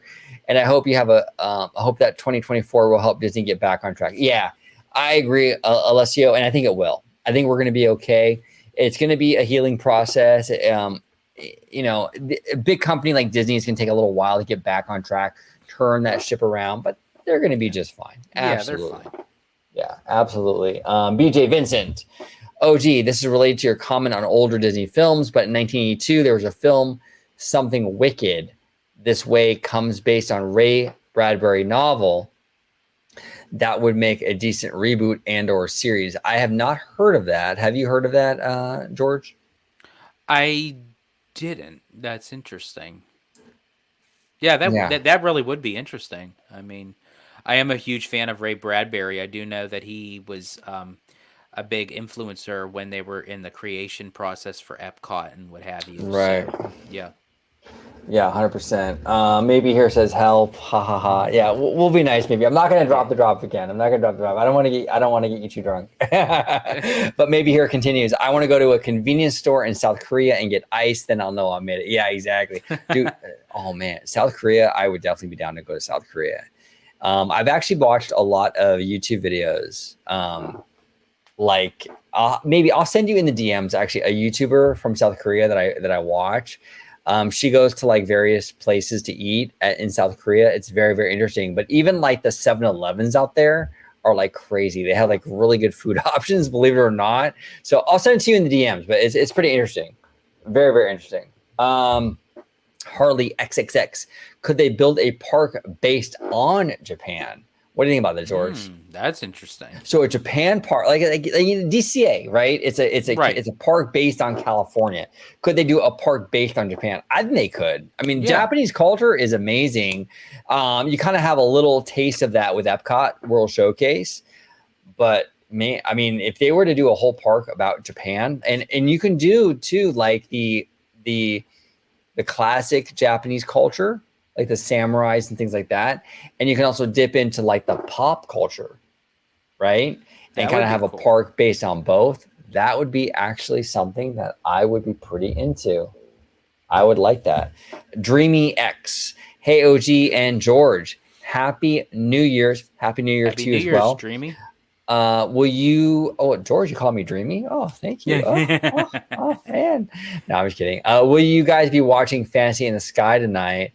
Magic Kingdom is pretty busy at the moment. You know, it's funny, Dreamy, because I was told that Disney went woke and they're going broke and no one goes to Disney anymore. It's empty. Yep, it's empty. So I'm surprised that anyone is there, to be honest with you. No, I'm just kidding. No, I probably, I'll check it out. Absolutely. I like Fantasy in the Sky. What about you, George? Will you be checking that out, whether live or on the replay? Yeah, I'd probably check it out just for the sake of, just doing it. Normally, I put on like the Dick Clark's New Year's Rockin' Eve to watch the ball drop in New York. And then, to cap it all off with my fellow Italiano, the old Blue Eyes himself, Frank Sinatra, singing New York, New York. Oh, you know what? You mentioned no Blue Eyes, George? Hold on. Fly me to the moon. There we go. Lord Jonathan, thank you so much. Do you ever watch Sailor Moon? I do not. I used to. Oh. I used to watch the Sailor Moon in the 90s. I know that seems like, that was like one of my top like anime shows I used to watch. Yeah. Wow, interesting. I learned something new about George every single day. Every single day. And he probably knows the director and the editor first and last name too. Right? I do, but the problem is I would probably butcher their names. Because a lot of like the Japanese markings is Japanese. Yeah. But I will say my favorite character of Sailor Moon was actually not really one of the original Sailor Moon characters. She came on later on in the show, and it's Minnie Moon. Minnie Moon. She came into the show later on. Small little girl, I believe, if memory serves me correctly, she was a relative of Sailor Moon that came to stay with them, and she became part of the group. She had pink hair. Okay. Yeah. Cool. Very, very cool. Mr. Seymour Duck, 3-part comment here. It says, another fun fact, the episode Stark Raving Dad Jackson from The Simpsons featured Michael Jackson as the voice actor, but not the singing due to the record label contracts. Now that part I didn't know. I knew he did a voice, but I didn't know that there was. That's interesting. Yeah, for whatever reason, the episode is not on Disney Plus. It's probably for that reason. To be honest with you, it's probably the Michael Jackson estate. There's an issue with that. Mr. Ebba. Oh my God. We got Mr. Ebba in the Mr. chat, Ebba. George. We got What? Mr. Come Ebba on. in the chat. One more time for Mr. Ebba. Yes. Michael Ebba here says, hey, all. I made it to the live stream. I hope everyone is having a fantastic night. We are, Michael. We are having a really good time tonight. We had a drinking game early on. Your boy OG, I'm telling you, it was George's questions actually that messed me up the most. Yep. I kept losing, which is sad, but yeah, it got me. See, I actually quit drinking. You did pick up a couple of mine at the end. Like you got the Disney Channel shows. Yes. You got my 21. My first time at Disneyland. Exactly. Yeah, it was that cruise ship though. Damn it. It was the cruise ship. I thought it was the magic, but it's the dream, huh? Yeah. It's that dreamy. It's the dreamy. It's the Dreamy X. Maybe here says, where can I sign up for a George and Candid Random Fact Masterclass? You know what? That might be a good show on OG55. Interesting. We can just have George and Candid just talking fun facts. Or random facts. I'm up for that. Random facts. Ooh, that's interesting, maybe. You know, and Candid is the king of random facts, bro. Like we talked to Candid like off air too. And this dude will bring up like botanicals, like plant history and stuff. Like this dude is like all about the random facts, like out of nowhere. And Tones warned us, didn't he? He did. Tones he said, "You're gonna get this. Like you could be talking about something, and it's like out of nowhere. Here comes the fun fact." Candid, if you're still out there in the live, bro, if you're down for that, I'm all for it. Let's do a fun fact show where we're just busting out facts. Dude, that'd be so good. That'd be so good. Like seriously, like if you two just get on camera and just talk about like fun facts, like random like facts, that'd be such a good show. Like Candid is the kind of guy, like if you told Candid like, hey, my favorite color is purple, he'll give you like the 1,000-year history on the color purple. Exactly. Yeah. He'll know it all. It's awesome. It's absolutely awesome. Let me see here. Kaylee says, yo, Mr. Ebba. And Ebba says, yo, Kaylee. There we go. Dreamy X. Have there been any updates on Disney Adventure? I feel like we only heard news on the ship when it first broke, but it kind of just went away.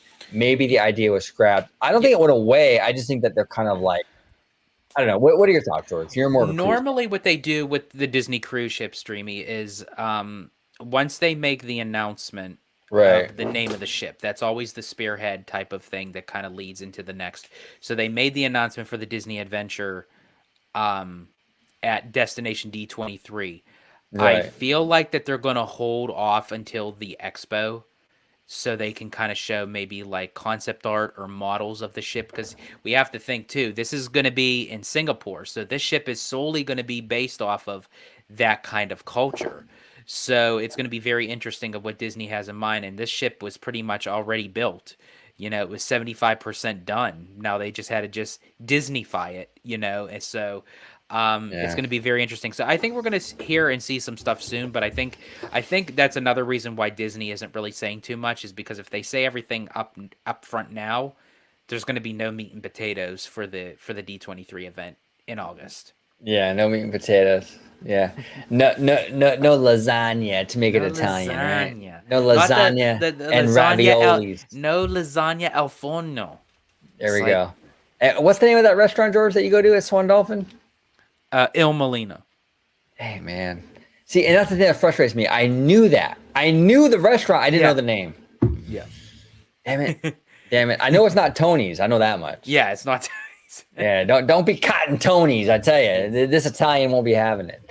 Nope. Michael Ebba here says, great question. Maybe we need a masterclass on how to grow an Italiano beard by yesterday. I'm telling you, man, this guy, he can grow a beard. I did. Like, I literally just cleaned up today.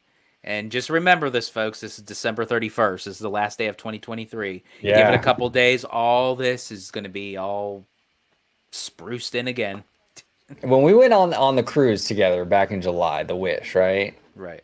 You got that Captain Hook's barber thing, right? You want to give your experience on that? Yeah. So our past trip that OG and I did in July, I incorporated a cruise for us to take, which was not part of the original plan. It was sort of like a spontaneity type of, last minute decision. Right. So we decided to do a 3-night on the Disney Wish. I had never done a cruise on the Disney Wish yet. OG never done a Disney cruise on the East Coast, so he never got to experience Castaway Cay yet. So I thought, let's do a twofer. And I thought, well, we're already spending a week at Walt Disney World, so let's just do a 3-night.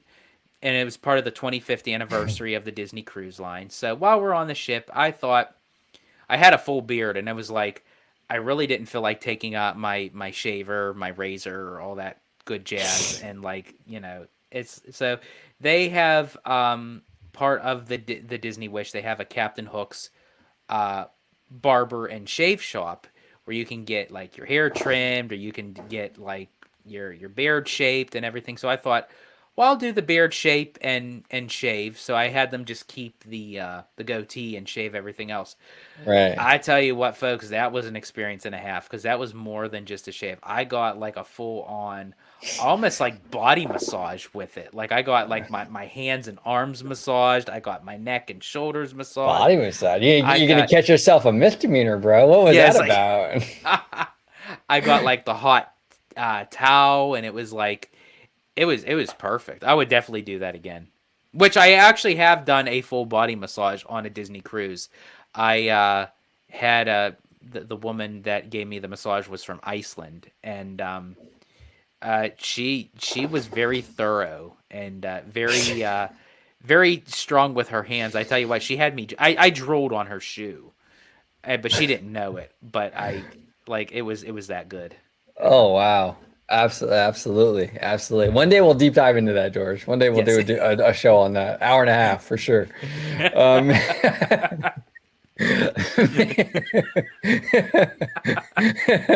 Let's go. We'll bring everybody on and talk about it. That's great. Maybe here says exactly, waiting for a barbershop with beard shaving instructions ASMR. Dude, like we got to get into George. We got to get into some ASMR, dude. We have to. I mean, these ASMR artists, like they make bank. Like they are so like that. They're like they have like their own fandom and everything. It's like, man, George, are you shaving right now? Are you shaving? No. It's like exactly ASMR. No, just because we did that, we're gonna get like a bajillion views because we said ASMR. because we said it, and now it's gonna like be thrown into the algorithm. Exactly. Disney ASMR. Kaylee with 2 E's, not just one, but 2 E's, says, what is the ideal plaid color combo? Now, Maybe is saying, she chimes in with light blue and white and burnt orange and brown. Very specific. What are your thoughts on that, George? What's your ideal color combo for plaid? I kind of have, well, no. I like the classic, honestly, black and red. Really? Black and red. Okay. Yeah. That's interesting. Yeah. Interesting. Light blue and white's nice, actually. I like that. The only thing with white, and I have a problem with this with anything white, which I am guilty. I do. Oh wow! Why you like that? Why you racist, George? Why? That it gets like, if you happen to spill, and especially with me being Italiano, I eat a lot of stuff with red sauce and everything. It's like it gets so messy and dirty, and white shows through with everything, and it's like. But as I said, I do have shirts that have white in it. Maybe like a white and maybe like a smoky gray. Interesting. Yeah, interesting. Okay. Yeah, we got to get you a plaid, man. Hey, look, Jay and I, we're rocking plaid. We got Slimer rocking plaid. Yeah. We got to get you on the plaid train, dude. I have to at least get something. I have to get a plaid shirt somewhere. Yeah. I'll send you the website to the place I get mine. Cool. So we can put that in. I actually like the one you're wearing now. Like that's something I would wear. I would definitely wear that. I'm telling you, this company, it's Travis Matthew. Go on their website. They have amazing shirts. The colors are like, they have a wide variety and they fit really good. They're cozy. Definitely check it out. Lord Jonathan here says, any plans By the way, I'm not sponsored by Travis Matthew. I just like their stuff. Just want to let everybody know because I got on Twitter and then and like, oh, he's a Travis Matthew shill. I'm already getting paid by Bob Iger apparently. So the last thing I need, last thing I need now is to be, that I'm being paid by Travis Matthews. Lord Jonathan here says, any plans going to Tivoli Park in Denmark? I was just there. No plans at the moment, Jonathan. But what about you, George? Any plans on heading over there? Not anytime soon. My eyes are more towards Tokyo, Japan at the moment. Yeah, we're gonna do that.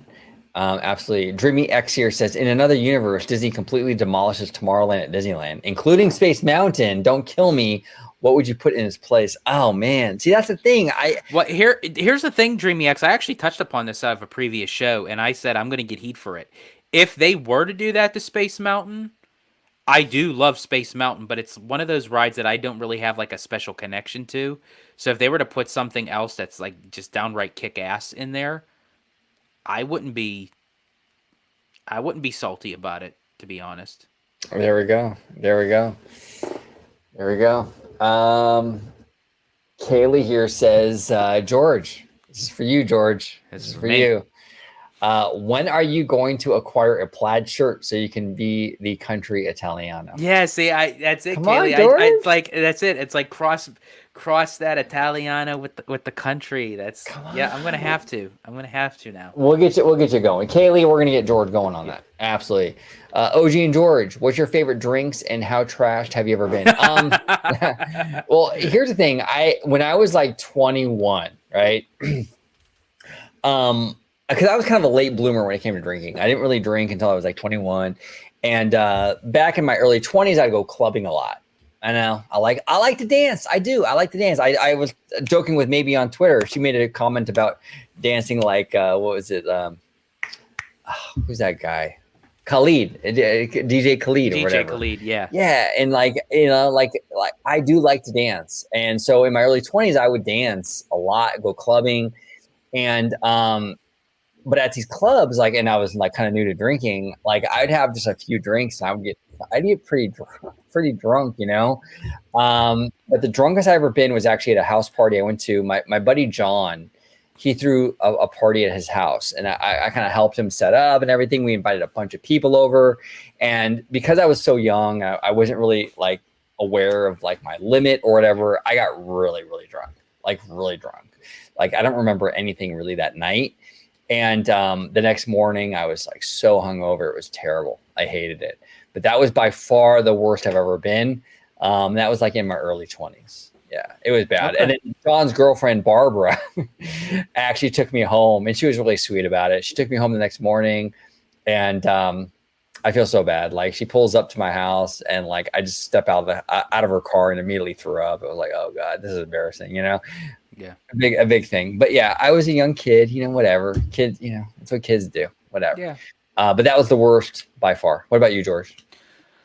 Okay, so I have actually, so me, despite of how much I'm drinking right now and what have you, I'm not what you call a real big drinker. Yeah. I just don't drink just for the sake of it. Yeah. Same here. In a special occasion. Yeah. However, there have been 3 occasions where, I think that I was at my over the top limit of. I've never gotten alcohol poisoning. I never blacked out. I never got real sick with a hangover. I actually remember, even though I was completely blitzed, but I remember everything. Right. So one was the I mentioned in the earlier about me talking to a imaginary centipede named Bob. That was actually on New Year's. What now? Does this centipede have a YouTube channel called Berry Place 28 or no? You never know. There might be some correlation there. I know. Shout out to Bob from Berry Place. Yeah, absolutely. We love Berry Place. So that was up at my uncle's house when he was holding a New Year's party. Secondly, OG actually can contend to this one. We were at the Polynesian. Yeah. And I had, I think, 3 beers. I had a specialty drink, and then I had OG's specialty drink, which was like the strongest I think I've ever had anything. I don't know what was in that concoction, but it was strong because he wanted the souvenir mug, which came with the drink. Yes. Yeah, we were at the Poly in Disney World, and I wanted this mug, you know, but I didn't want to like drink though, you know, and like George was like, you know what, I'll get the drink, you get the mug. I'm like, that's a deal. So I bought the mug. He took the drink, and George, you got hammered, bro. I was toasted. There's a photo out there. I don't know if any of you, I know some of you may have seen it, of me at the Poly, and I'm like giving like the dubular type of, you know. Yeah, well, it's a thumbnail to the 7th anniversary OG. That's thing, right. Yeah. That's right. So yeah, if anyone wants to go back, if you look at the thumbnail to the 7-year anniversary, that photo, that is me toasted at the Polynesian. The third and final time that I got completely hammered, and again, I still remember it. I can't actually go into detail of what went down. But I will say it was in the privacy of my own home. This was at the time when I was married to my now ex-wife. And it was New Year's. Go figure. And we had a day bed that ended up breaking into 10 different pieces. Why, George? You really want me to go there? We're not going to get into that. Moving on. Yes. So that's pretty much. I'll leave it at this. I'm very vigorous. Yeah, a day bed broken into 10 different pieces. That's 10 different pretty pieces. Crazy. Yeah, the next day, literally, we had to go, like, starting the new year, we had to go buy a new day bed because I'm, like, walking it out in pieces, throwing it in the dumpster. Oh, you're a monster, George. What is going on over there, dude? At the Falcione household, dude. This is crazy, man. Maybe here says, I think George needs to wear a plaid and OG needs to wear that Italiano V-neck. Dude, I am down. You know what? Honestly, OG, we should do like a multiverse show. Maybe like a multiverse show. Like literally, I wear your attire, you wear mine. Yeah. Oh man, that'd be cool as hell. Soon. Yeah. We'll definitely do that. Absolutely. Should I drop a maybe on maybe or no? Should I be nice? I don't know. Maybe. Do you think you can handle one more for us, please, for the OG crew? One more. I'm that girl that drives you crazy, but you're killing me alone. Got you thinking maybe alone. Got you thinking maybe alone. Got you thinking maybe. One more shot, maybe. One more shot. Okay, let's go.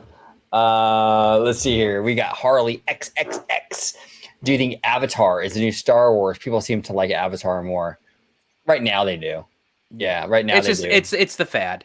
You know, right now Star Wars is kind of on the downtrend. Right now, it'll definitely pick up. But yeah, I think even Avatar would be even stronger if they could just get these sequels out. Yeah, exactly. Come on, James Cameron, get him out. Yeah. Michael Ebba, can we please get the Italiano's thoughts on the whole Universal rapid expansion on the parks and the cruise? Yeah, I did a video with Mr. Seymour Duck, but the Italiano had computer issues. You know, I did. Yes. What are your thoughts, George? So, Michael, for me, I feel like Universal is biting off a little more than they can chew. I think they're kind of moving so rapidly right now.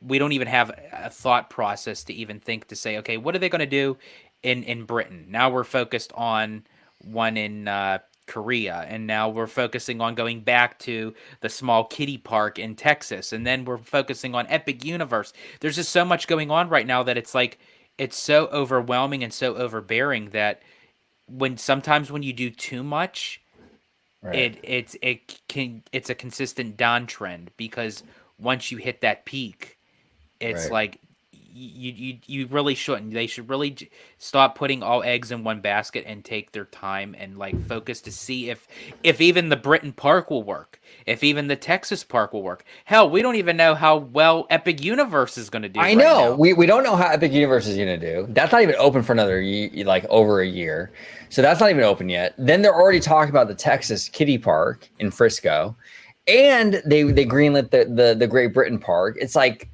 this is the issue. Too much, too fast. Disney made the same mistake with Marvel. Oh, if they like 2 movies a year, then they'll like 6. You know, it's like not necessarily. Slow down. Yeah. And the park thing is a bigger risk, you know, than a movie. It just is. You're buying land. You're building physical things that you can't easily back out of. A movie, you release it and it flops.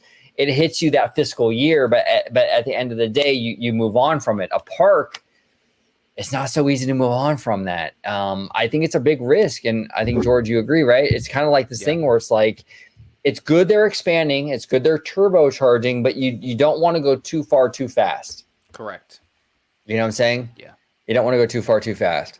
Mendy Santos here says, I used to go clubbing in my early 20s too. Now I just rave. Yeah, I used to be a clubber. I love dancing. I do like dancing. Yeah. And I would be clubbing like seriously, like once, twice a week with my buddy Jason.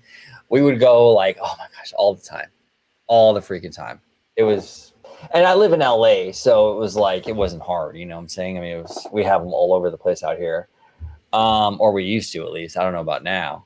Kaylee here says the closest I've been to a rave is Mickey's Miss Magic. Yeah, no, that's not even close. That's pretty much a rave, Kaylee. Yeah, you pretty much experienced a rave with that. Yeah, I could actually agree with that. I think Mickey's Mixed Magic and going to see Taylor Swift's Eras concert in the theater, that was pretty much a rave.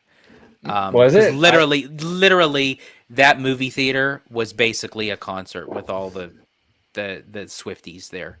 Like they were up standing on the chairs, they were singing out loud, they were like down on the in their circle doing the dance moves, and I'm like, oh my god, this is literally like a concert. Like that's wild. Yeah, I didn't. Crazy. Yeah, that's crazy. I gotta get. It's funny because okay, so with like K-pop, like I kind of honestly, I was a little bit closed-minded. I thought oh well, it's gonna be love songs in Korean. Like I don't speak Korean, so why would I care, And then I got into Blackpink from our buddy Theme Park Wizard. Like I was trying to make him a drop, right, for the channel, and I know he likes Rosé, so I'm diving into all this Blackpink stuff, and I'm like, holy cow, Blackpink is dope. I love them. So I was kind of closed-minded, and then once I got opened up to Blackpink, I was like, wow, I love them so much. And then I got into K-pop through Blackpink and the whole thing. I should really open my mind up a little bit with the Taylor Swift thing, because a lot of people seem to like her. I don't really know much about her, but hey, you know what? Maybe I'll be a Swiftie. I will say though, I'm not a super fan of Taylor Swift, as far as her songs go. I think as a person, but I tell you what, she's one hell of an entertainer. Yeah, definitely. Yeah, 100%. Tayo here says you're being made to design the next big hotel company, Disneyland Resort, as part of Disneyland Forward. What's your idea? What's the theme of it? That's a good question.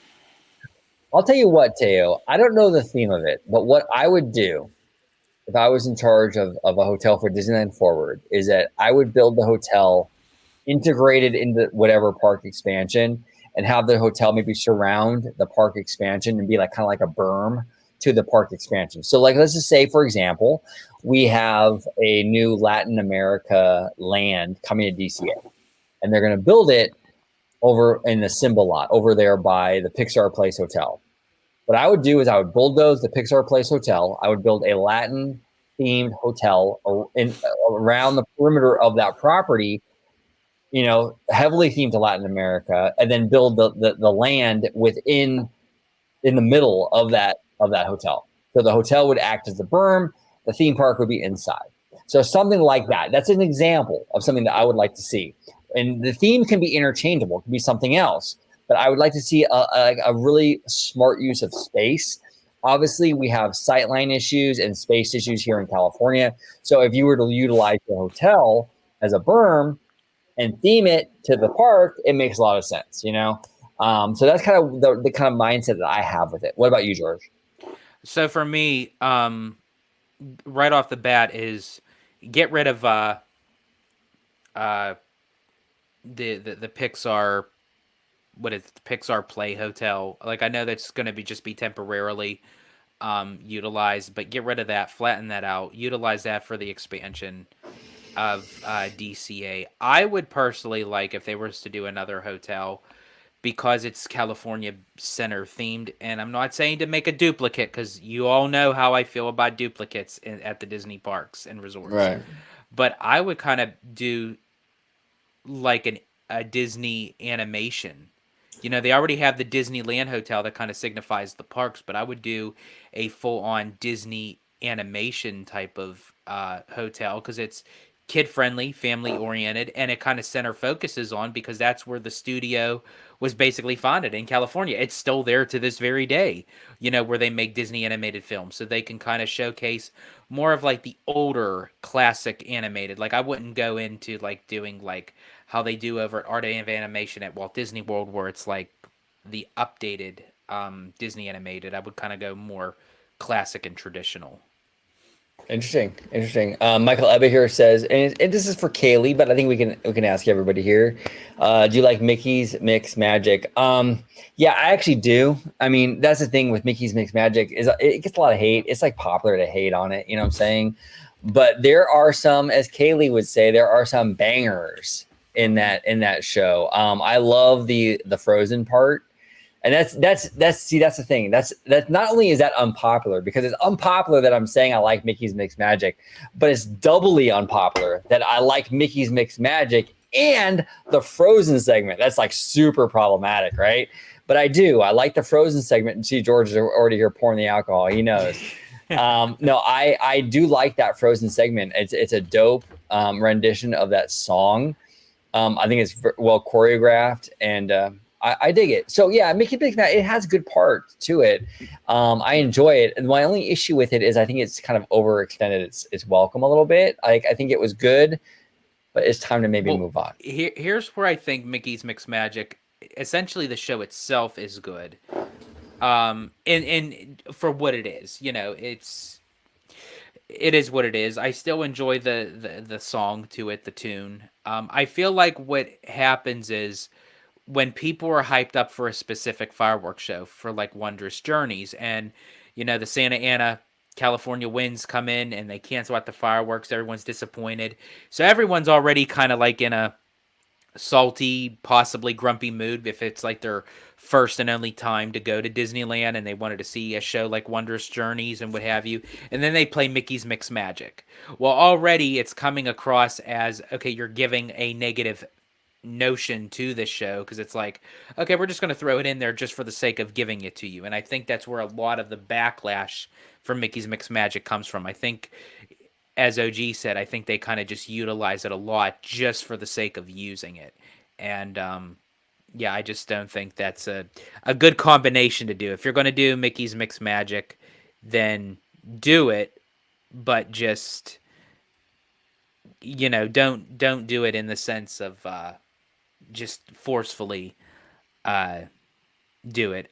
Kiki and Luca love Mickey's Mixed Magic. Yeah, as I said, I do too. Like it's a great show. I think it is for what it is. I just think it's because it just gives people a bad taste in their mouth when they lose out on a spectacular show like Wondrous Journeys, and they're just like, okay, here, we're giving you Mickey's Mixed Magic, you know. So it ruffles some feathers there for sure. Yeah.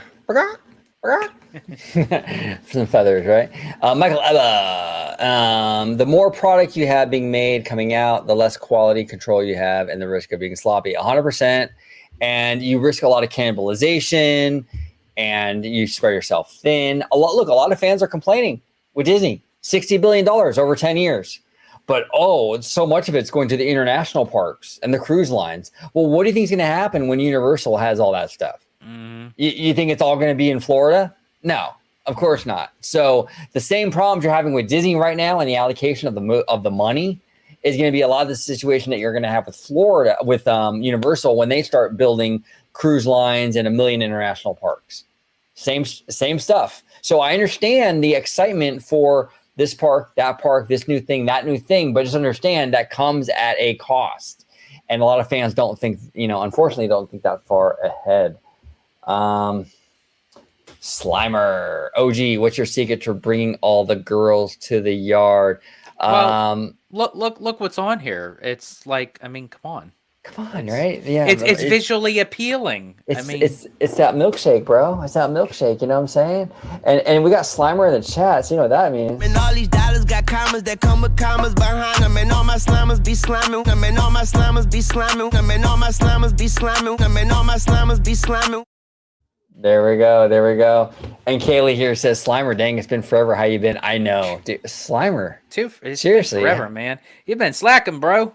Yeah, man. How old are you now, bro? Like that. This has been years since I've seen you. Absolute years. Kaylee continues. When is George going scuba diving with Nikki? George. Not anytime soon, but as I I didn't mention on the show here, but I have done Dolphins in Depth. Okay. The dolphin program that they hold at the Living Seas at Epcot, where you actually get to go into the water with the dolphins, feed them, pet them, swim with them, have them do tricks and everything. They're very docile. You can like look into their eyes and it's like you can read their soul. And if for anyone who doesn't know this, here's a little That's deep, George. That's little deep. George fun fact. George is like, I swim with them. I read their souls. Like, you're deep, bro. I go deep. But here's a little fun fact about this Italiano. Dolphins are actually my favorite animal. Interesting. Very, very interesting. Even more than cats? Well, actually, my close second is a cheetah. That's a cat. Yeah. Cat. Yeah. But Kaylee, what do you think? Dolphins or cats? I know she's got thoughts on this. We got to ask Kaylee. I know she's got thoughts on this. Kiki and Luca says, I didn't know George was a Swiftie. I didn't know that either. Well, here's the funny thing, Kiki and Luca. I'm really not a Swiftie. It was more so of mere curiosity of how hyped this concert was. So I thought, it was going to become like the greatest opening of a concert themed movie. And I thought the Italiano has to be part of it. It's like go big or go home. You got to go big or go home. And so Mindy here is saying, wait, maybe did you say you two for being a raver? LOL, I'm bad at reading comments. Maybe says, yes, ha ha ha, me too, I get it. I asked who your fave is. I've never been to a rave. Have you been to a rave, George? No, I've never been to like an actual official rave. Yeah, I've only been to Mickey's Mixed Magic. Yeah. I haven't been to an official rave, but Mendy here says, my fave is EDC in Vegas. I heard that was pretty fun, actually. This year I did EDC, Beyond Wonderful, and Escape. Wow, Mindy, you do the rave thing, huh? I wanted to do Nocturnal, but hopefully next year. Kiki and Luca here says, I used to go clubbing in Tokyo and Bangkok. Wow. Oh, look now at you. I spoon my dog and watch OG and George with you guys. That's awesome, Kiki and Luca. We love you, Kiki and Luca. I do want to say, honestly, we appreciate you. You're in a lot of the live chats, and you're always fun, and we appreciate your support. And absolutely. Yeah. And follow Kiki and Luca on Twitter. Absolutely. Mr. Ebba. So let's say we get a third gate at Disneyland. Do you think it'll be wise to have the monorail run through DL and DCA and whatever the new park is and back to hotel? Yeah, you have to. Yeah. The third park is probably going to be Toy Story a lot. So you're going to need some sort of transportation to get down there. I would prefer monorail. You know what I'm saying? Too. Because I'm Disney trash, and what do? You do monorail, man. That's what you do, right? Let me see here. Alia, friend of the channel, collaborator of the channel. Alia Aloha, preach OG. Well, thank you. I don't know what you're referring to in terms of the preaching, but I do appreciate you, Alia. I do appreciate you. And yes, the milkshake does bring all the boys to the yard. 100%. Alia here says that she's scuba certified. Did that for the Living Seas experience, which was decades ago. That's interesting. Is that what you did, George, with the dolphins? And I did the dolphins in depth. I do know that there are other programs. Alia, did you do the dolphins in depth, or did you actually do the full on scuba dive like into the tank? Because I know they did do that, where you actually were swimming with instructed scuba divers, and actually people eating in the coral reef could actually see the other guests swimming on the other side of the tank. Interesting. Here Alia responded. Full on scuba dive into the tank. Nice. Perfect. Interesting stuff. Interesting stuff. And Alia has been to a rave, confirmed. Yeah, I haven't been to a rave. I haven't. We got to do that, George. You and I. Yeah, Man. maybe you and I should just do a rave and just take the place out. You know what I'm saying? Just yeah, that'd be fun. Just bring our sexy Italian asses there. We'll shut it down. Yeah, shut it down. Oh, shut it down. Maybe. Yeah. Maybe we'll get it. Shut it down. She'll get that reference. Absolutely. Yeah. Michael Ebba here says cats for land animals and dolphins for sea animals. Nice. Yeah, I'm honestly, for me personally, like for land animals, I'm a dog person. I really am. I love dogs. As you see, my dog made a guest appearance. Of course, yeah. World premiere of my dog coming on. I think it was kind of funny. Like all three of ours made the world premiere together. We had all three Yours, Mine, and Slimers at once. That was cool. Really awesome. Really, really awesome. But yeah, dogs for me. For sea animals, yeah, dolphins are beautiful. We actually saw a lot of dolphins, actually, not this last time with you, George, with the Wish, but when I was on the Wonder with my mom and my sister, we saw a lot of dolphins going to Mexico. It was crazy, bro. Absolutely crazy. Kaylee says, motherfuck the Disney CEOs. Yeah, I'm telling you. Absolutely. And maybe she got to shut it down. A rock star, a pop star, I'm rowdy. Yep, let's go. Let's go. Let me see. I'm trying to get all the comments. I'm so sorry, everybody. Mr. Seymour Duck here says, speaking of Monorail is one of the fave episodes from The Simpsons written by Conan O'Brien. George, you know what I'm talking about, right? I do know exactly what you're talking about. I do love how there was like a lot of Disney, like in your face and like non in your face Disney references throughout The Simpsons, and now they're part of the company. And I do know that specific episode, and it was Conan O'Brien was a writer on The Simpsons show, and that was one that he wrote. Yeah, absolutely. Yep. Crystal Ray today, who has been a member of the channel for a very, very long time. Again, since the bookcase days, since it was pre-George. Okay, we're talking many, many moons ago, pre-George. Crystal Ray today, thank you so much. Happy New Year to you as well. I hope you and your family are having an amazing, amazing evening. Let me see here. I'm going through all the comments right now. Let me see here. So Mr. Ebba says, that's awesome. I've always wanted to be scuba certified. I looked into it, and it seems to be really a lifestyle that people partake in. There's so many different surfs and different types of dives. Yeah, it's interesting. I tried scuba diving in San Diego years ago. It's not as easy as it seems. You don't, like, the breathing into the mask thing is a little harder than you would think. I'll just say that. And can I ask you, OG, if you don't mind me asking, is from you being I mind, George. A person, I very much mind.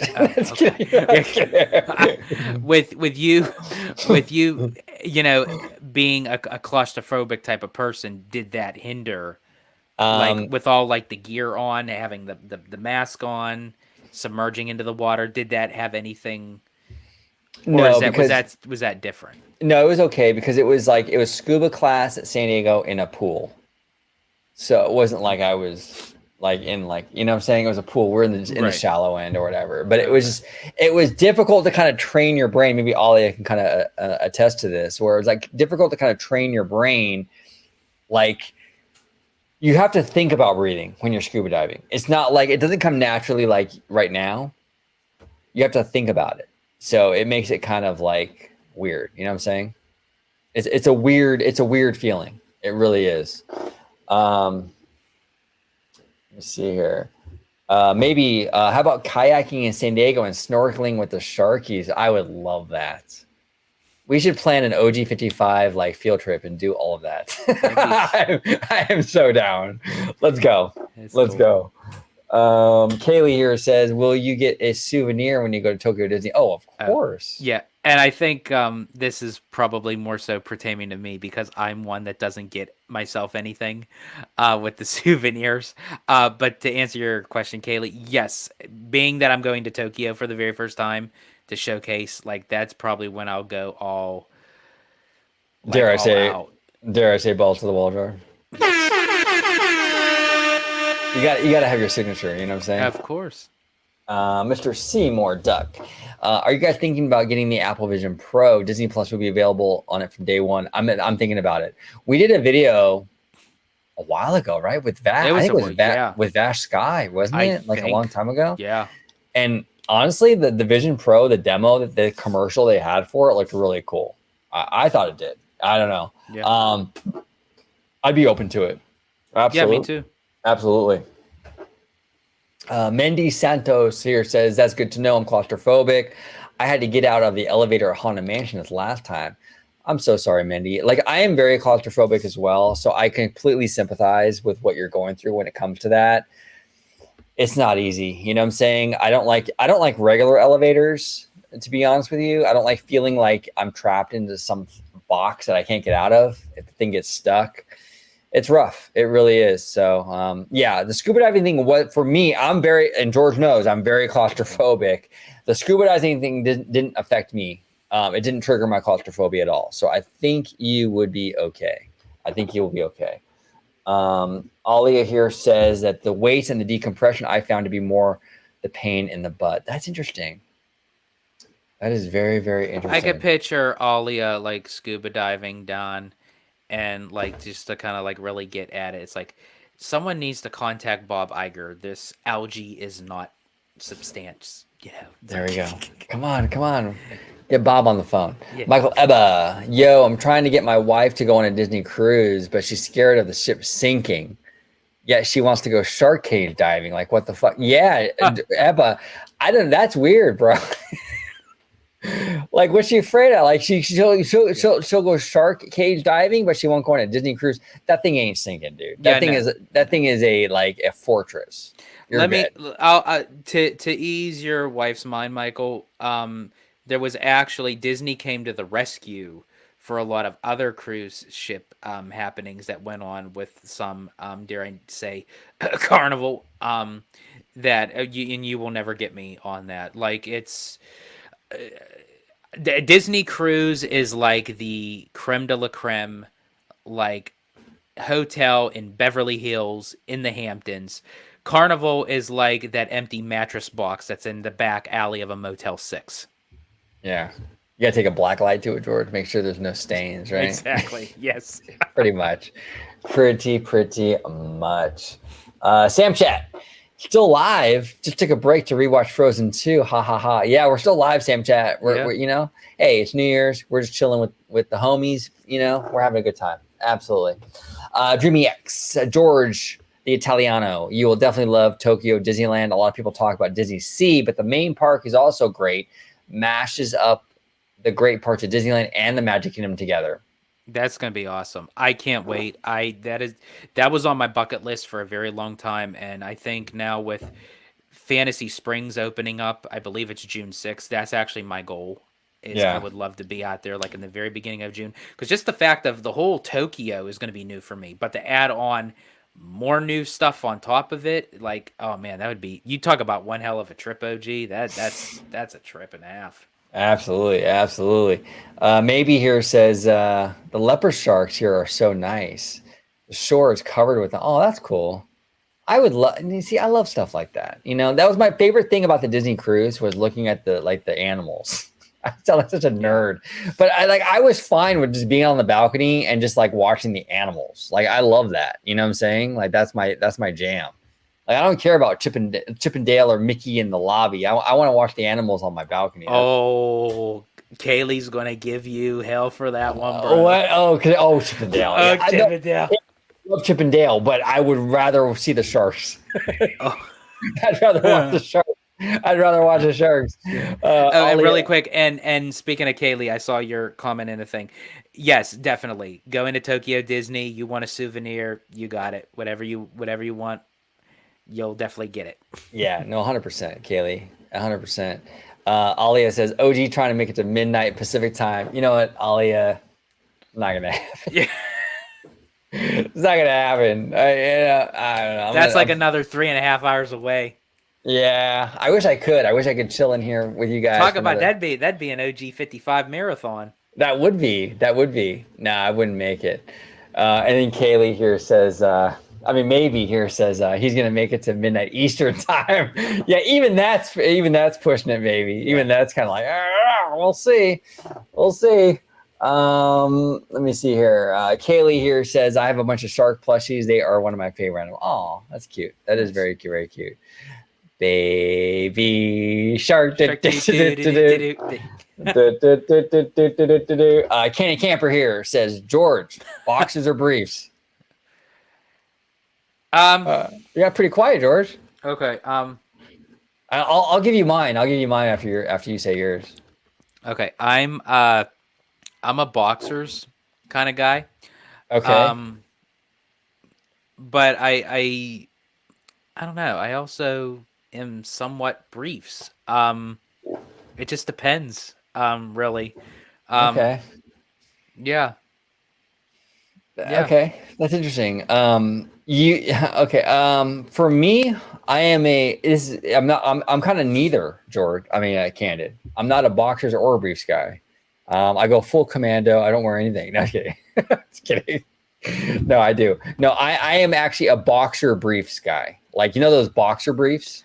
Okay, so that's what I'm saying. So that's what it's like about the two. So it's like a kind of combination of the two. Yeah, that's what I wear. Yeah. I wear the boxer briefs, and you get like the. I like those spandex kind, the kind that kind of like holds everything together. Yeah, you get the support. I can't believe we're talking about this. you get the support, but yet with the briefs, like it's that boxer brief. So whatever, it's like it's just like, look, okay, I'll put it this way. It's like it's the catapult to the rocks. Yeah, like the whole tidy whitey thing is like it's a little too like compact. Yeah, it's like shoving a Corvette into a matchbox. Yeah, but when you get like the boxer briefs, it's support and it goes all the way down, like a little like mid thigh. It's just more comfortable, way more comfortable. Yeah. 100% candid. What are you, candid? Are you a boxer's briefs guy, or are you a boxer briefs guy, or you just go full commando? What's your comfort level, sir? Dreamy X, have you guys been on Royal Caribbean? If so, what do you guys think of the cruise line? I have not been on Royal Caribbean. I've only been on 2 cruises in my entire life, and that was the Wonder and the Wish. But I love both. Yeah, and Dreamy, I'm gonna sound kind of biased. I have not been on Royal Caribbean. I have been on 9 cruises altogether, and all of them have been Disney. Well, la-di-da, George. La-di-da. Mr. Fancy over here. I can't break away from the Disney Cruise Line. When they say the difference is Disney, it really is impeccable service. And OG can definitely testify on that, even though he's only been on 2 right now. But the service is impeccable. Yeah, no, it really is. It's amazing. Absolutely amazing. Michael, OG and George, for anyone in the chat. So anyone in the chat, feel free to comment. Has anyone been to Legoland here in Carlsbad, San Diego area? If so, what do you think of that theme park? I have not been to Legoland. If I had kids, I would take them there in a heartbeat. But it's a kid park, and. And again, that's the issue that Universal is going to have with that Texas park, because it's only going to proclaim to a certain audience. And I don't know. Yeah, if you're like, old fogies like George and I, like, why are you going to go to Legoland, or why are you going to go to this Universal Kid thing in Texas unless you have kids? If you have kids, that's a totally different equation. You know what I'm saying? But it limits your market, and that's the problem. Slimer's got some pretty spicy stuff coming up, so be prepared, George. Be prepared. All right. Maybe here says, what was your dream job at Disney as a kid? Maybe the whole reason why I got into like theme parks at all was because I fell in love with animation. Like, animation was my thing from when I was very young. Because I'm like the age group that, like, I grew up on that Renaissance era, that Little Mermaid, Beauty and the Beast, Lion King, Aladdin era. And that was like during my impressionable years. And so that whole thing, and like, that got me into Disney in the first place. So like for me, my dream job was to be an animator at Disney.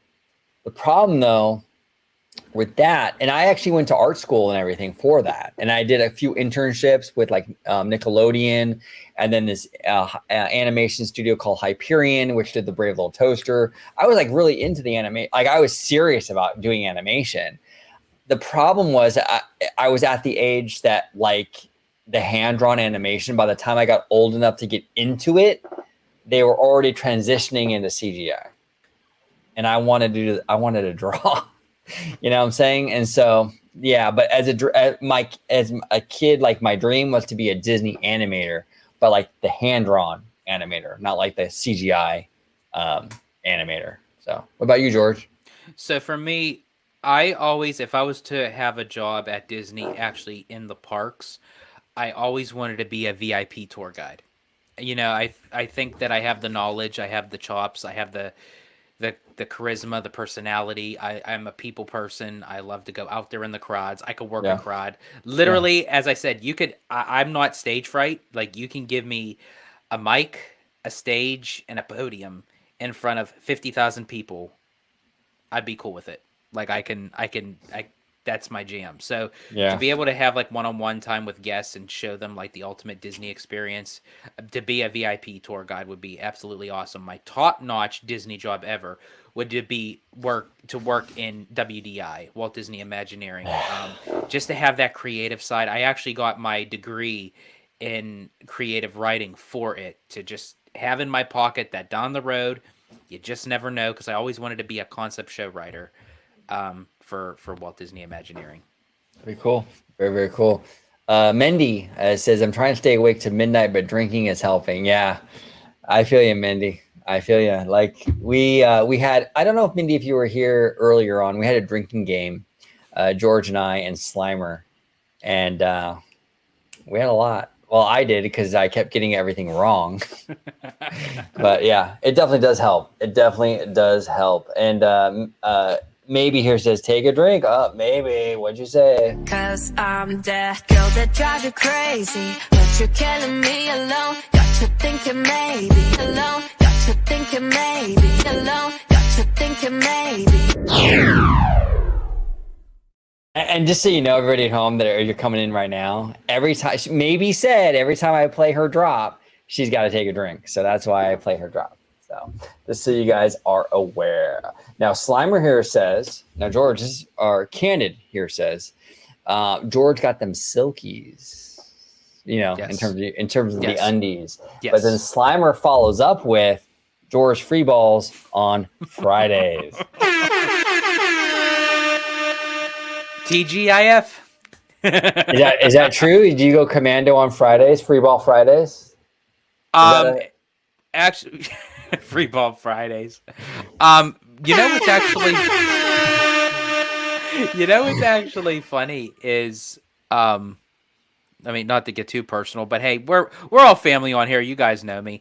Spill the tea, George. Just usually when I'm like in my chill, relax mode, like where I'm not going out in public, I actually do kind of go commando, and I just wear my basketball shorts. And the main reason why I only do that than going out in public is because if I was to go out in public without anything, just wearing basketball shorts, you'd know. Trust me. Is that like a humble brag? Is that like a humble brag, George? Like you're trying to say something? Like you're so like, you know?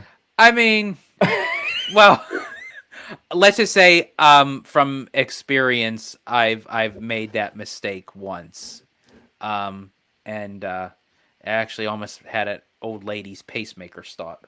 Oh, geez, George. What are we going to do with you, man? What are we going to do with you? Michael Ebba. Slimer literally went ball to the wall. He did. Slimer really did. Candid here says free ball Fridays and bangers. Absolutely. Absolutely. Oh my gosh. Maybe Corvette into a matchbox. That is so funny. That was funny, George. I will have to say. Let me see here. Okay, so Candid here says, peeps, I got an Instagram a few weeks back. Shoot me an ad, the Candy Camper. Don't forget the extra R. There you go. Yeah. Follow this man. on Instagram. Crystal Ray today says, I haven't gone to Legoland. Neither have I. Yeah, and that's the problem with these kiddie parks is that if you're an adult and if you don't have kids or if you don't have kids of that age, what's the point, right? What is the point? Maybe here says, wow, the Brave Little Toaster, that's my bestie. I know, I love the Brave Little Toaster. It's such a feel-good kind of movie. It's great. And that movie is crazy because like for that movie and then the Brave Little Toaster goes to Mars. I must have Xeroxed because I was an intern over there, maybe so I must have Xeroxed thousands of pages of artwork. That's all I did. Because when you're an intern, you're like the bitch, basically, right? They give you all the stuff that they don't want to do. So you Xerox for both movies? Mm-hmm. Yeah, and also with Life with Louie. I don't know if you've ever seen that show on Fox. Yes. Yep. Yeah, and then the Proud Family, the first one, not the new one. This is years ago. So the original Proud Family. The original. Okay. I'm old, George. I'm old. You know what I'm saying? I'm an old one. But yeah. So Hyperion Studios. It was in Glendale. Really fun time. They were great over there. I love them. Maybe continue. Did you not want to get into the CGI stuff at all? Not really. I love the hand-drawn stuff. That was more my thing. And unfortunately, it was all going CGI by the time I got over there. Maybe continue, George. You'd be so good at that. Oh, thank you. Maybe I think she's referring to the tour guide and or the WDI. I would think it's more so probably for the tour guide, just of my my personality. You should get in touch with our tour guide friend Jackie. And you should ask her, hey, can you hook me up? Can you get me in? Kind of pick her brain there a little bit. Yeah, exactly. Get you in. Mendy Santos says just follow the Candy Camper. Yeah, Mendy, that's awesome. We love Candy Camper. His boy Tones. They're part of a podcast called the Bad Thoughts Podcast, and they are pretty regular here on OG55, and we're very regular on their channel. So definitely follow him. They do amazing stuff. Kaylee with 2 E's says here, take a shot every time George says something. You drunk. You need to be very, very drunk. Yes. So George, thoughts on? Oh, I almost lost my spot. Thoughts on Cosmics, the McDonald's offshoot. What are your thoughts on that? Signage. I don't even know what it really is, to be honest with you. Yeah. I don't really know. I can give somewhat of an opinion to certain things, but I'm always one I don't give my full on until if I actually experience it in person myself, and that's why I'm kind of holding reservation even for something like Tiana's. Yeah, you just don't know. You just don't know. Maybe here says mine was to be Jasmine or work on the cruise. Oh, that's interesting. Oh, geez, baby. And then she said, why are you taking a drink, George? Well, maybe because here's the thing. I don't know if you watched any of our. Well, I mean, I know you watched the show, but I don't know if you caught any of the. But Jasmine is actually my ultimate favorite princess, which I think because I think you actually asked that. I think you were the one that asked the question, but yeah. That's interesting. And then she said, I planned a whole Disney cruise ship and budget plan for my family in elementary school, and I still never. Oh, maybe. Oh man, that's rough.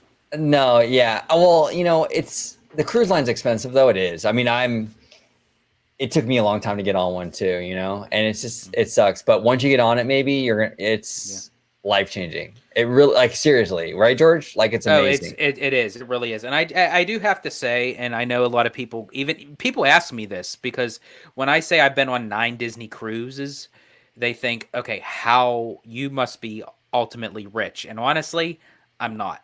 No. I just pick and choose what my means are, and I'm one.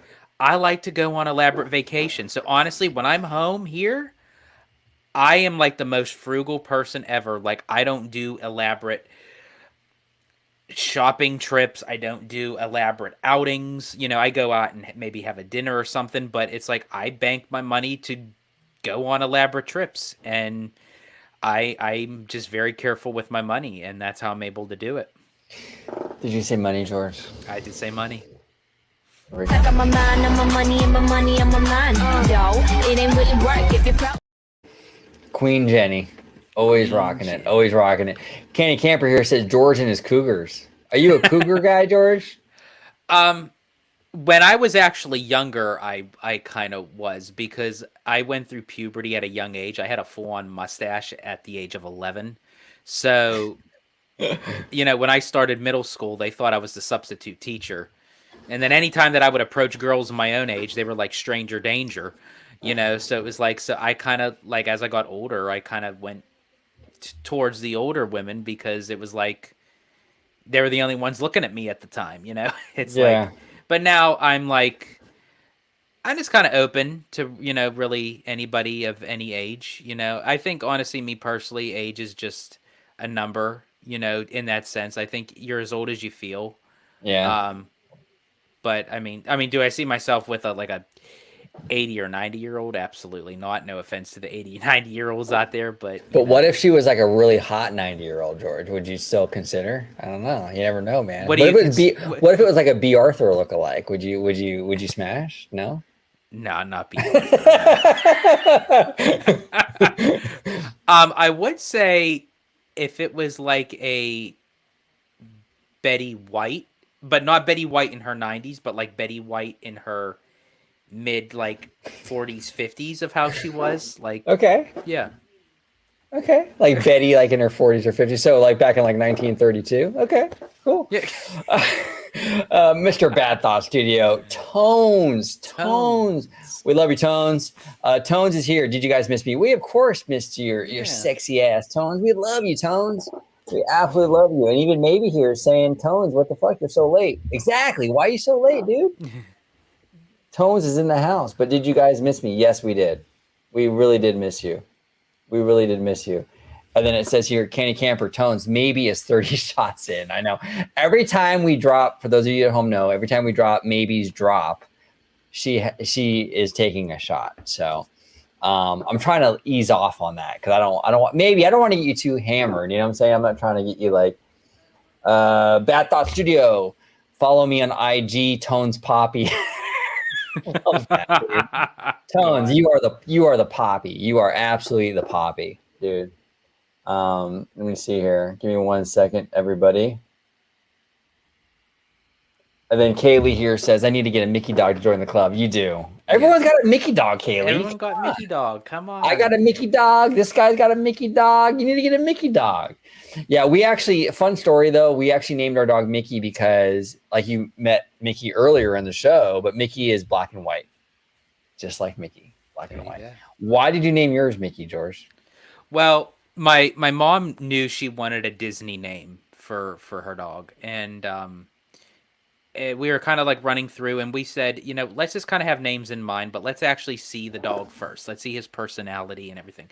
And he's just a small dog with a big personality, and that was one of the main traits that made Mickey lovable. And we have a picture, and I have to find it, of Mickey. He actually had a Mickey little sweatshirt on, a little yellow sweatshirt on, and he's looking up at the camera, and he has his mouth open, but it looks like he has this big, wide open smile. And it was like, he's Mickey. It's Mickey.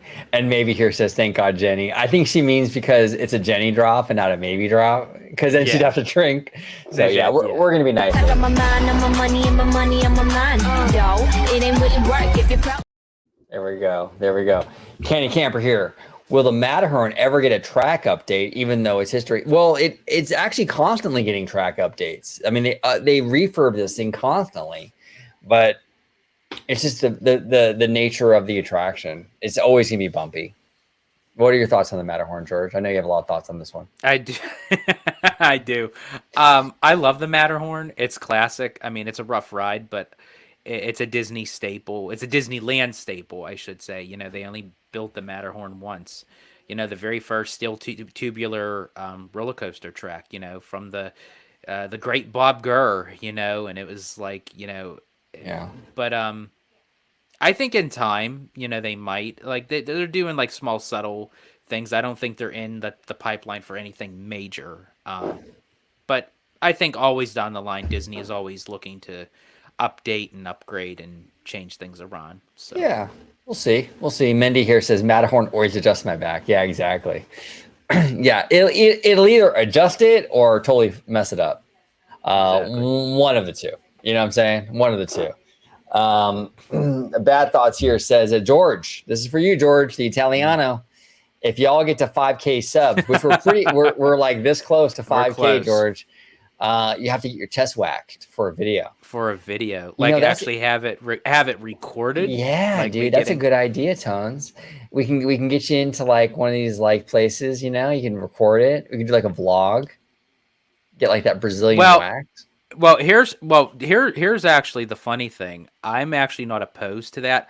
Not necessarily the chest, because I do love my chest hair. Very manly. But I am willing to do I am willing to do other areas, but unfortunately they wouldn't be able to be videoed.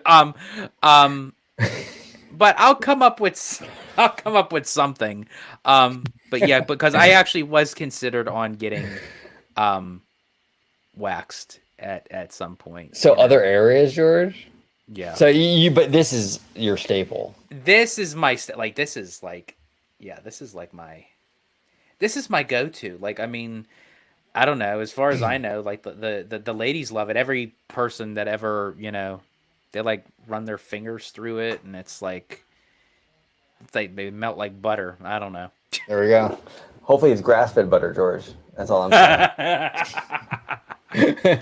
Michael Eva here says, speaking of Matterhorn, why aren't there climbers anymore? And it's interesting. Yeah, I don't know. Yeah. Yeah, they haven't been around for a long time though. I mean, this is a long time, you know. I don't know. Yeah, it's interesting.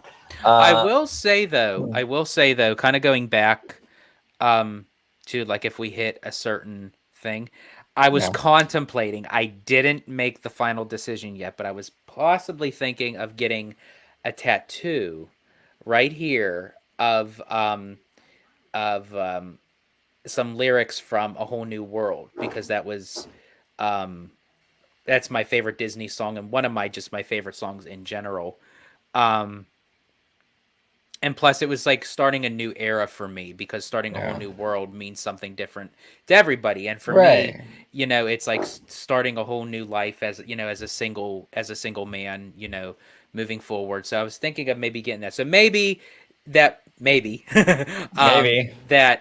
you know, once we hit like a certain number, then maybe I'll go and have that videoed of me getting my very first tattoo. I don't have any tattoos, so maybe like of getting my first tattoo. My other one that I was considering, but I would have to wait to see how it does, and this is going to sound... It's my personality if I ever decide to do it, was on my inner thighs, have one side chip, the other side dale, and have them reaching upward to grab the acorns. Oh, jeez. Oh, jeez, George. That is good. That is really, really good. That is really good. Maybe here continues. Tones, are you drinking? Tones, are you drinking? And he answers with, yeah, I got my bottle of wine right next to me. There you go. Nice. Tones is officially drinking. Let me see here. Bad Thoughts here says that 6K subs, George is gonna get a Brazilian wax. I will do that. That I will get a Brazilian. Yeah. Aren't you? I never had one before, but yeah, I would get a Brazilian wax for 6K. If we hit 6K, I'm getting a Brazilian wax. Okay, you heard it here first. It's on camera, George. This is recorded. Camera. You know what I'm saying? Maybe here says wax it. Watch now. We'll wake up tomorrow and the start of 2024, and we'll hit 6,000. No, it's gonna happen. It's Murphy's law, bro. It's gonna happen. Like within a day, it's gonna happen. Yeah. Maybe here says wax it into an orange. Would you do that, George? Wax it into like the shape of an orange. Like a shape of an like. Okay, what like my chest hair, or yeah, maybe if you can elaborate on that. Like what is it, his chest hair or his down under? Because if you're referring to like that, I have two of them, so I already have the oranges set. Yeah, so. 2 oranges. You're ready to go. Yeah. Too funny. You're too funny. Let me see here. Kaylee with 2 E's. Space Mountain at Walt Disney World will give you a vasectomy for you guys. Oh man. We didn't. Did we go on Space Mountain when we went? No, you didn't. Didn't. I had a head injury, so I didn't go on a lot of stuff. That is true, Kaylee, and I even talked about this on the show. There's like certain rides that those bars come down like so close on our thingamabobs that it's like, damn, like give us some breathing room here. Yeah, exactly. Candy Camper says Tones is hairless. How do you know that, Candid? How do you know that Tones is hairless? I don't know. That's interesting. That's some tea right there. That is some tea right there. Slimer here says his chat is a Disney dream come true. It absolutely is, Slimer. It absolutely is. Yeah, it is. It is absolutely a Disney dream come true. Kaylee here says, not a fan of those hairless cats. Okay, this is funny, Kaylee. I follow someone on Twitter. It was one of these like Japanese cosplay accounts. And she does like every Halloween, she does like these like Disney cosplays, whatever, right? But like on the off season of like when it's not Halloween, she'll post stuff about her pets. She has one of those hairless cats, and I think it's the weirdest thing. She posts pictures with it. I think it's I actually petted a hairless cat, and I love the feel of it because it's like loose skin. So it's like when you pet them, it's just like yeah, exactly. Dude, Eva's out of control, bro. Eva is so funny, dude. Eva here says, Kaylee, you don't like bald kitty? Leave it to Michael. Leave it to Michael. Oh, man, Michael, you are funny, bro. You are funny. You are a funny dude. You are a funny dude. Oh, man. Maybe here says hairless cats are a part of the rodent family. Yeah, they kind of are. Yeah, it's kind of off-putting. Kaylee says the naked mole rat. That always reminds me of Rufus from Kim Possible. Yeah, it's right. Like the naked mole rat rap. Yeah, exactly. Yeah, no, those are cute. I can deal with it. Some of them are cute. You know what I'm saying? Let me see here. Candace says, damn, you are a sniper tonight. I know. Michael's always a sniper. Michael is amazing. He is so funny. He is super funny. Michael and Seymour, like them two were like undercover snipers. Like they're just like, they're like Darkwing Duck. They're like the terrors that flap in the night. It's like you don't see them and then it's like, boom. Yeah, they come in, right? Let me see here. I'm kind of going through it here. It says, Kaylee here says you have to get 2 guinea pigs, though. They are lonely and depressed if you just get one. Oh, that's interesting. I didn't know that. So they're very social. I have heard that even just with animals in general, it's always best to get 2 of something. Right. Because it preoccupies them and they kind of, especially if they grow up with a sibling, like whether it's a dog, a cat, what have you. Bunny rabbits, it's always best to get 2 of something. Yeah, we have 2 dogs. But my other dog, I showed you Mickey, but we have another dog called Little Guy. But Little Guy has, right now, he's got like pancreatitis. He's not feeling well. So I didn't want to like upset him, Mm-hmm. He's going through, the poor little guy. He's older, so he's got all kinds of health issues, but he's good. He's okay. It says here that maybe here says they can FaceTime each other. So George, you get a hairless guinea pig. I'll get a hairless guinea pig, and they can FaceTime each other. They won't be lonely. They won't be lonely. And just really quick, folks, we got 10 minutes to the countdown of the East Coast of 2024. Yeah, we'll hang for another 10 minutes. Yeah, we could do another 10. I think, honestly, that would be, we did this long, so we might as well, that would be a great way to cap it off, I think. Yeah, we'll hang another 10 minutes, and we'll do the East Coast 2024. And then I think we'll call it a night. Let's see here. Kaylee here says, yes, even though it's a hamster. Yeah, exactly. I don't know. There's, I don't know. Like hamsters are cute. You like hamsters, George? They're cute.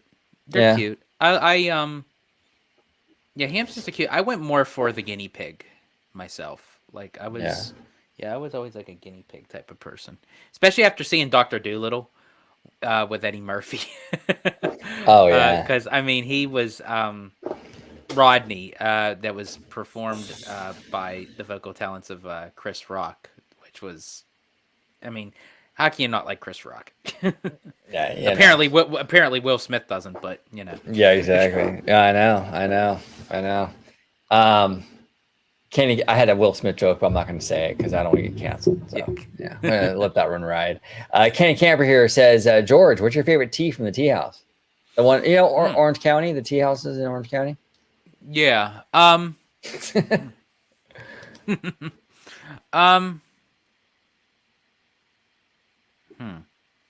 Honestly, I'm not really that big of a. I mean, unless it's like a iced tea, I'm not really big of like a tea drinker. I mean, with certain things, OG knows I go and drink tea at certain places.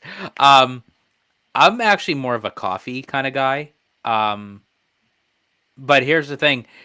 You're either Team Starbucks or Team Joffrey's. I'm Team Joffrey's. I love that's interesting. Joffrey's. I'm more Team Starbucks. That's interesting. Yeah. Yeah. I mean, I just in general, but that's interesting. Wow. So Michael here says, are anyone here a fan of reptiles? And we have quite a few reptile fans. We have Maybe says anacondas. Kaylee says she's a fan of reptiles. Mendy says she has a snake. Are you a fan of reptiles, George? I think they're I used to have a lizard like growing up. I forget the kind of lizard I had, and a fire belly frog. Which the fire belly frog I accidentally flushed down the toilet. Because I was going to the bathroom, I had him in there. I flushed and he hopped. Oh no. Basically, he did. I guess he basically went himself. But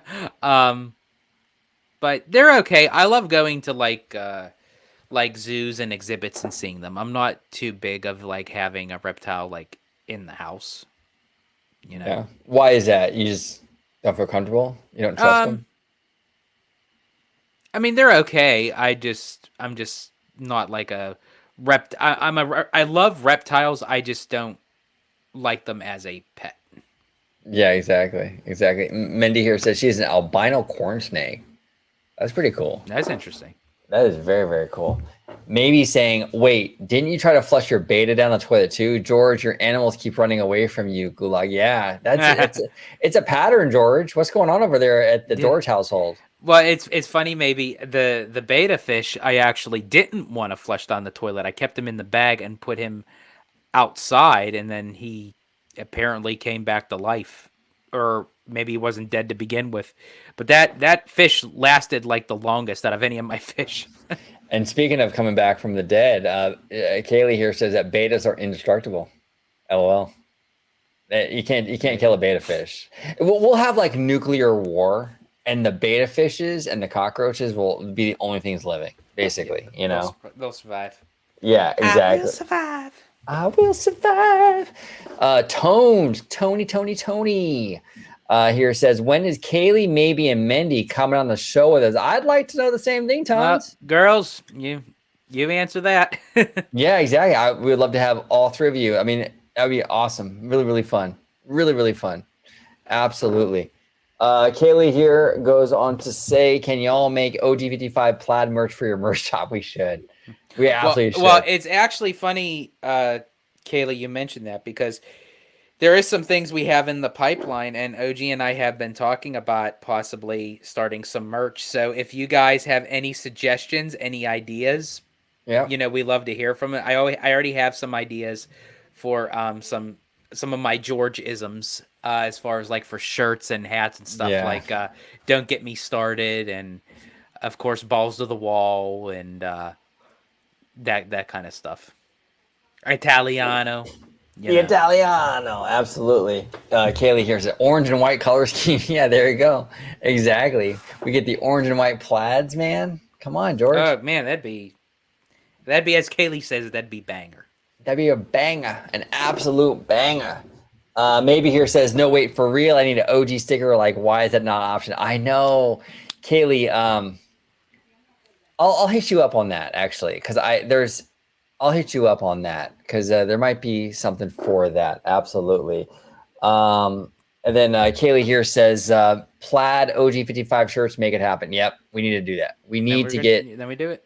Yeah, and then George, we need to work on your wardrobe and get you a few plaids, and you can open them up a little bit. You know what I'm saying? You know, show a little chest hair. You know. Yeah. You know, no biggie. You know. Bad thoughts. Tones. We need George ordering pizza, holding a sriracha bottle. That's your recipe right there. You get the pizza, you get a little sriracha. Maybe I could even add that to a shirt. You know, just like have like a little caricature of me, like sitting on a leather chair with a bottle of sriracha holding a pizza. I don't know, something. There we go. Yeah, or maybe we could actually make those Funko Pops happen. Yeah, I know. The Funko Pops from the AI, the Microsoft. I forgot to tell you. Oh, I'm locked. What was that? No. Oh, that was old school drop. I hit the button by accident. I am so sorry. Okay, so Kaylee here says, "What is EBBA sound drop?" What would be an EBBA sound drop, George? What can we do for EBBA? I don't know. EBBA is so epic. EBBA is so good. I can't contain him in just a sound drop. I think honestly with him, and I know that. I mean, he still has like the balls to the wall because I mean, like he says it like it is, and he doesn't mince his words. So it's. I don't know. Is there anything else like that can like? Yeah, he's a tough one. Oh, don't miss 9 o'clock. Thank you, maybe. Yeah, we won't miss it. We got 5 minutes. I got. Is it 5 minutes? I got 3 on my end, but I don't know if my time is. Okay. Yeah, we'll keep an eye on that. I got 4 minutes here, so 4 minutes here. Okay, we got East Coast ball drop coming. I feel like I should play something like when it drops. Like, what should we play? Like what would be a good drop to play during the ball drop? Like, what do we play? It's a good one. That is a good one. Can you play something that wouldn't get copyrighted? Yeah, I mean anything on my thing was not copyrighted because I've tested it. I've beta tested it.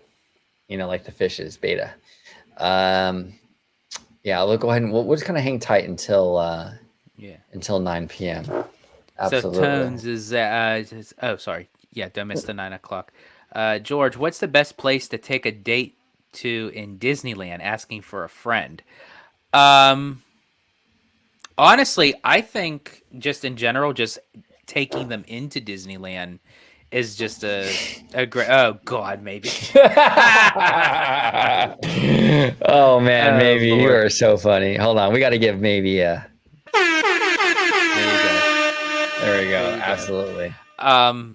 I think honestly, just taking them into Disneyland is like a date itself. You can kind of honestly sightsee, walk around, people watch, actually get to know each other. I think too, because you can actually do that with that kind of atmosphere. A lot of people say, "I take a first date to a movie." That's actually the last place I would take a date to is a movie because you're so captivated in watching the movie. You're not really talking, communicating, and learning about each other. That's like, you know, you want to do some sort of activity together where you can still find a common bond, but still be able to communicate and talk. And honestly, I think Disneyland's the best place to do so because you can talk about your experiences while you're actually doing them. Yeah, absolutely. Candy Camper here says Tom Sawyer Island. If the date goes bad, you can just sail away. That's pretty funny. That is pretty funny. Kaylee said, "I said it before, but Matterhorn, duh." Yeah, actually, that's true, Kaylee. But Matterhorn would have to come after dinner. You have to buy dinner first before the Matterhorn. Matterhorn. Oh, that is so funny. And then Mendy here says, "I need someone to take me to a date at Disneyland." LOL. Yeah, dates. Yeah, dates are fun at Disney. Yeah, they are. Absolutely. And then Candid here says, Mendy, Tones is free next week. See? You know, matchmaker right over here. Absolutely. And then, hold on one sec. Maybe here says, I just realized Disney is the only theme park I know without photo booths. Oh, that's interesting. You're right, maybe. Well, maybe actually that is, and I also mentioned again on the show of, that they don't have like a tunnel of love sort of thing, like a lot of other like amusement enterprises have. So I think that would be kind of cool. Yeah. To kind of have like that. Again, a whole new world. A whole new world. Now, what are we dropping on it's almost 9 o'clock. What are we dropping? What's the drop? Oh, I got a special drop, actually. I got it. I'll drop it. Once it hits 9 o'clock, 12 p.m. Eastern, I'll drop it. It's a new drop. I haven't used it yet, so we might as well do a world premiere. You know what I'm saying? Here we go. It's almost time. Once it hits that 9 o'clock, 12 o'clock George time, we'll drop the new drop. I can't believe I made it this long, George. You did. I'm so proud. I know. It's amazing. All right, here we go, everybody. We're almost there. Here we go. Oh, here we go. Like iced tea, I'm OG. Like iced tea, I'm OG. Iced tea, I'm OG. I'm demon like IT. Got more juice than high C. It's officially 2024. It's 2024 over here on the East Coast. Happy New Year's to everyone. May 2024 bring you some more balls to the walls, because that's what it's going to be for me. So yeah, absolutely. Cheers. Happy New Year to everybody. Happy New Year to everybody. We're going to have an amazing 2024. Yes. It's going to be a really, really good time. And yeah, it's going to be fun. Absolutely fun. So, OG, if you don't mind, if I could actually drop a small little announcement.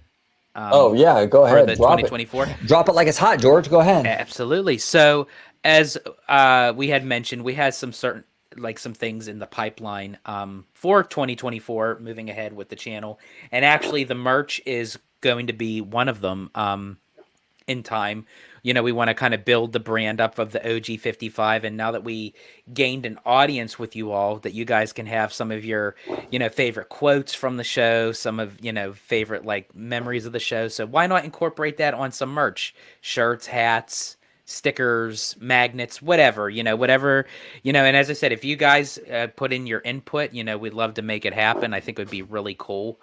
Also, we have been talking for some time, and the OG55 crew is going to be out on location this coming August, because now we're in 2024, for the D23 Expo. And being that that's when all four corners of the company comes together, that's when everybody kind of comes together for this huge event that we are considering on doing our very first ever Orange Grove 55 meetup at the Disneyland Resort around the time of the expo, since we're going to be there on location.